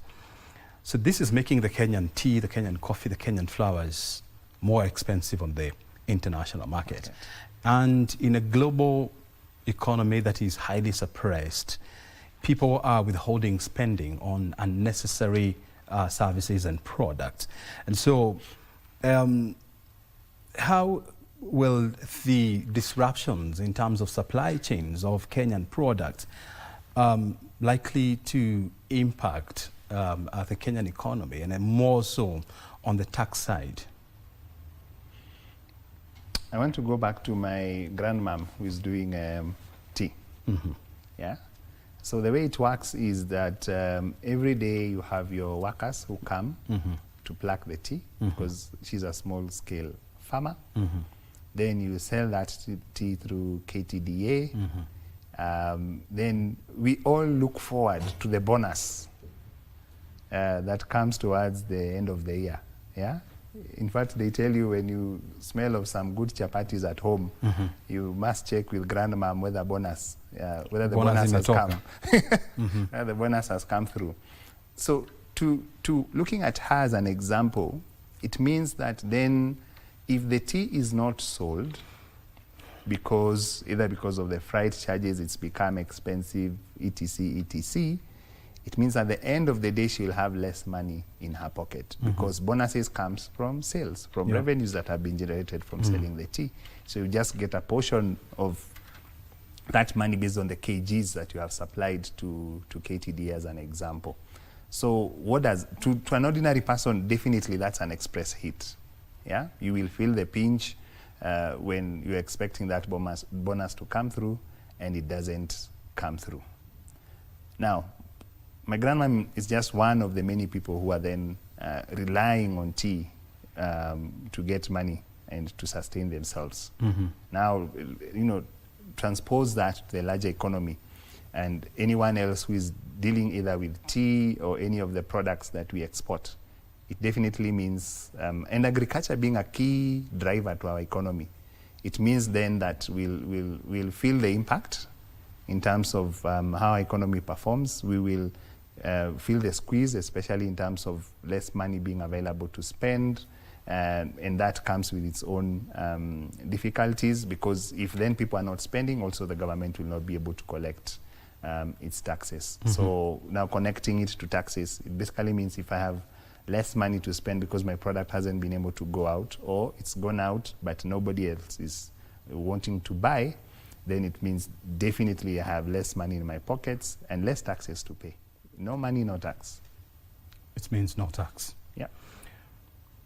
Going forward, because I think as a country, the National Treasury will have to make painful decisions to live in the moment that we are in. You know, the reading of the budget is coming up in about 1.5, about 45 days from now. what adjustments are you expecting that will come from the National Treasury to reflect the reality on the ground? On the budget side or on the tax side? Let's first of all start on the budget side. On the budget side, it's interesting. You know, I was listening, I guess, to a clip by Atoli, and he was mentioning that what they've asked the president to do on the 1st of May, which is it tomorrow? Which is tomorrow, yeah. Is that they expect the government to provide a 23% increase. 23. Yeah, so that to the low-income earners, yeah, so they're able to earn more. And when I think about it, that translates to budget. Translates to, then we need to provide much more money to be able to cater for something like that if it were to be granted. 2, because we have elections, again, something else is coming up. I don't know whether you've realized the labor unions are now very active. Yeah. Yeah? And particularly because it's the political season, that's the best time to talk about your issues. So all these collective bargaining agreements that have been in place with the government now come into play because people want to be paid more. Again, that translates to budget. And I'm expecting National Treasury to deal with it from a budget perspective. Yeah. Then, of course, you have all this spending, because the way budget is prepared is, you know, your ministries prepare their what they expect to spend, send that through until now National Treasury is able to develop the budget for the whole country. Even then, there are certain things that they are pushing for. And of course, we expect that to translate to the budget. However, considering you know, what we are talking about in terms of revenue collection and perhaps that having an impact, then it means that even on the budget side, we expect that there'll be pushback, say from National Treasury and even from the ministries, to say this is the only match we're able to allocate to you, be it for schools capitation, be it for your to support the healthcare, be it to support the, you know, the spending, the huge spending that we're having around security. So we expect some movement there. There's one point I wanted to say. Okay, when it comes back, we'll talk about it. Yeah. What about on the tax side? On the tax side, on the tax side, I think they don't like to be called mandarins at Treasury, but from conversation, the technocrats, yeah, at Treasury, from conversations that I've had from them, is that they expect a lot more of tightening the belt in terms of the incentives, right to where you are talking about cutting waivers, cutting incentives, and reducing that to bare minimum. Yeah, and that again aligns with the national tax policy, because that is what government is trying to do. It also aligns with a medium-term revenue strategy to basically continue cutting down on incentives and cutting down on waivers. But again, a word of caution to just ensure that that is done properly to encourage investment into the country, and also it's backed by some study to show that perhaps either an incentive is being abused or it's not being used as it was supposed to or to the optimum level that it was being supposed to be used. Yeah. Well, Alex, before I let you go, finally, if you are the Minister or Cabinet Secretary for the National Treasury, how would you strike a balance between driving economic growth, lowering inflation, and maintaining a tax revenue collection?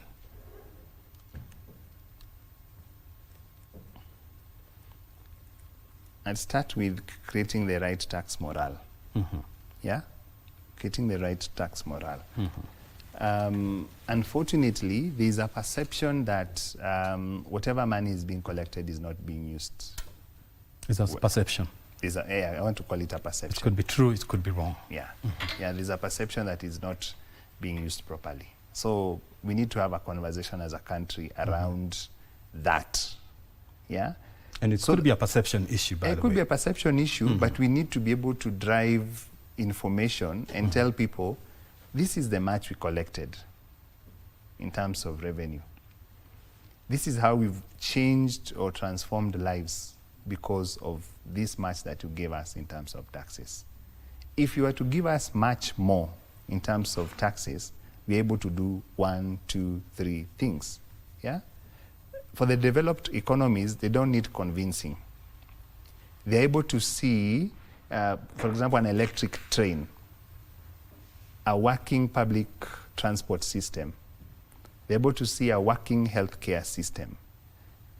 They're able to take, perhaps in some countries, to take their children to school without having to worry about school fees, because that is taken care of by the government. Yeah? And for them, it doesn't take convincing to ask them to pay more taxes, because they're able to see where that tax is going and how it is impacting their lives.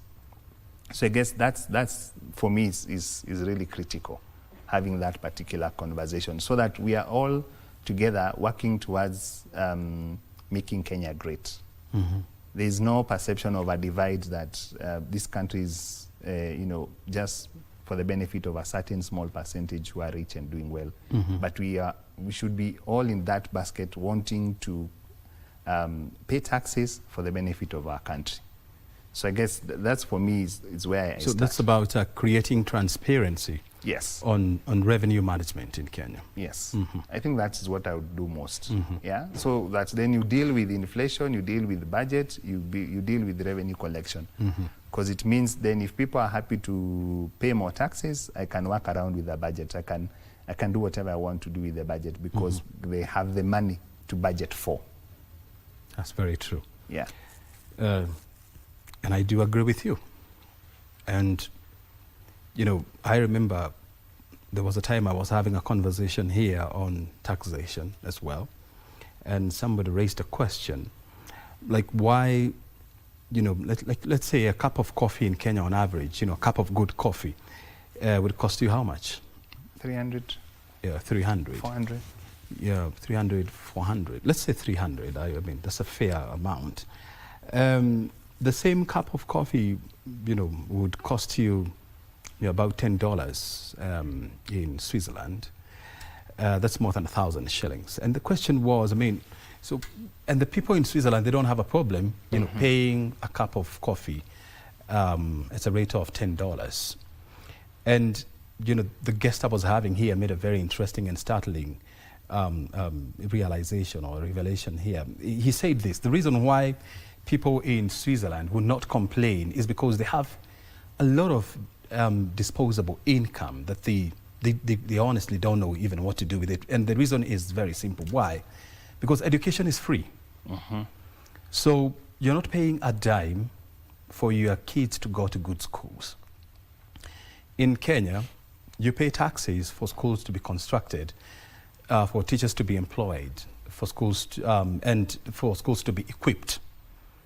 That doesn't happen. So what do? You pay more fees to take your children to better schools. In Kenya, you pay taxes so that hospitals can be well equipped. They can have medication, you can have proper diagnostic machines, you can have doctors in place. That doesn't happen. So you end up with hospitals, they don't have proper diagnostic machines, they don't have doctors, they don't have proper staffing levels. So what do? You go to private hospitals. Yep. And what do? You pay. You pay. You pay for security to be improved. And so that doesn't happen. So you end up in a situation whereby you have to hire security guards. That now eats into your disposable income. If you are in a situation whereby you're not paying for the 3, you will not have a problem paying for 300 shillings, for 500 shillings for a cup of coffee. You wouldn't have a problem, going for holiday and all that. And so it's a question of service delivery and, of course, ensuring that Kenyan taxes, are put into good use. Do you want to say anything else, or we wrap it? Let's wrap it at that. I think we wrap it at that point. You've said it nicely. Yes. Alex, you've been a good man. Thank you. And a good analyst too. Thank you. And your time is highly appreciated. And thank you for swinging by. Very Asante. good. Alex Kanyi is a tax partner at Cliff Decker Hofmeyr, what we call CDF, and joining us this morning with that proper analysis of what the Middle East crisis is likely to do to the Kenyan budgeting process, as well as taxation measures You've heard it from him. We've been here for the last 1 hour, and so I'm not going to take you through that again. My name is O'Brien Kimani. I told you that, and I also told you this, that the second hour of this conversation, we shall be looking at electric vehicles. I'm sure by now you're already seeing one next to you, or you're seeing a charging system, or you know somebody who owns an electric something, be it a motorbike, a tuk-tuk, a bus, or whatever else we would want to call it. And so the number of electric vehicles on the Kenyan roads is on an upward trajectory. Two gentlemen, very competent, highly qualified in this industry, will be joining me here in a jiffy so that they can take us through this whole conversation. Stay right here. We are back.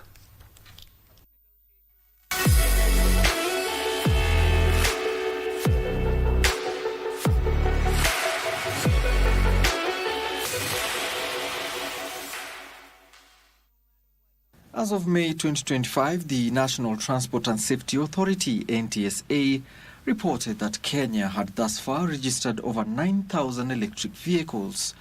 But these vehicles are majorly imported, with foreign markets as seen as pioneers of electric vehicle manufacturing. However,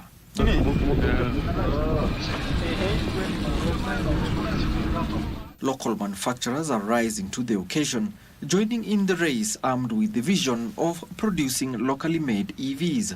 Going forward, this vehicle shall be able to be fabricated not necessarily from one particular place, but people who are licensed as body fabricators of vehicles, they can fabricate depending on the locality needs. This particular prototype solar EV, developed by Eco Mobilis, uses these solar panels on its roof to harness the sun's energy, and then tops up lithium-ion batteries on the base of the vehicle to store up charge every other time. So when the vehicle is turned on, the display on the dashboard shows parameters. The charge controller on the solar panel assists other auxiliary functions, such as the horn, wipers and lights. The controls on this vehicle includes a brake and an acceleration pedal. Without an engine, it lacks the use of a clutch system entirely. Paul Waweru, the Chief Operating Officer at Eco Mobilis, demonstrates the ease at which motion is achieved. Now I'm turning the key. So now the vehicle is on. If I disengage the handbrake like that, so I just need to press the accelerator a bit, and the vehicle starts moving. This notwithstanding, local manufacturers say the EV development journey presents what they say are gaps that can still be filled to assure the growth of the local EV manufacturing industry. In an ordinary factory, you are likely to face a lot of challenges, including high tariffs on electricity and other resources that are very important for you to be able to build such a vehicle. Again, we are looking at the question of financing, because we need a lot of financing. This venture is extremely expensive. Companies like Eco Mobilis say they are still optimistic about the future in local manufacturing. Kenya is making stride in e-mobility adoption. However, issues like that of the e-mobility draft policy is yet to capture the local essence of local manufacturing of e-mobility vehicles. Alan Anko, Take One.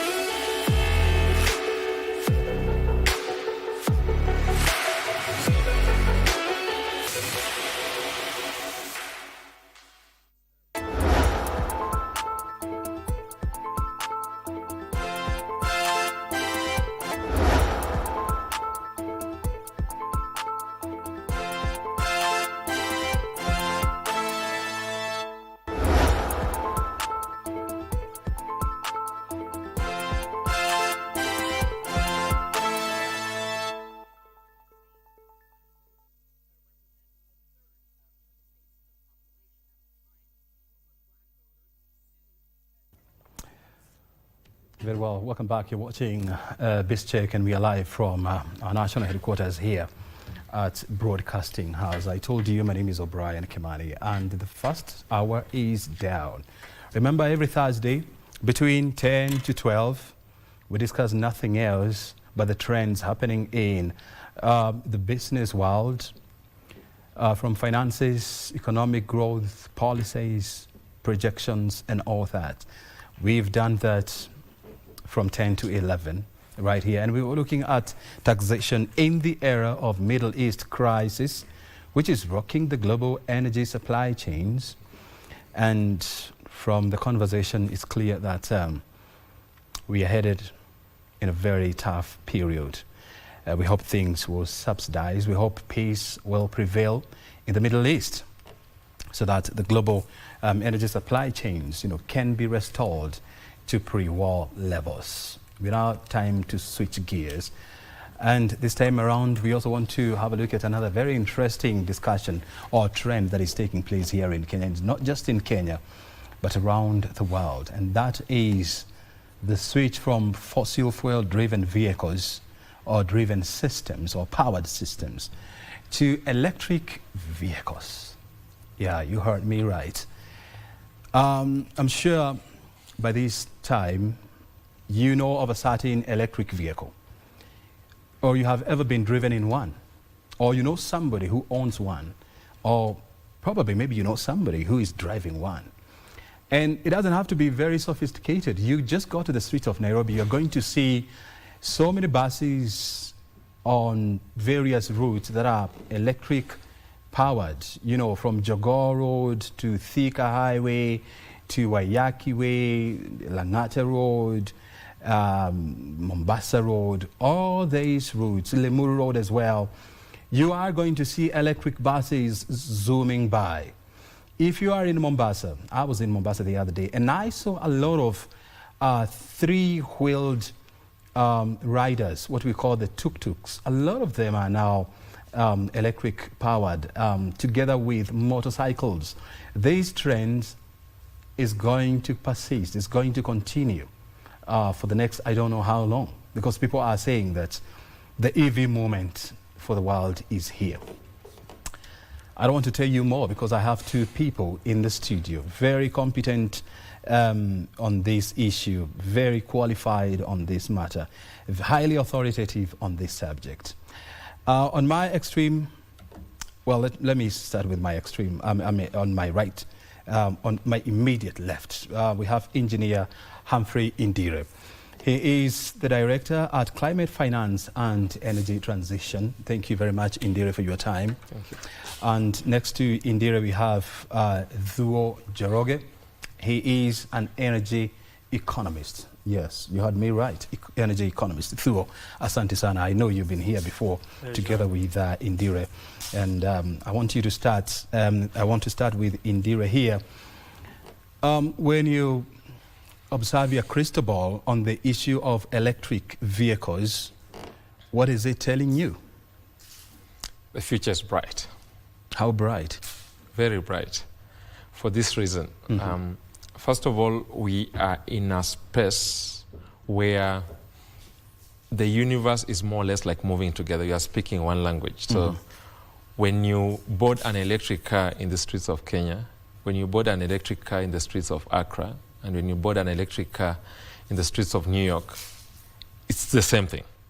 It's the same thing like having an iPhone 17 Pro Max. So whether it's here in Kenya or in the streets of Dubai, it's the same. It is still a phone. So we are moving at a steady pace, and the beauty is that we are now in a space where there is a regulation, and just from the conversation that you've been having, some of the challenges that you're having globally around, the war that we've just recently had actually ongoing in Iran and all that, and affecting the global energy space. So we can only look at it in the sense that the advent of EVs is a right thing to happen at the moment. And therefore, as I said, if I observe my crystal ball clearly, the future is bright. You see the cookies falling into place. Exactly, the cookies falling into place. And thank you for having me here. It's Very such well. a pleasure. Asante sana.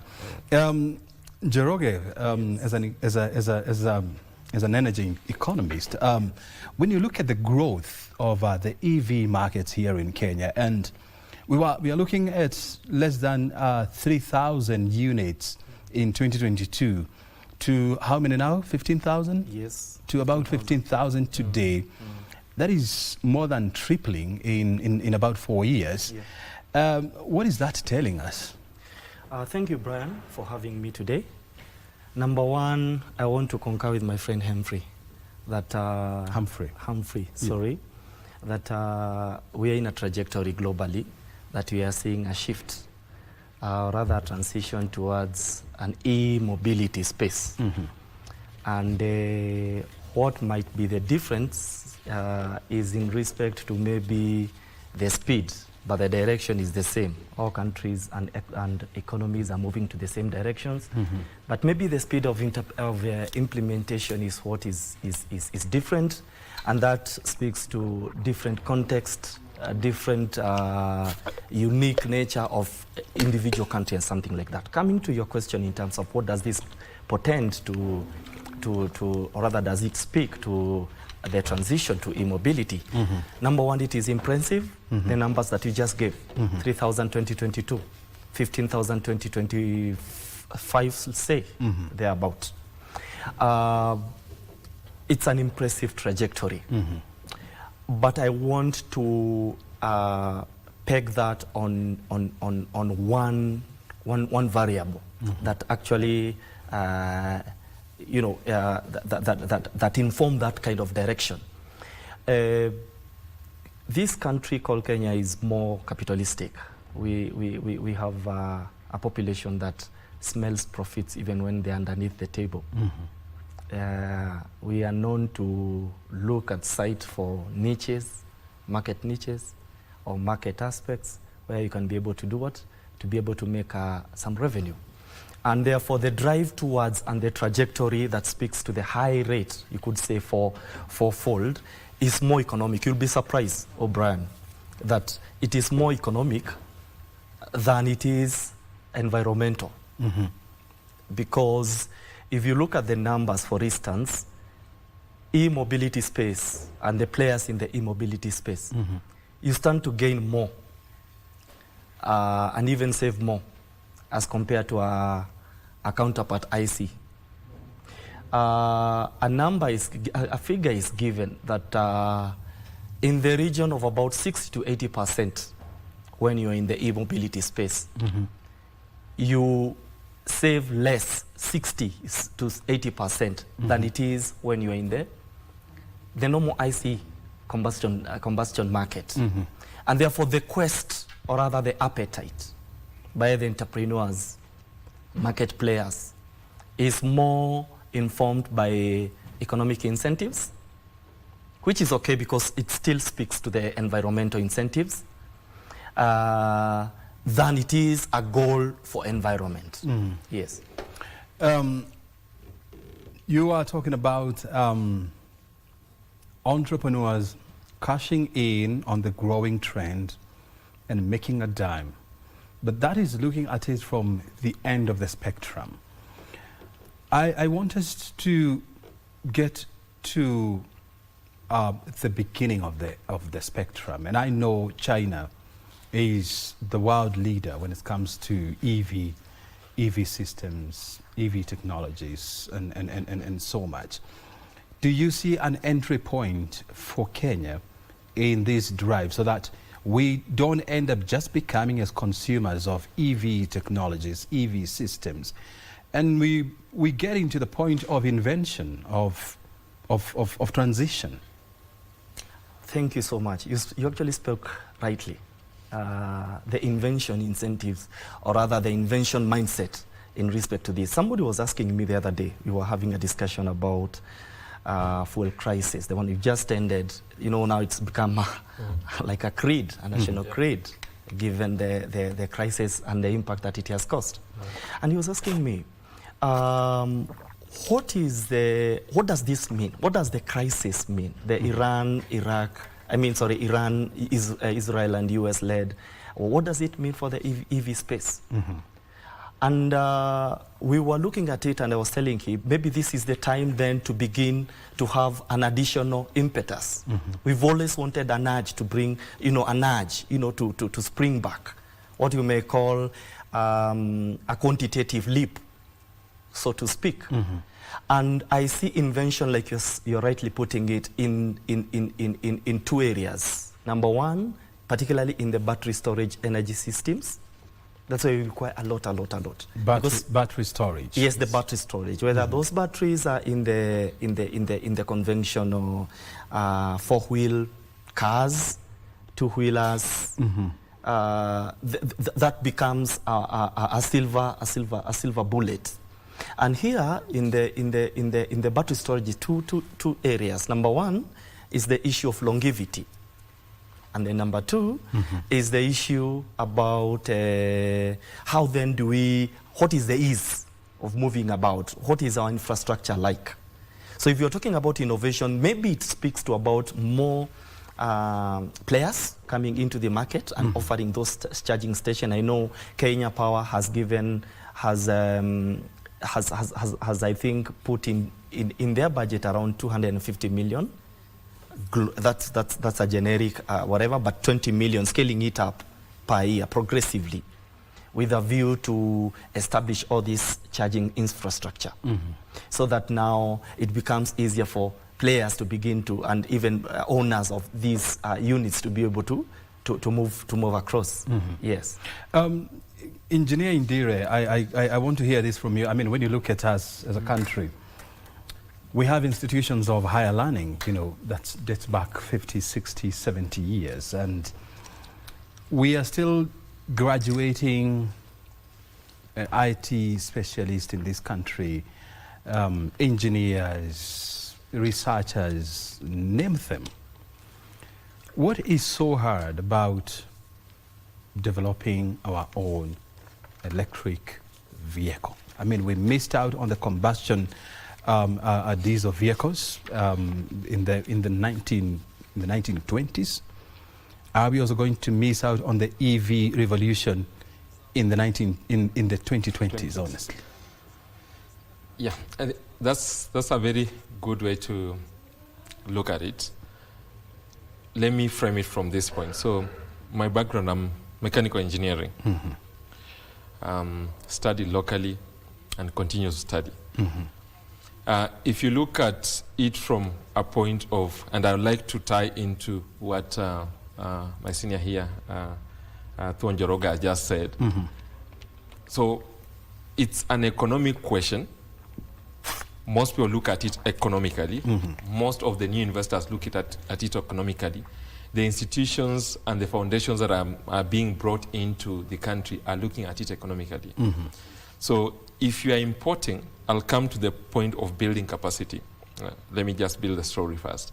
So if you are importing, Kenya, annually we import about 6.5 billion liters of fuel.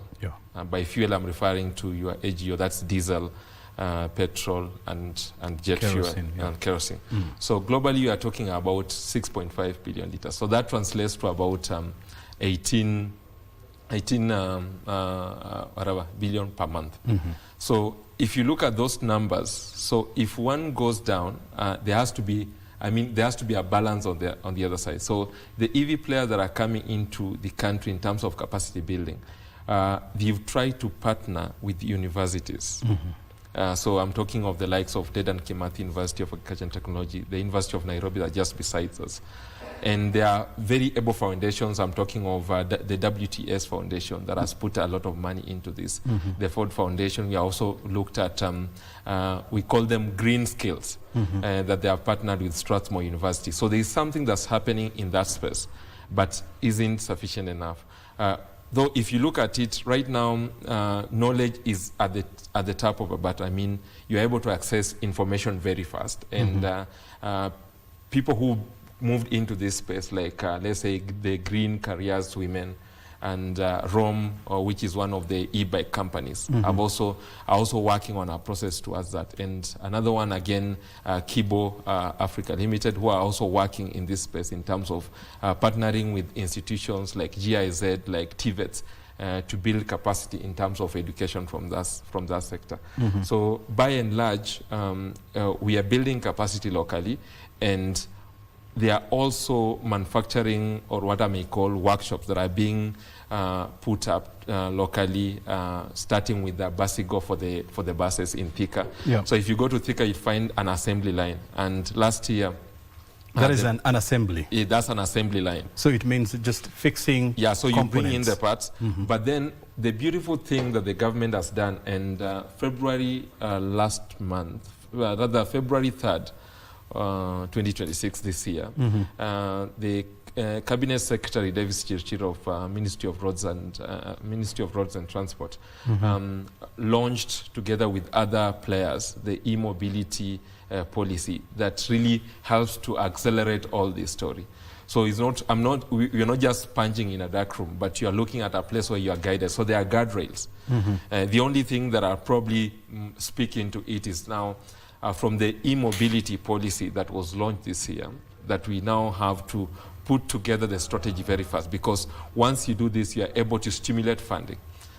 Because it's one thing to have the skill, it's one thing to have the capacity, but without sufficient funding, you won't be able to, again, leverage on the knowledge and the skills that are there.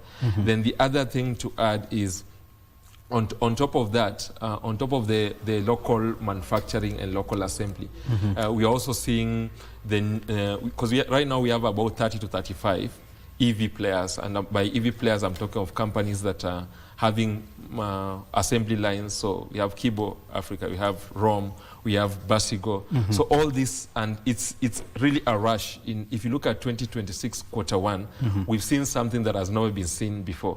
Actually, we are talking of numbers of close to $650 million US. Worth of investment. Yeah, worth of investment that going have come into the EV. Yes, that have come into EV. And most of them have been this new market entrance. So if you go to the papers today, if you look at your social media, you'll see just the other day, this is Spyro, which is one of the leading manufacturers again, and EV players, has attracted almost 100 million worth of investment of US dollars into the country.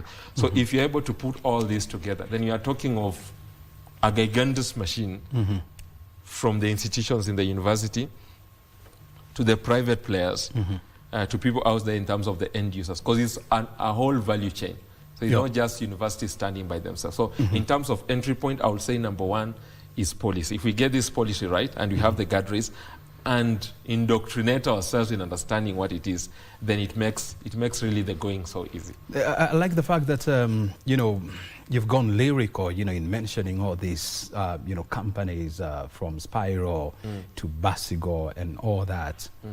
Unfortunately, I haven't heard you talk about any university in Kenya that is driving this agenda. I've talked of Strathmore University. Strathmore University. And by the way, when you look at the EV revolution in China, is being driven by a number of universities. And I'm going to give you an example. Like, for example, Tsinghua, I hope I got it right, in the pronouncement. Tsinghua University is driving the research around fluorinated battery systems. You talk about the Hong Kong Polytechnic. That's a polytechnic, it's not even a university.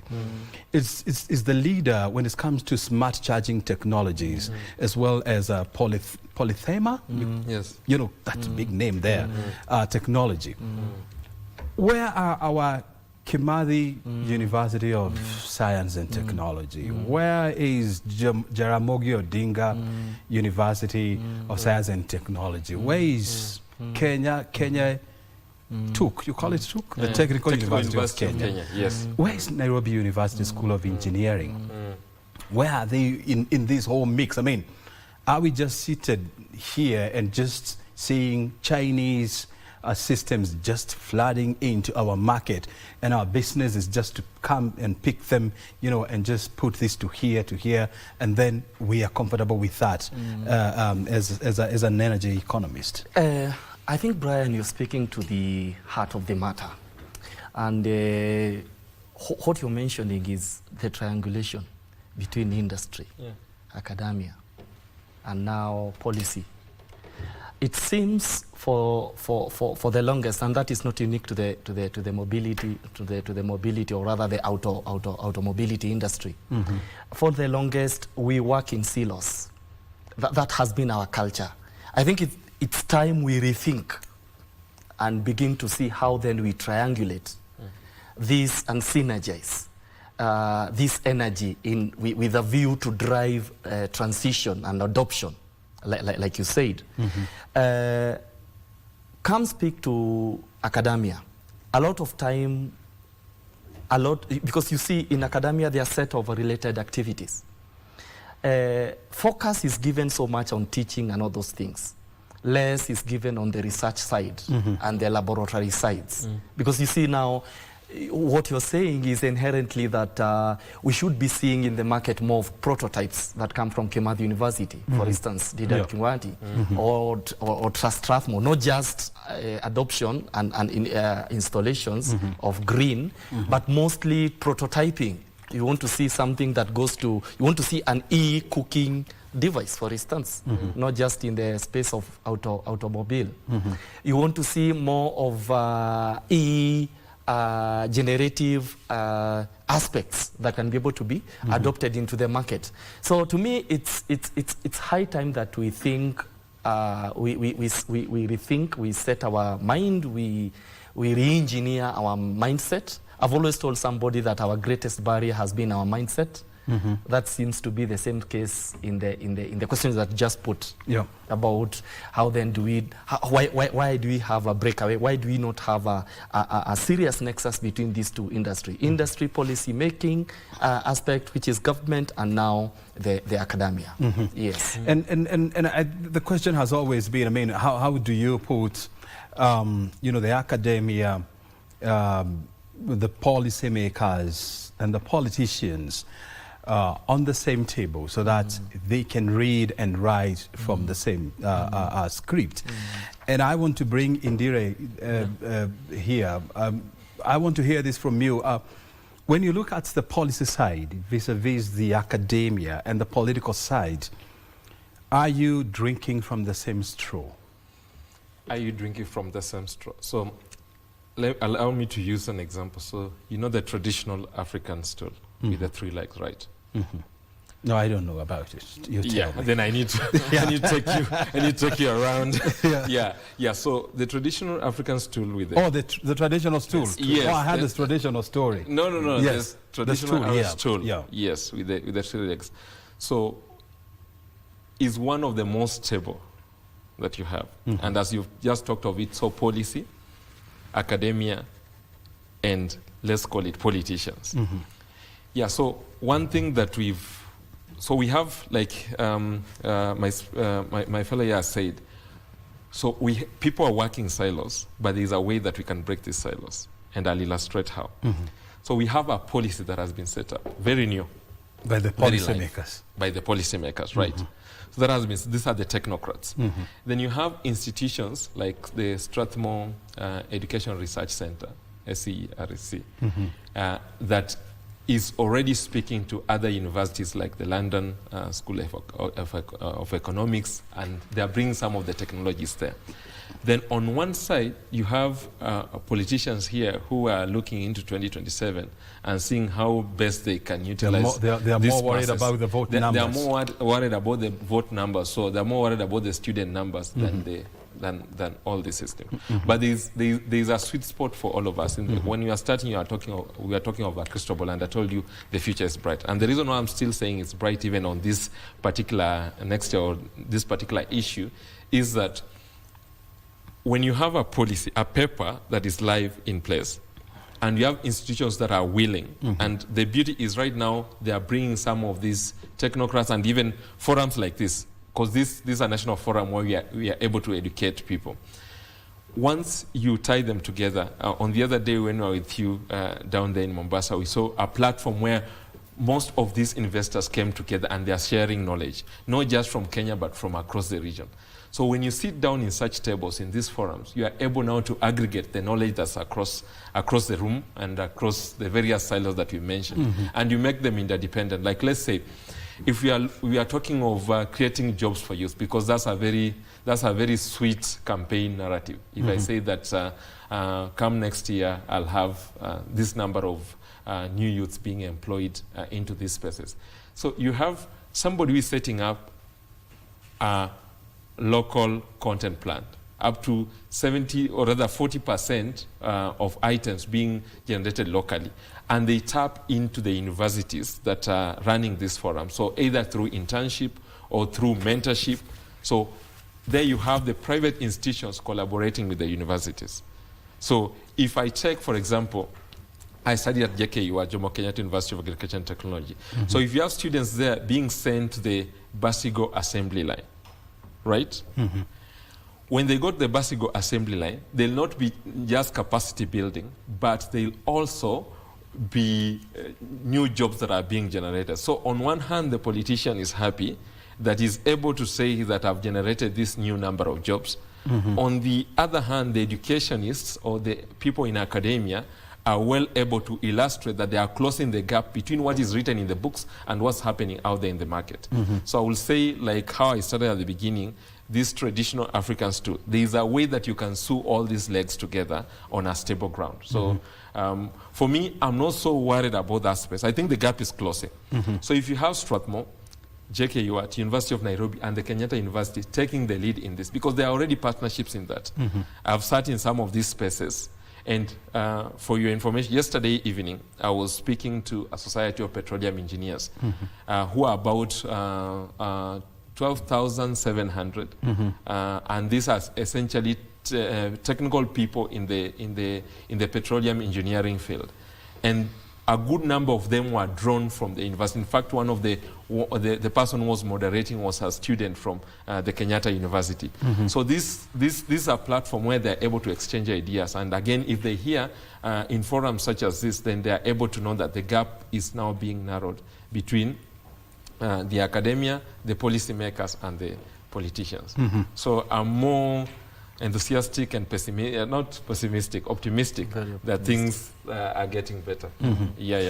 And it's good to be optimistic, but I mean, between you and me, we know so well, optimism and hope are never good strategies, you know, in anywhere. Hope is not a strategy. It has never been, it will never be.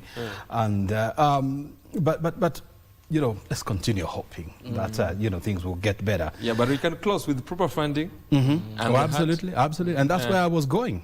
Because when you look at you know, allocation in terms of research and development, what we call R&D. Yeah, that's really, you know, that is the beast in the room, and that is what we need to address, because look at our universities, the way they are structured, you know, even their financing model, their revenue generation model, it is on student school fees, which is a very poor, you know, financing model. We need to get to a situation whereby we can talk, like, for example, take, for example, China, whereby 15% of their annual budget goes into R&D, research and development. I mean, you know, that is huge. That is even bigger than the US.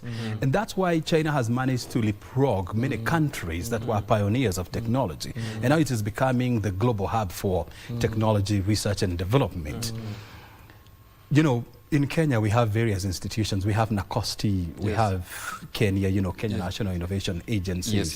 But when you look at the amount that we are putting into research and development, it is less than 1% of our annual budget. And that probably, maybe that's where we need to start with. Engineer, I mean, as an economist engineer, sorry? Yes, Duo. As an economist, as an energy economist, I want to hear this from you. I mean, how do we then upscale R&D and ensure that we trickle these to our high schools, probably maybe even to our primary schools? Exactly. You know, whereby we can start instilling the culture of research and development at a very early stage. How do we do that? Thank you, O'Brien, once again.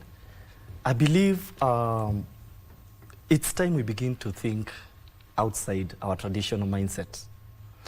And I want to bring the academia to this. I want to squarely put the academia, not so much government, because, you know, the world trend today is not to over-regulate. And Humphrey knows this so much. Because you want an initiative or an innovation or an industry to begin to take traction. Governments nowadays don't rush into regulation. It is not a very good approach, because you never know. You can imagine, I keep giving this example. For instance, assume Safaricom was overregulated before we had all these things. Most probably, chances are actually that we will not be having the products that we have. Remember how many countries have raised issues on Safaricom issues? How many countries? US has benchmarked with this country for the longest. Still wanting to know, how is this mechanism that you're able to transfer money virtually?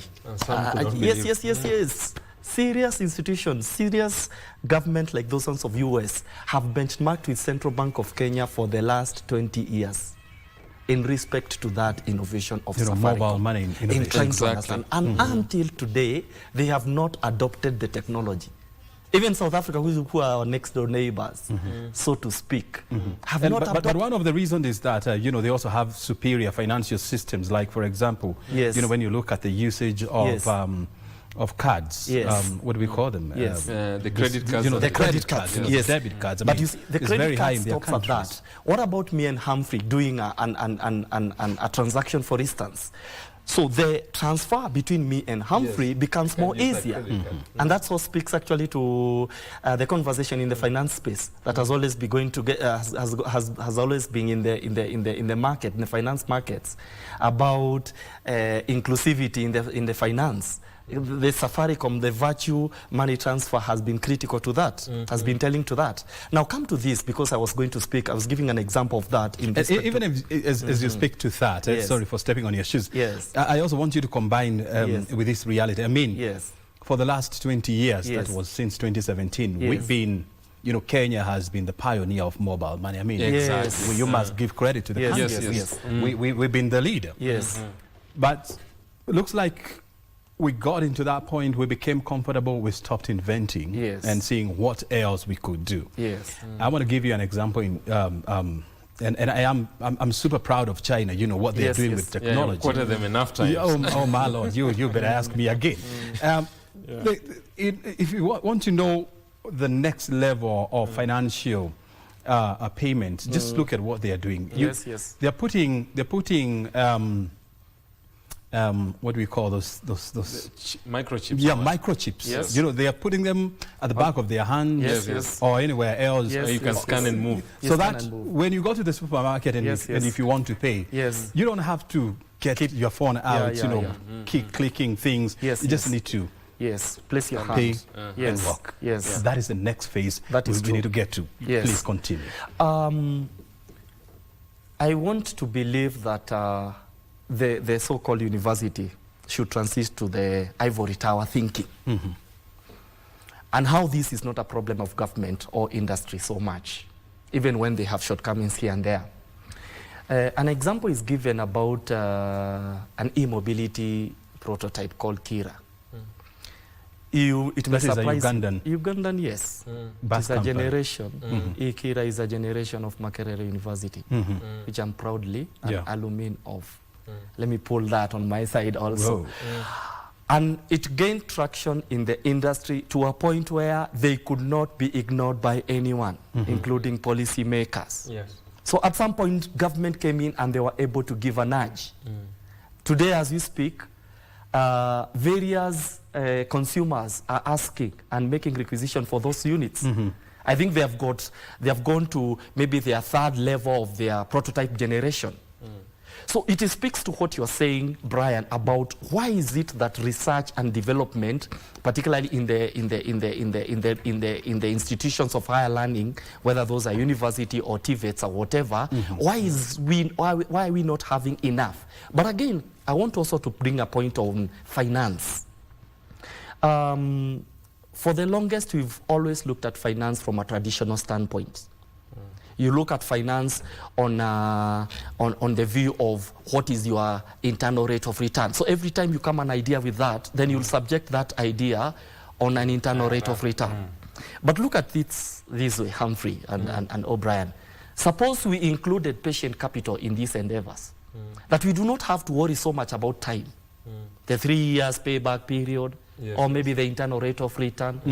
But our mindset revolves around coming with a superior outcome. You know, a patient capital, a fast bank capital, because patient capital can wait to 15 years, sometimes to 25 years. And let me say to you, if you organize yourself now as an institutions of higher learning, or maybe TVETs like those, there are a lot of those institution partners that can be able to partner with you in driving that agenda. So I think also it speaks to the mindset of how then can we look at other innovative and alternative financial arrangements that can work together with the research hubs and the labs themselves to come up with a model and a product that could be able to help us navigate maybe much faster.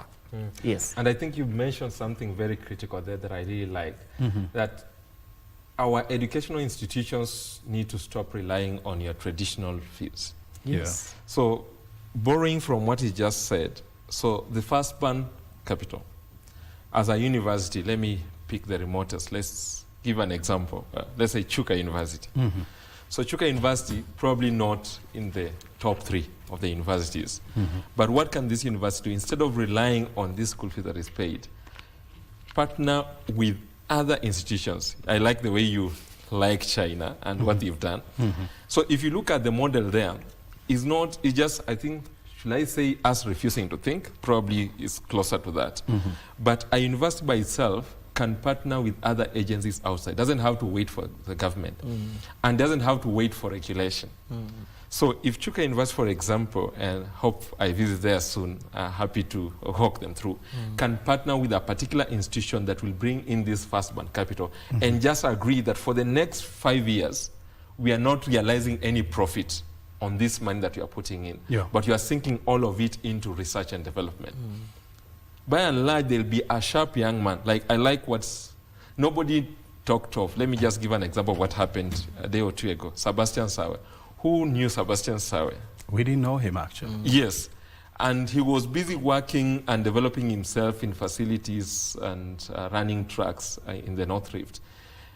And using the same analogy, things can be cooking for like 5 years within this education institution. You might not reap the fruits right now, but the likes of M-Pesa and all that will be born, because looking at what we've accomplished with the M-Pesa systems, like looking at yesterday's successes and still talking about them so proudly right now, while the world is moving on.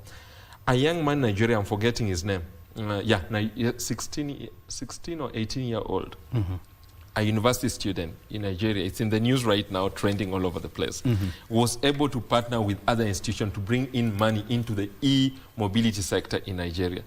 Now, this is a young man who's written down a story and been able to sell that story. So we don't need regulation so much. We just need our brains to work. And the same can be used by our current university professors, students and people in that field to write down a story that there is this need, there is this capacity that can be developed, and the next Sebastian Sawe of the EV mobility can be born from this Chuka University. You know, and I like the fact that you're talking about, you know, all of us, we have brains, which is very true. Yeah. And so the question then comes, you know, how do we reorient our brains, you know, from being consumers of technology to become generators, to become creators, to become innovators in the technology space. And you know, every day I'm waking up in this nation and I'm seeing lecturers threatening to go on strike over return to work formula, over pay rise.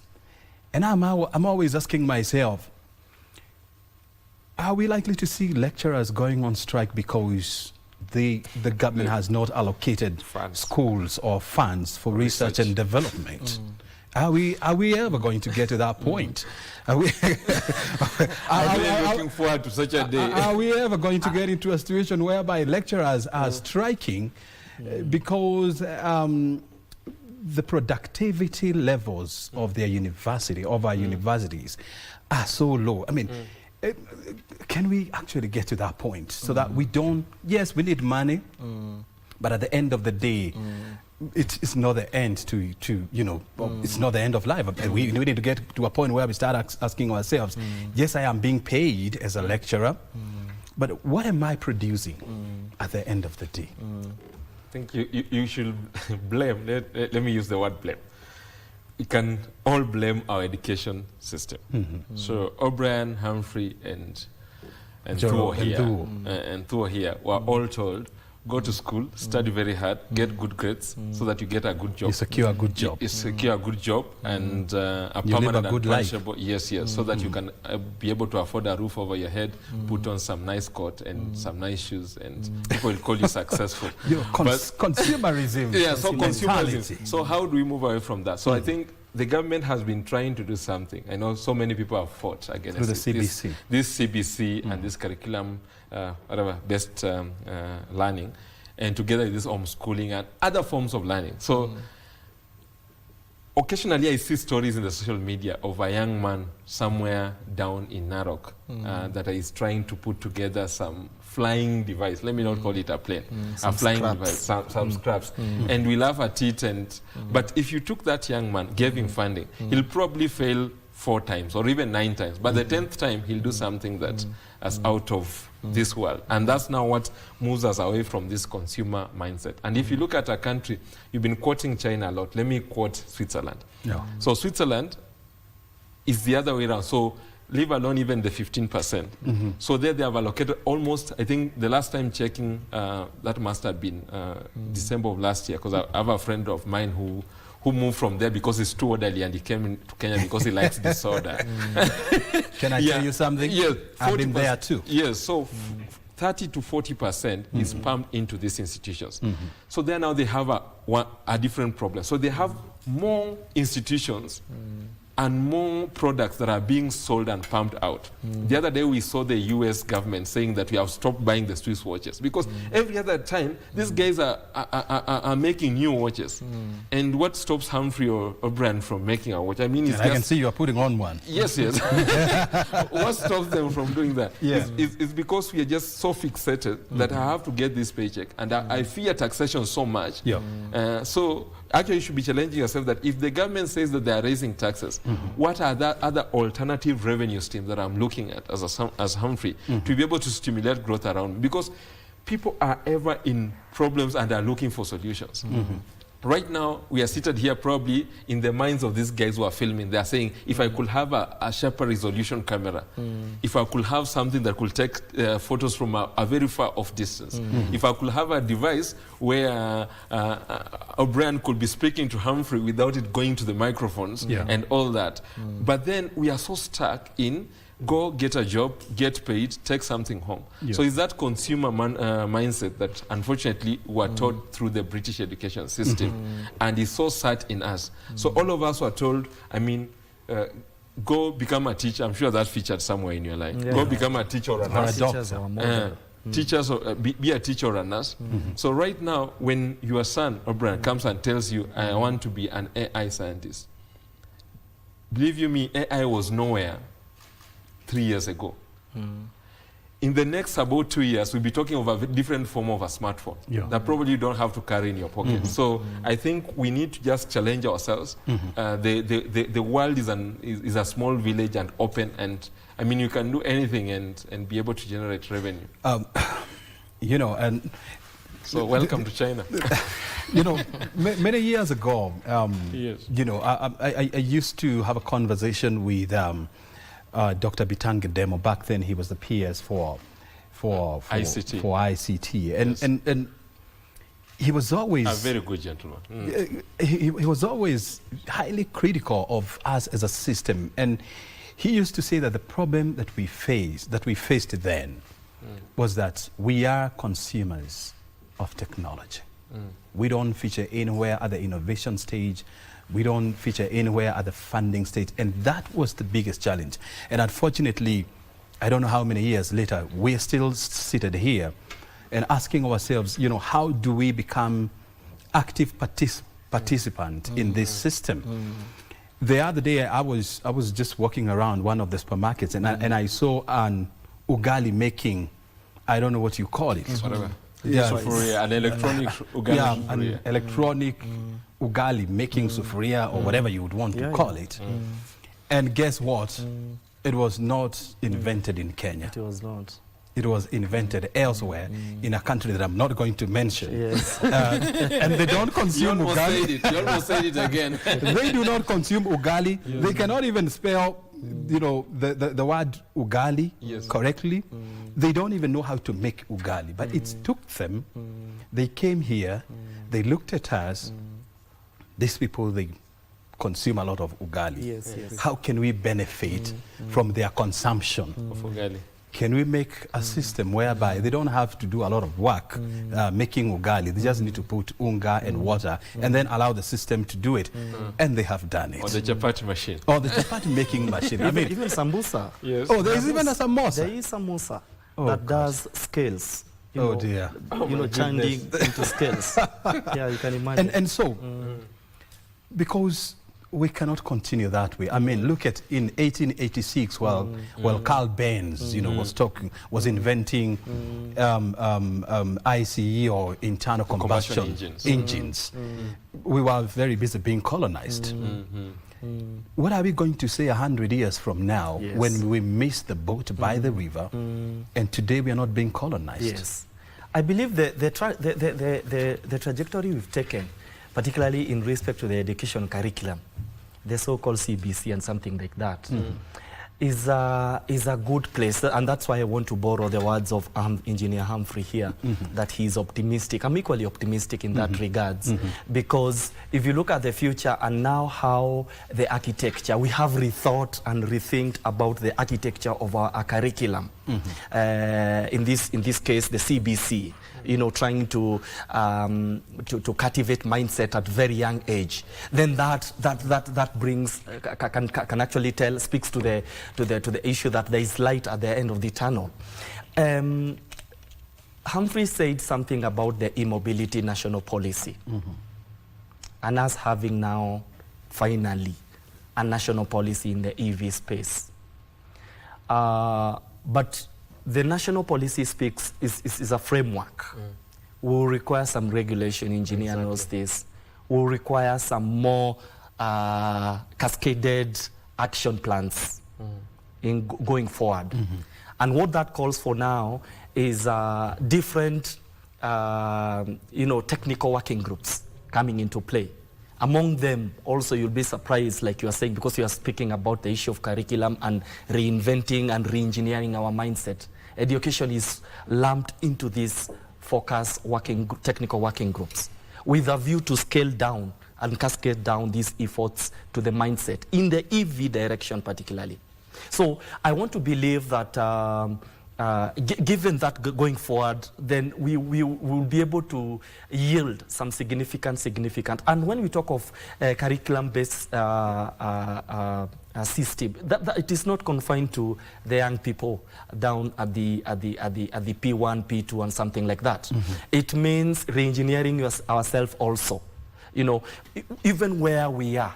And I think so that we can reshape our mindset. And this is what, now that you've talked about China so much, and the conversation in the country has been about going, or rather transiting or navigating or going to Singapore. This is what the Singapore government came hard on. They identified the pitfalls. It was culture.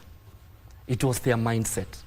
And this is what they came, river loan corruption. They looked it as a core, critical enabler.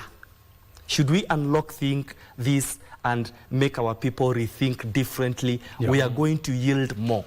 We're going to yield more. You know, shifting mindset from just, towards productivity. I started PhD in Pretoria, and you'll be surprised one of the things when you become when you subject yourself and you are a candidate at PhD there, professors fight for you.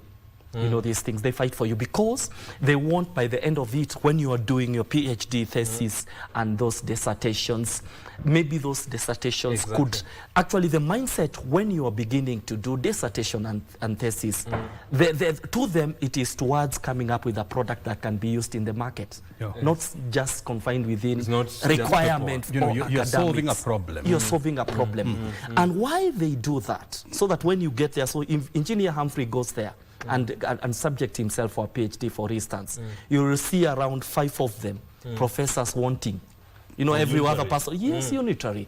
It's because they know that after the end, should this piece abstract then translate into a product, then there is some revenue that I accrue as a result of this. Exactly. In terms of whether royalties or whatever the arrangement is.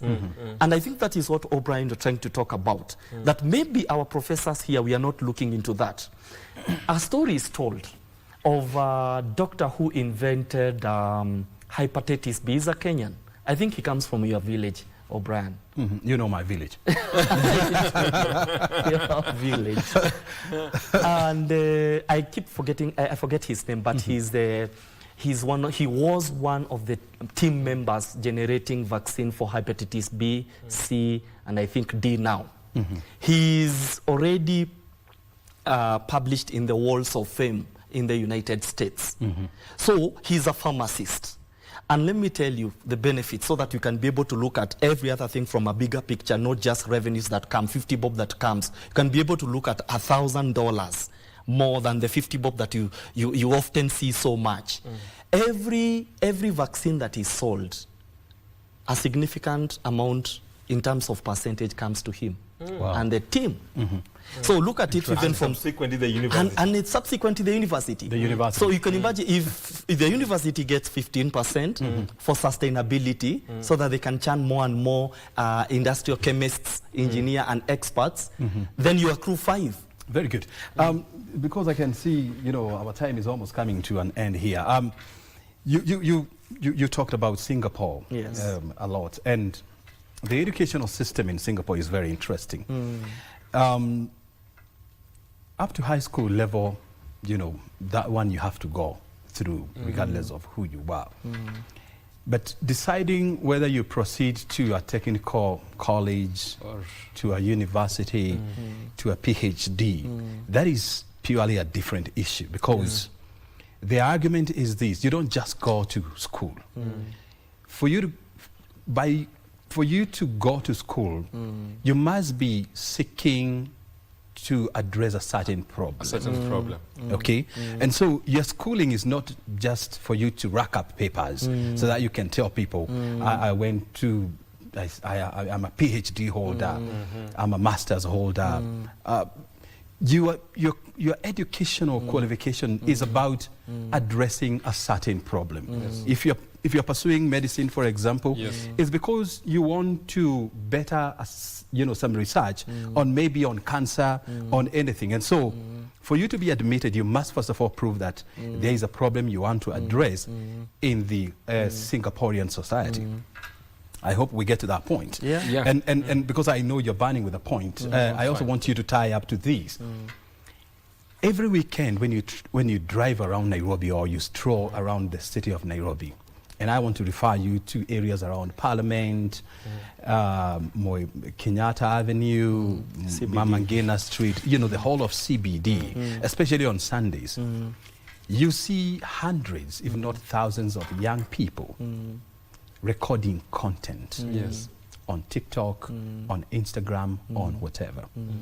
The content they are generating is for them dancing, is for them, pranking others. That is not a content that is going to take this country anywhere. Yeah, it's good for you. It's good for your immediate revenue, but not it's probably good for you. Tomorrow. But, that impact will not be felt in the Kenya of 20 and 30 years from now. And these are probably, most of them are in the universities, they're in college. And you see a lot of energy that needs to be tapped, and then it is put into a place. And maybe they can be told, can you innovate and come up with this kind of a concept?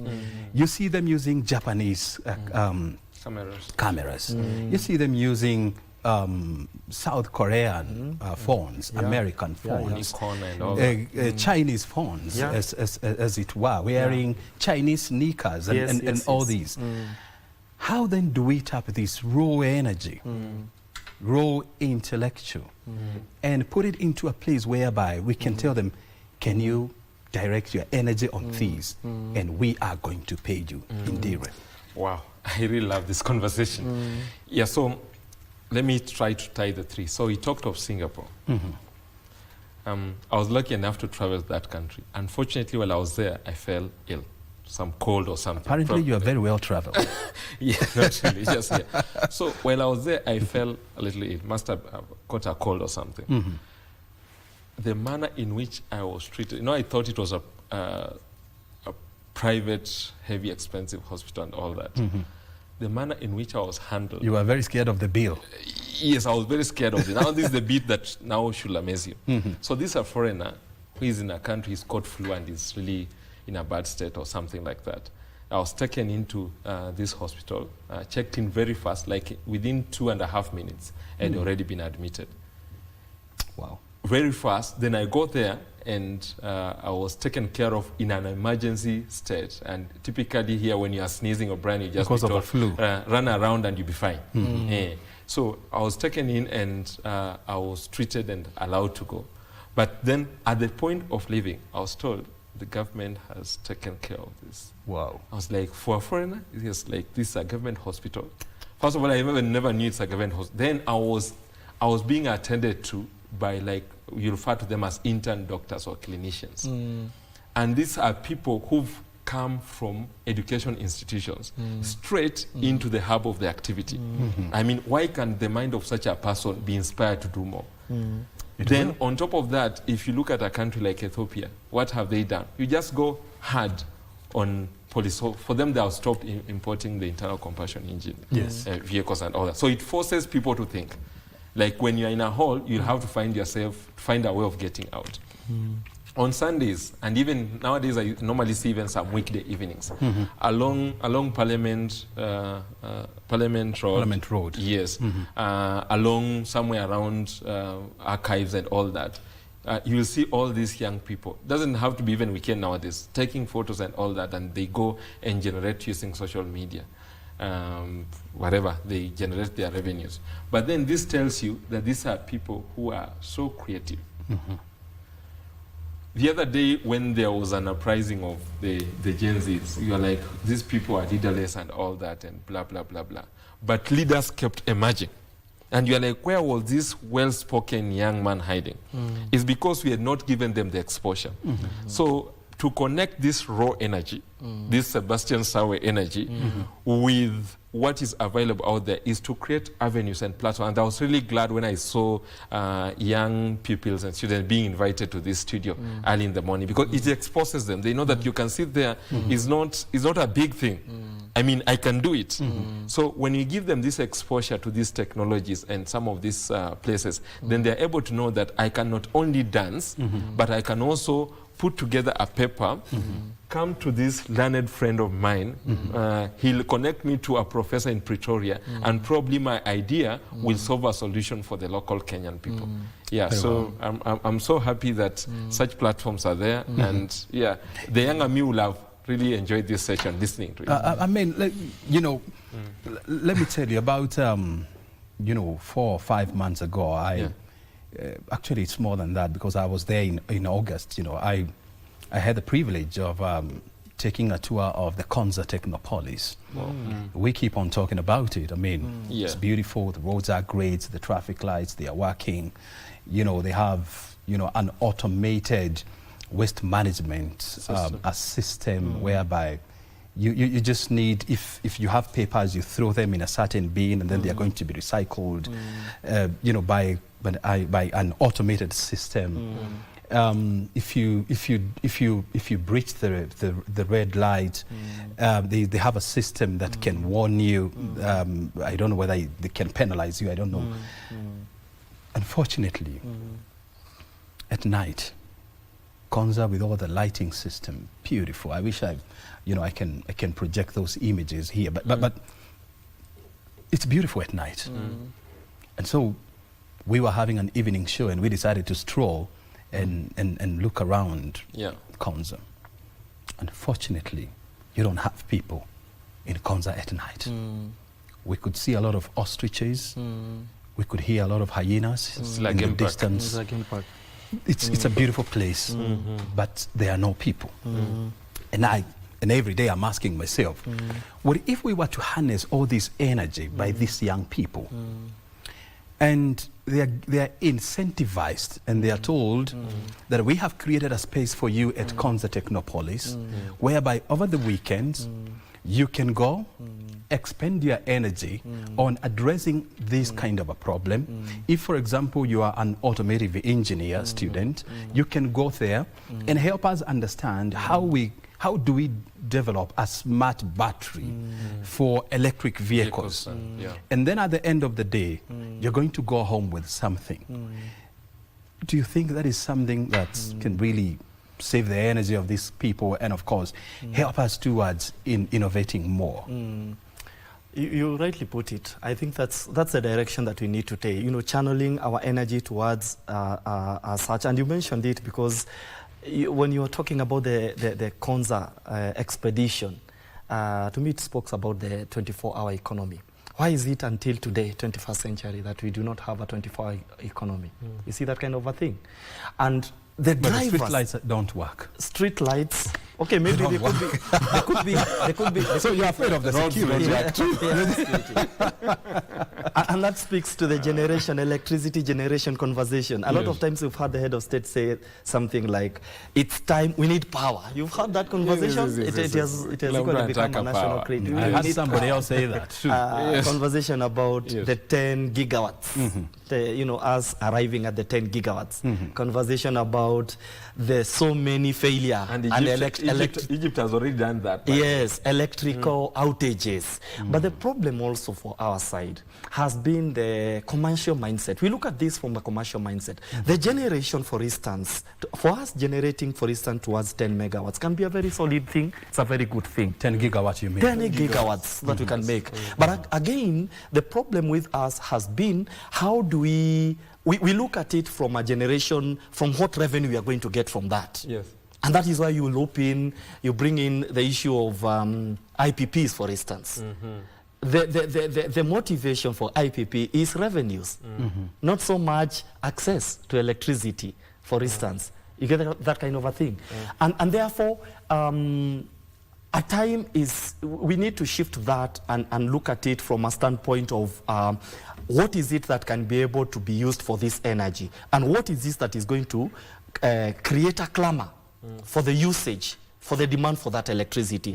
Leave alone now the issue of a conversation has been, I mean, in this Kenya today, we've talked about the generative AI, about how content creation now takes a bit and consume more of our electricity, about the what do you call this, the digital hubs, and what we call iHubs and all those things. Jitume hub. Yes, all those things.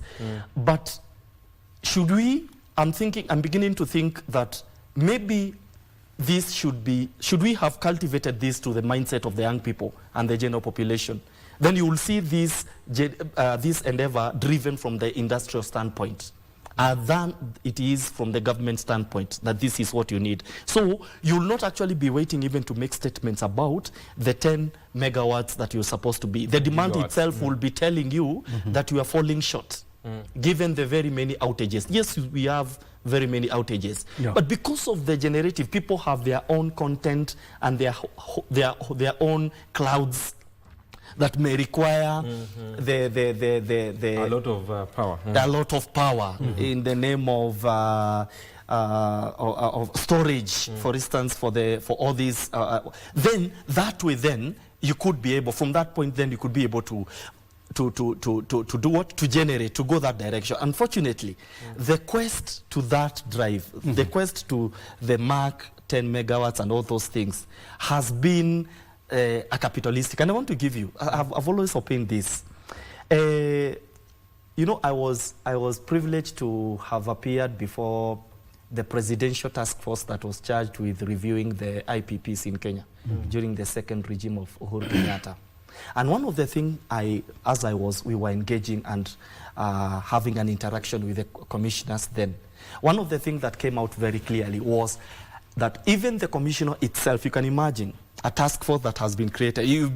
When you are the head of state and you create a commission or a task force to do a certain endeavor, inherently what that means is you've given them power. Yes, exactly. You have donated Delegated power. You have actually donated power. This commission or this task force had an uphill task in obtaining the IPPs. Right now, I have not seen any IPP, and I want to bet even Engineer Humphrey has come across any. It's a big challenge. They have been so much concealed and so much kept. And it's because of one thing. There is a clause that always is underneath the IPPs. We call it confidentiality and undisclosure. I've always come up with an argument. To what extent do this confidentiality and undisclosed clause, to what extent do they navigate? Do they promote public good to us? To what benefit do they serve? Then when you begin to unravel that question, then you find that actually the quest towards the IPP was more capitalist driven than it is energy access. Wow. You see that kind of a thing? Yeah. I mean, are we making steps? Yeah. Are we making them faster? We can improve on that. And I want to look at Ethiopia, for example. You know, the Gerd Dam they constructed in less than 10 years. Yes. It has more capacity than the entire capacity of energy capacity of Kenya. Yeah, and 90% of that country's electricity is drawn from that dam. They get it from that dam. We have multiple sources. We have thermal power. We have wind. We have solar. We have geothermal hydro. We have geothermal in Olkaria. And yet, our total generation is about what? 3,500? We haven't gotten up to that point. Yes, it is somewhere less. It's 2,800 if you round it off to the next one. 2,800. Yes. That is the amount of power that we have generated in the last 100 years. Ethiopia has managed to produce more than we have generated in the last 100 years by using one dam. 45 times what we generated. 45 times.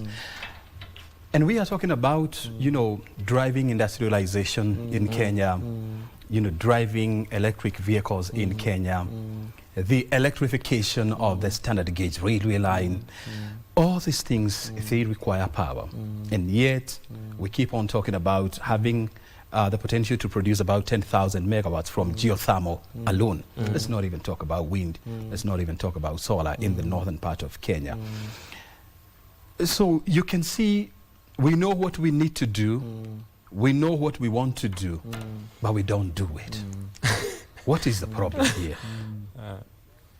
You were in Nigeria the other day. I called you and you told me you were in Nigeria.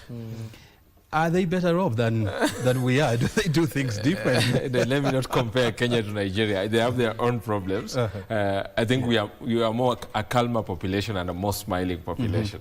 But I think as far as your eyes can see, so I give to you. That's one of the scriptures that was read to a guy called Abraham in the Bible.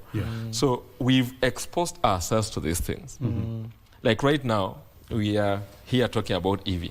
Like just some simple unit economics. So right now, we are call it tops vehicles about 3,000. Or let's even give them a figure of 5,000. Then the electric bikes another about 35,000. So the entire combine everything put together, 2-wheelers, 4-wheelers, and all that. Then we are talking about along all these new highways that have been built. We want to set up charging hubs. Each charging hub will need about 45 kVA of electricity. All that means installing a transformer of about 315 kilovolts amperes.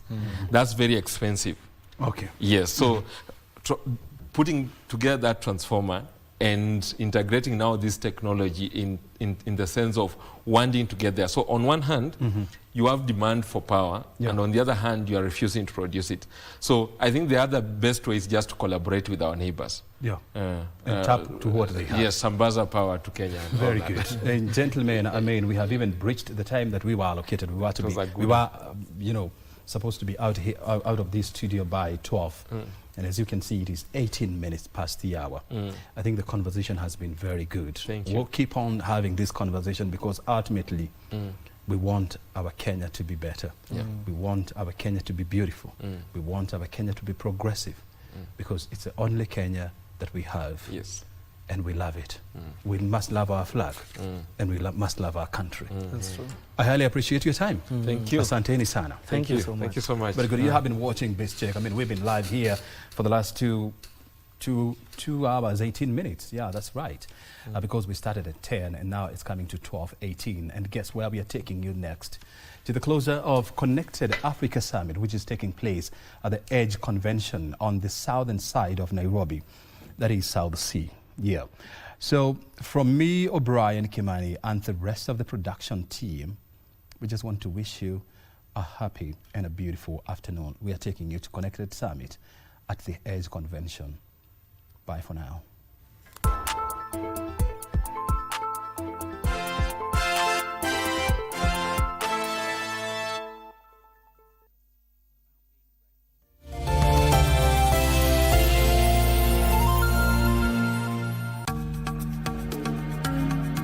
Hello and welcome to Nairobi.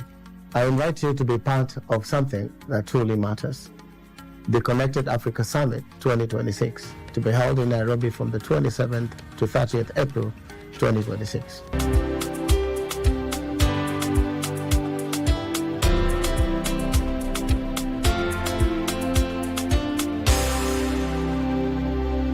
It's more than an event. It is where ideas meet opportunity. And unlock solutions that drive inclusive growth. Let's get connected in Connected Africa.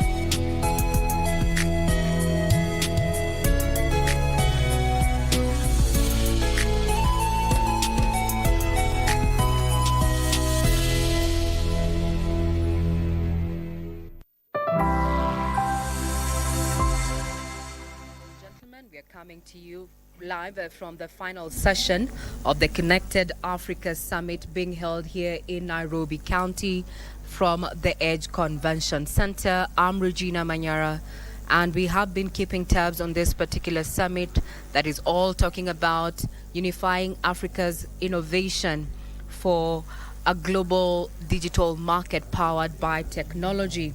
Now here, ministers and regulators from across the continent have been converging around a major proposal that is this session, the Africa's first harmonized ICT accessibility standard.